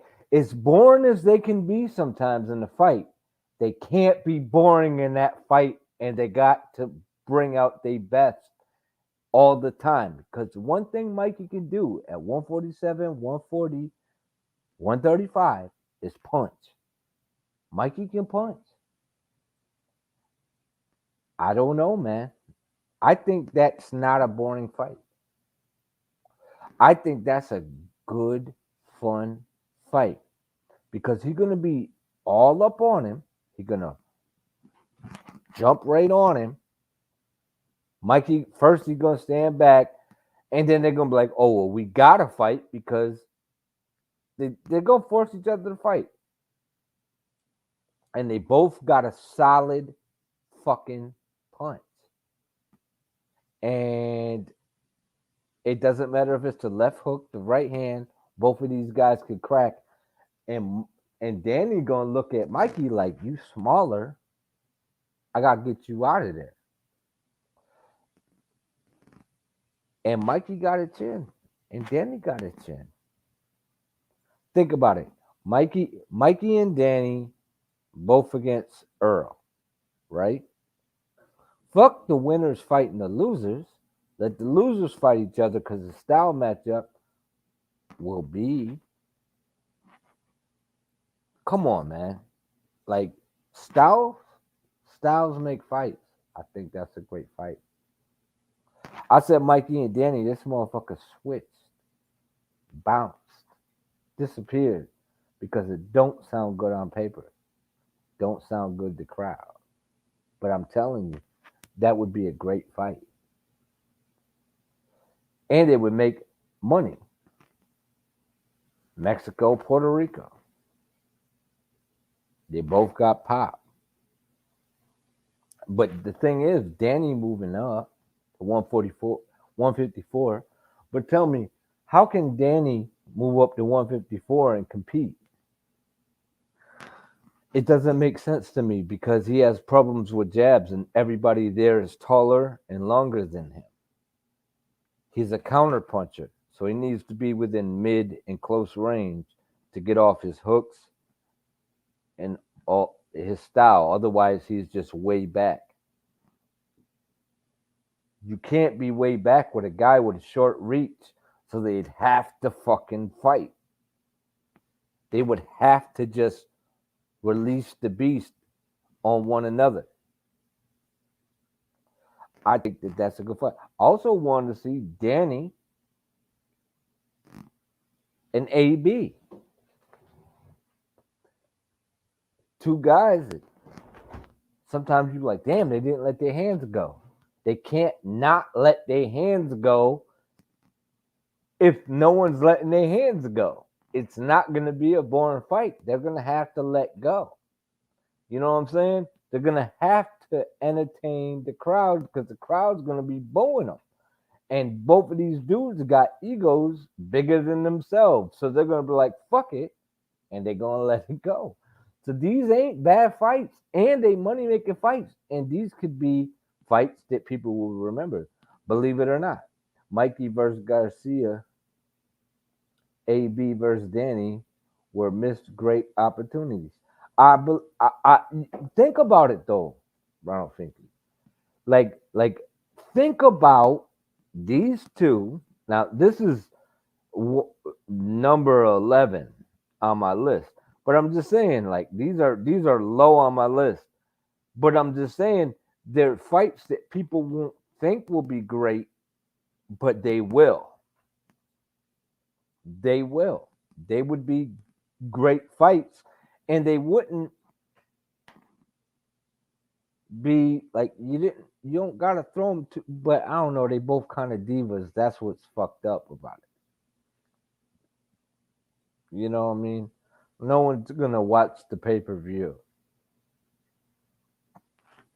and that's what they're gonna want. They're gonna want a pay-per-view. Both of them. I'm Mikey Garcia. I'm Danny Garcia. Mexico. And that's how they would. It seems on the level of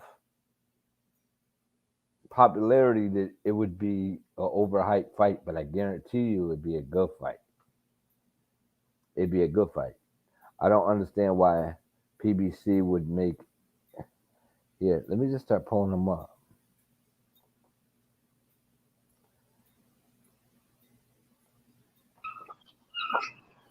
Yo, one, two, my bad. Yeah, I'm here. Sorry about that. I said, damn, I said that fight and he ran. Which fight? Which fight?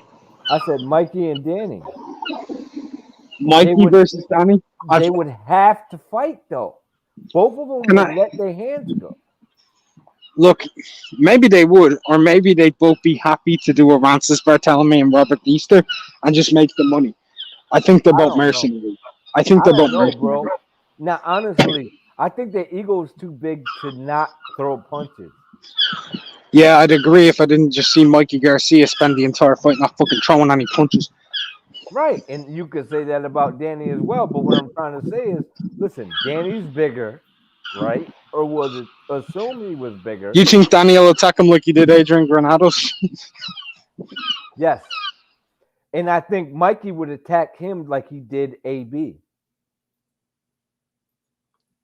And I think that would play into each other's style because Danny likes to counter. And Danny would be countering a smaller guy, so he'd be there to be hit. But he's going to be getting hit with solid shots and he's going to be open to be hit with solid shots because he thinks that this man can't hurt him. And they're going to both be surprised in the fight. And at the end of the fight, it's going to be an ego battle. And do you know at the end of the Matisse, what those are two warriors though. At that point, Matisse and Provodnikov. Did you see the post-fight interview? Yeah. They didn't want to fight each other. True. They both was like, "Nah, I'm good. I'll never fight this dude ever again." And they were both cool with it. These are two warriors. They were like, "Yeah, motherfucker. I ain't fighting that fucking dude again." Yeah, because Matisse put it on fucking Provodnikov, but he never hurt him. And Provodnikov hurt Matisse a few times in that fight. And there was nothing that Matisse didn't hit that motherfucker with. Yo, let me say something real quick, though. Ronald, I'm not in the UK, man. I'm in Ireland. He's in Ireland, right. You You can't northern or do that, man. southern, bro? I'm Southern Ireland, so not the UK. Northern's in the UK. Republic of Ireland's its own place. It's not part of the Right, UK. right. It's independent. That's like that would be like if he knew I was Palestinian saying, "Oh, the boards are out in Israel." Eh? Fuck you, man. Yo, but it's a fantastic place. I love the pride in Ireland. I love Irish people. Like I think Irish people to me, I just feel I just love watching them the bravado, and I just love like yeah, but it comes from a good place. And that's what I like about most of the Irish people. I know everybody, there's individuals that are pieces of shit no matter where you go, but for the most part, yeah, man, great people, man. I every like Irishman that I've met, yeah, man, fantastic people, man, great people. I have had so much fun. I I've been out outdrank an Irishman. You know what I mean? So I get yeah, you, man, bro. I I get you. have fun. Yo, one two, I love it. I love them. I think they're great one people. two. Hmm. I just want to say lots of love. Thank you for having me on. I gotta No get going problem, because bro. Nah, man. I'm on Tend my to way home. Okay. God yeah, bless tend to you. your business. Thank you so much, man, for coming Take on, care, man. man. Always a pleasure, bro. God Always a bless. pleasure. But especially, God bless you. Yeah, yeah, man. Just having people on, man. I just like sincere people. You know what I mean? That's why I like Ronald Fingley. A lot of people think the man rough around the edges, but I like that. I like that, man. Real. You know what I'm saying? It's a real thing. And I just wish everybody the best out there in the world, man. Even these fighters. I just don't like the energy because if they promote in fighting and they ain't willing to fight people, like that defeats the purpose of what you're doing. No matter what you do. That's like being a lawyer and saying, "Well, I'm not defending this guy." Or being a bus driver and saying that this person transporting people and say I'm not transporting that person. You know, it's out of my way. I'm not turning down this corner even though I'm supposed to. No problem, Ronald. But that's what it's like. You're fighting, and you're saying I'm not fighting this person, or you know, and it doesn't matter how popular these fighters are. It's like, do you not read in between the lines? Like, read the fucking room. You know what I mean? I'm reading the room and going, what the fuck, man? Like, your job is to fight, and if you're not trying to be the best, and you're fighting guys that ain't calling you out, you're fighting guys with no records, you know, you don't have a problem with your get back fight or this fight or whatever it is these guys is doing. They fighting for titles that ain't titles. They're saying this dude ain't popular enough. This dude's a champion, but he don't deserve a shot. Like that just is not the mentality of a fighter. And if they're being told that, then it's going against the grain of what they do. You know what I mean? Can't be a farmer and say I'm not planting this. I'm not planting tomato. Why not? I'm not. I do corn, but I'm not planting corn. Like what? That doesn't make any sense. You know what I mean? I sell food, but I'm not selling food today. Why not? That's what you do. Like it it doesn't make sense, man. If you're a fighter and that's what you get paid to do, well, you don't care about me. It's like, well, then maybe it's a business. Well, then get in the business, motherfucker. Get out of fighting. If you're not trying to prove you're the best, then what's the point of what you're trying to do? Other than, well, now I can get away with it now. It's like, but yeah, but you sleep at night. You know you getting away with it. I couldn't do that. Like, I'm not saying that these people was beneath me because that's not the point. It's that if this is the life that you choose, if this is the way you make your money, why don't you want to be the best at what you do? I understand that people may say that you're the best. But dude, you gotta go to sleep knowing that this dude's calling you a bitch and you're a fighter. Like, that doesn't make sense to me. I want to fight you, but I'm not gonna fight you though. Like, that bothers me as a boxing fan. I don't want to compete with this guy. I've competed with less. But I'm not going to compete with him because he's more than the less people that I fought and less than the big people that I fought. It doesn't make sense. And he's got a title.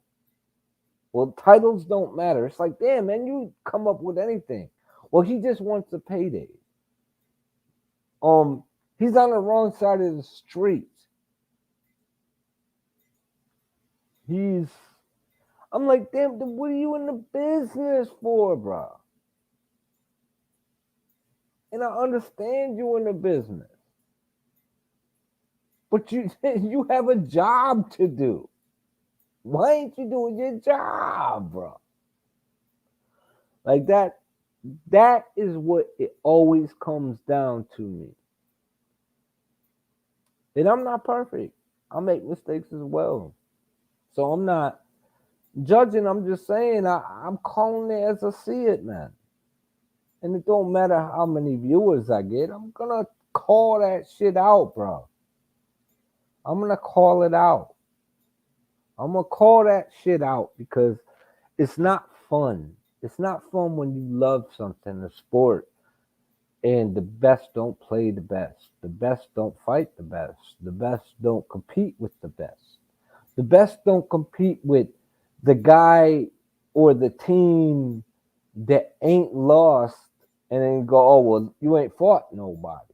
And it's like, but yet you fighting people that don't fight nobody. And then you fight people that are good and you use that as an excuse to not fight the guy who's actually calling you out when no one else is calling you out. They just, oh, you want to fight me? Okay, I'll fight you. But they never called you out.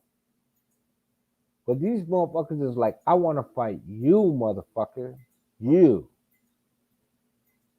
And then it turns into you're not giving them the stage because they might, the doubts come in that you're not giving them the stage because they might steal it from you.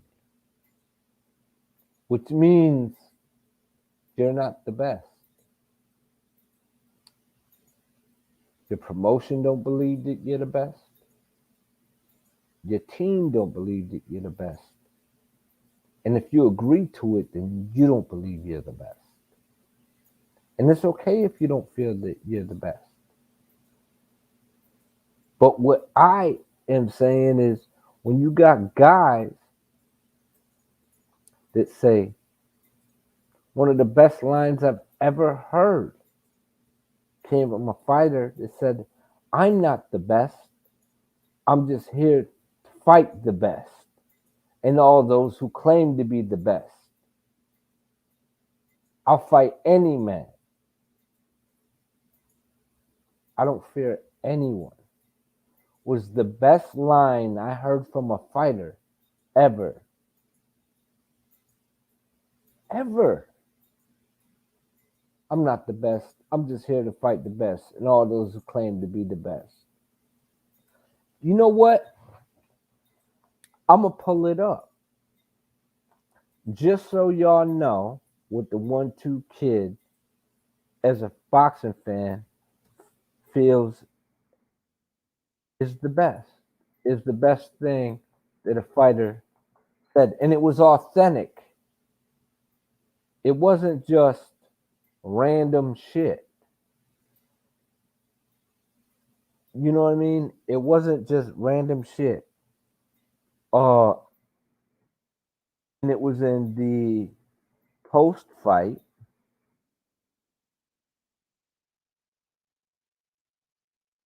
of who was it? Roy Jones. Roy Jones got stopped by what was the kid's name? That Jamaican dude. I think he was Jamaican. Uh, and he was like, "I'm not the best. I'm just here to fight the best." One of the best things that I've ever heard, man. And I got it in my videos, in some of my videos when they start. You know what? Maybe I'll just pull that up. How don't I know this dude's name? Roy Jones.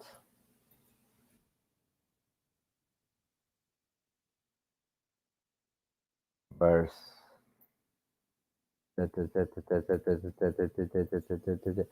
Glenn Johnson. Glenn Johnson. I'm gonna pull it up right now. Glenn Johnson, host. I'll pull it up. Host fight interview. And I know you're gonna appreciate this shit. I know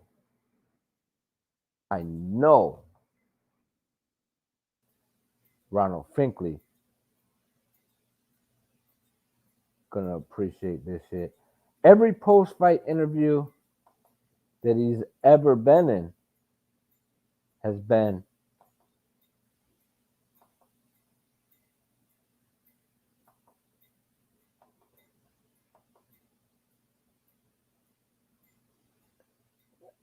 you know what's funny is that's not the best post interview that he did either. I got another one. Listen to how this fighter talks, y'all. I'm gonna pull it up. My shit probably gonna get taken down, but it's all good. Share the screen. Share the audio. Then I'm gonna find the other one as well. Did y'all see it? You see it, right? But just watch this one. This is a different one. But I just want you to hear how this man talks.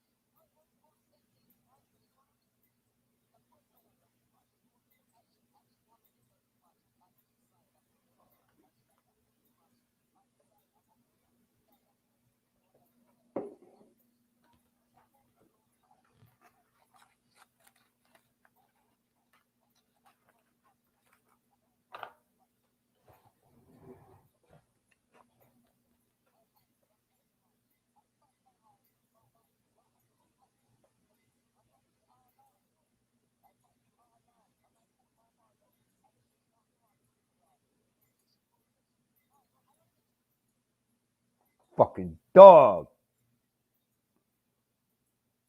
Fucking dog, yo.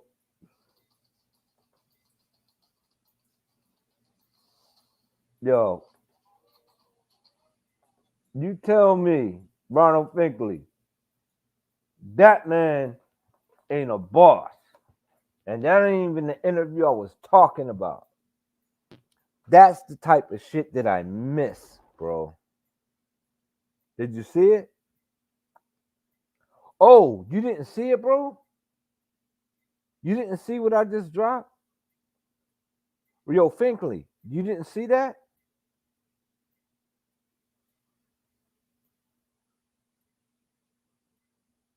Just type something. I'll pull it back up and I can do it again.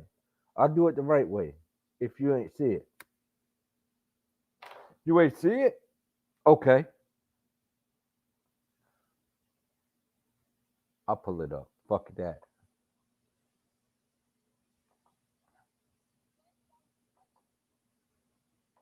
Yo, Finkley, you ain't see it though?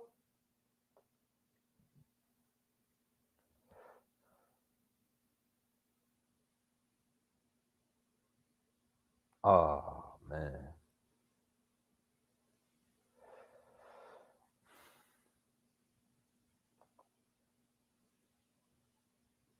Well, Finkley. You there? You there, Finkley? You didn't see it? I can redo it. When we do it again. I'm gonna share the screen, share the audio, right?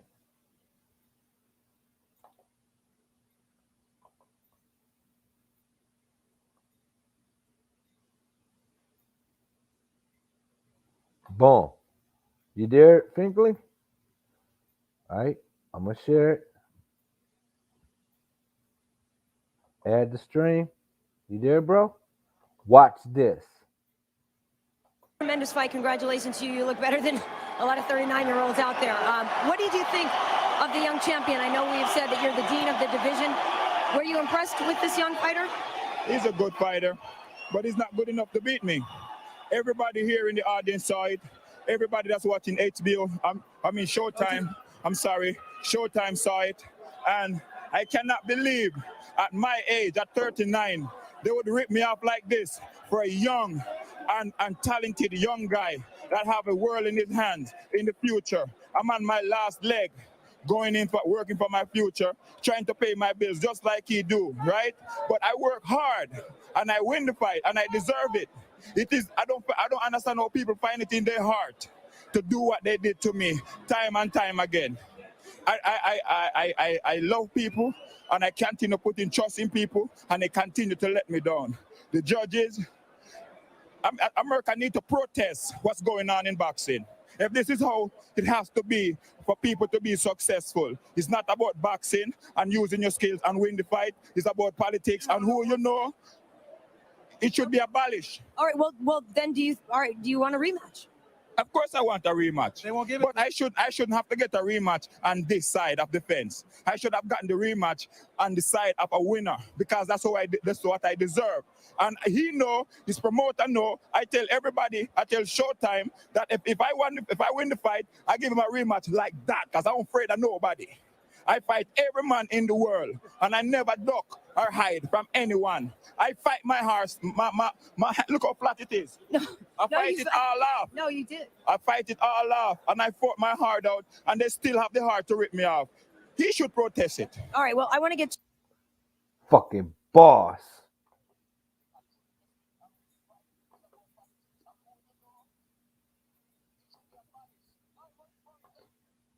Boss, bro. Did you hear that shit? Did y'all hear that shit? That's how fighters should talk. And then when he beat Roy Jones, I'm not the best. I'm just here to fight the best. And all those who claim to be the best. I'm not ducking or hiding from no man. That, my friends, is fighter talk. And you know why I ain't got no views? Because I talk about boxing. and I talk about heart. And that don't get views, yo. That don't get views. But I don't give a fuck. I'm gonna troll this whole boxing community and get boxing. Attempt to get boxing back to where it is. Fuck it, I'm getting boxing. Young Billy. Facts. I know where your heart's at. Zone 6. I know where your heart's at. You know what I mean? Fucking Ronald Finkley. I know where your heart's at. I want boxing, man. I want boxing back, bro. Fighters don't talk like that no more, bro. They don't even bring that shit up. They don't talk like that, bro. They don't talk like that. He fights with nobody. Titles don't matter. Fuck out of here, man. Fuck out of here. Titles don't matter. He ain't got a big enough name. He's not this. He's not that. Ah, man, it's crazy, man. I'm gonna try to find the other one though, and then I'm gonna call it quits. I don't care if anybody here or not. I really don't give a fuck. Yo, this the best post-fight interviewer of all time, man. Roy Jones. Yeah, that Roy Jones shit. That to me is warrior mentality. It's not there anymore. It's not there no more. Wow.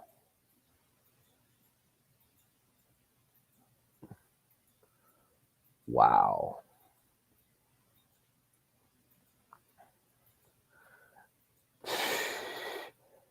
That's crazy.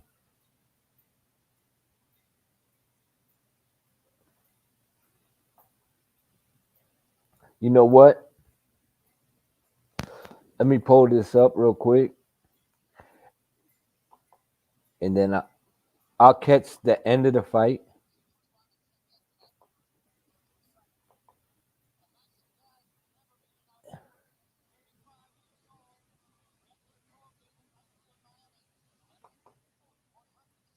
Where is it?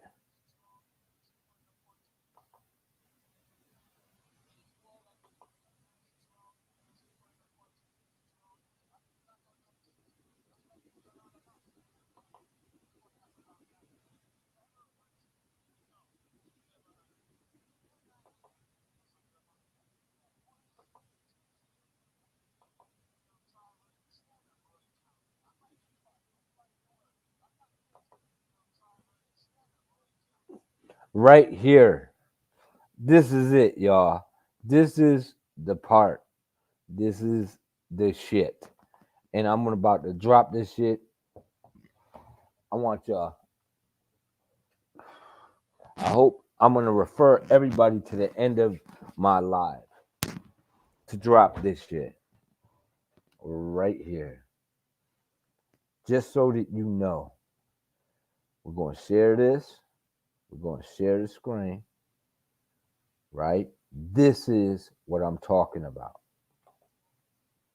When I talk about fighters, and I talk about the shit that they're talking about, this is what I mean. This is what I mean. I don't know why my shit cutting up now. Now of all times. Oh. Come on. Now.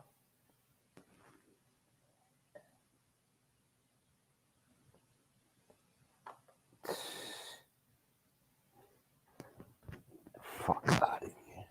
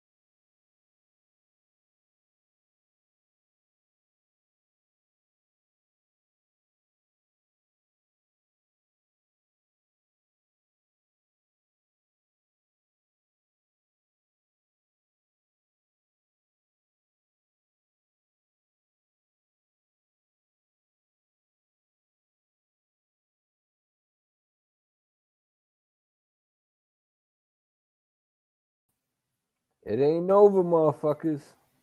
It ain't over. No, no, no, no. You see, when I tried to pull it up, for some odd reason, shut me down. But I'm here now. And I'm gonna pull this up. It won't let me. Ain't that about a bitch? Ain't that about a bitch? So I'm gonna end this and I'm gonna attempt to do this again.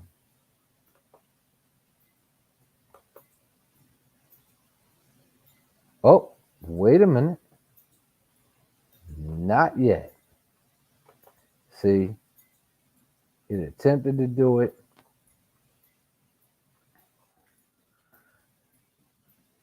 I'm not.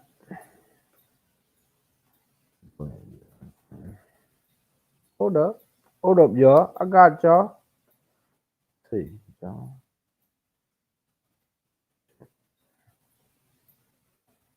This shit right here.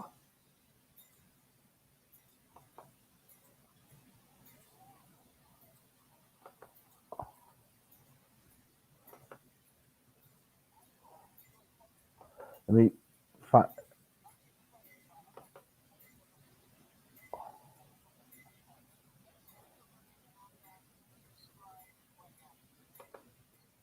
Okay, y'all. This is what I'm talking about. I'm about to share this. I know ain't nobody here. See, it's all good though. It's late night, baby. But the 1-2 still do his thing. Boom, boom, boom. Got it. Boom, boom, boom. Check it out. Well, right there, I was just stepping to him. I said, let me throw a jab. And I didn't see him respond. So I said, ready right on that. And there it was. I looked for him for the left hook. And I barely tapped him there. And I wanted to come with another punch, but he wasn't there. So I just step around him and just keep moving out the way so the referee can do his job. Were you surprised at all that Boss. he wasn't as quick as we normally would see him in his prime, that he was easy for you to hit? Well, my speed was offsetting his speed. He and I the same age. You know what I mean? I'm the older man in the ring by a few days. So I don't see why he wouldn't have his speed. I have mine. Would you now like to fight Antonio Tarver instead Right here, of Roy y'all. Jones? I fight any man in the world. I'm not the best. I'm just the guy you're willing to fight the best. And all who say they're the best and claim the best and the media say they're the best. I'm here to fight them all. I'm not ducking or hiding from no man. Thank you very much, and congratulations on an outstanding Thank you, fight. Larry. You're great. Jim? HBO, have me back. What a great line. I'm not the best. I'm just a guy who's willing to fight the best. Emmanuel Stewart, a week ago, when Oscar... Damn. Boss. Boss. Motherfucking boss. Peace, y'all. Enjoy your night. God bless everybody. Do your thing. I wish y'all nothing but blessings and God to be in your life and goodwill to be in your life. And enjoy your day and love your family. But please, please pay attention to what that man said when I just posted that shit, because I don't know how long this is gonna be up because I posted it. So if you can rewind it, that's fine. If you just get in here, let me know real quick. I could redo it. I don't know. But anyway, this the 1-2 I'm signing out. And thanks everybody for coming through. And shout out to the playback. Peace.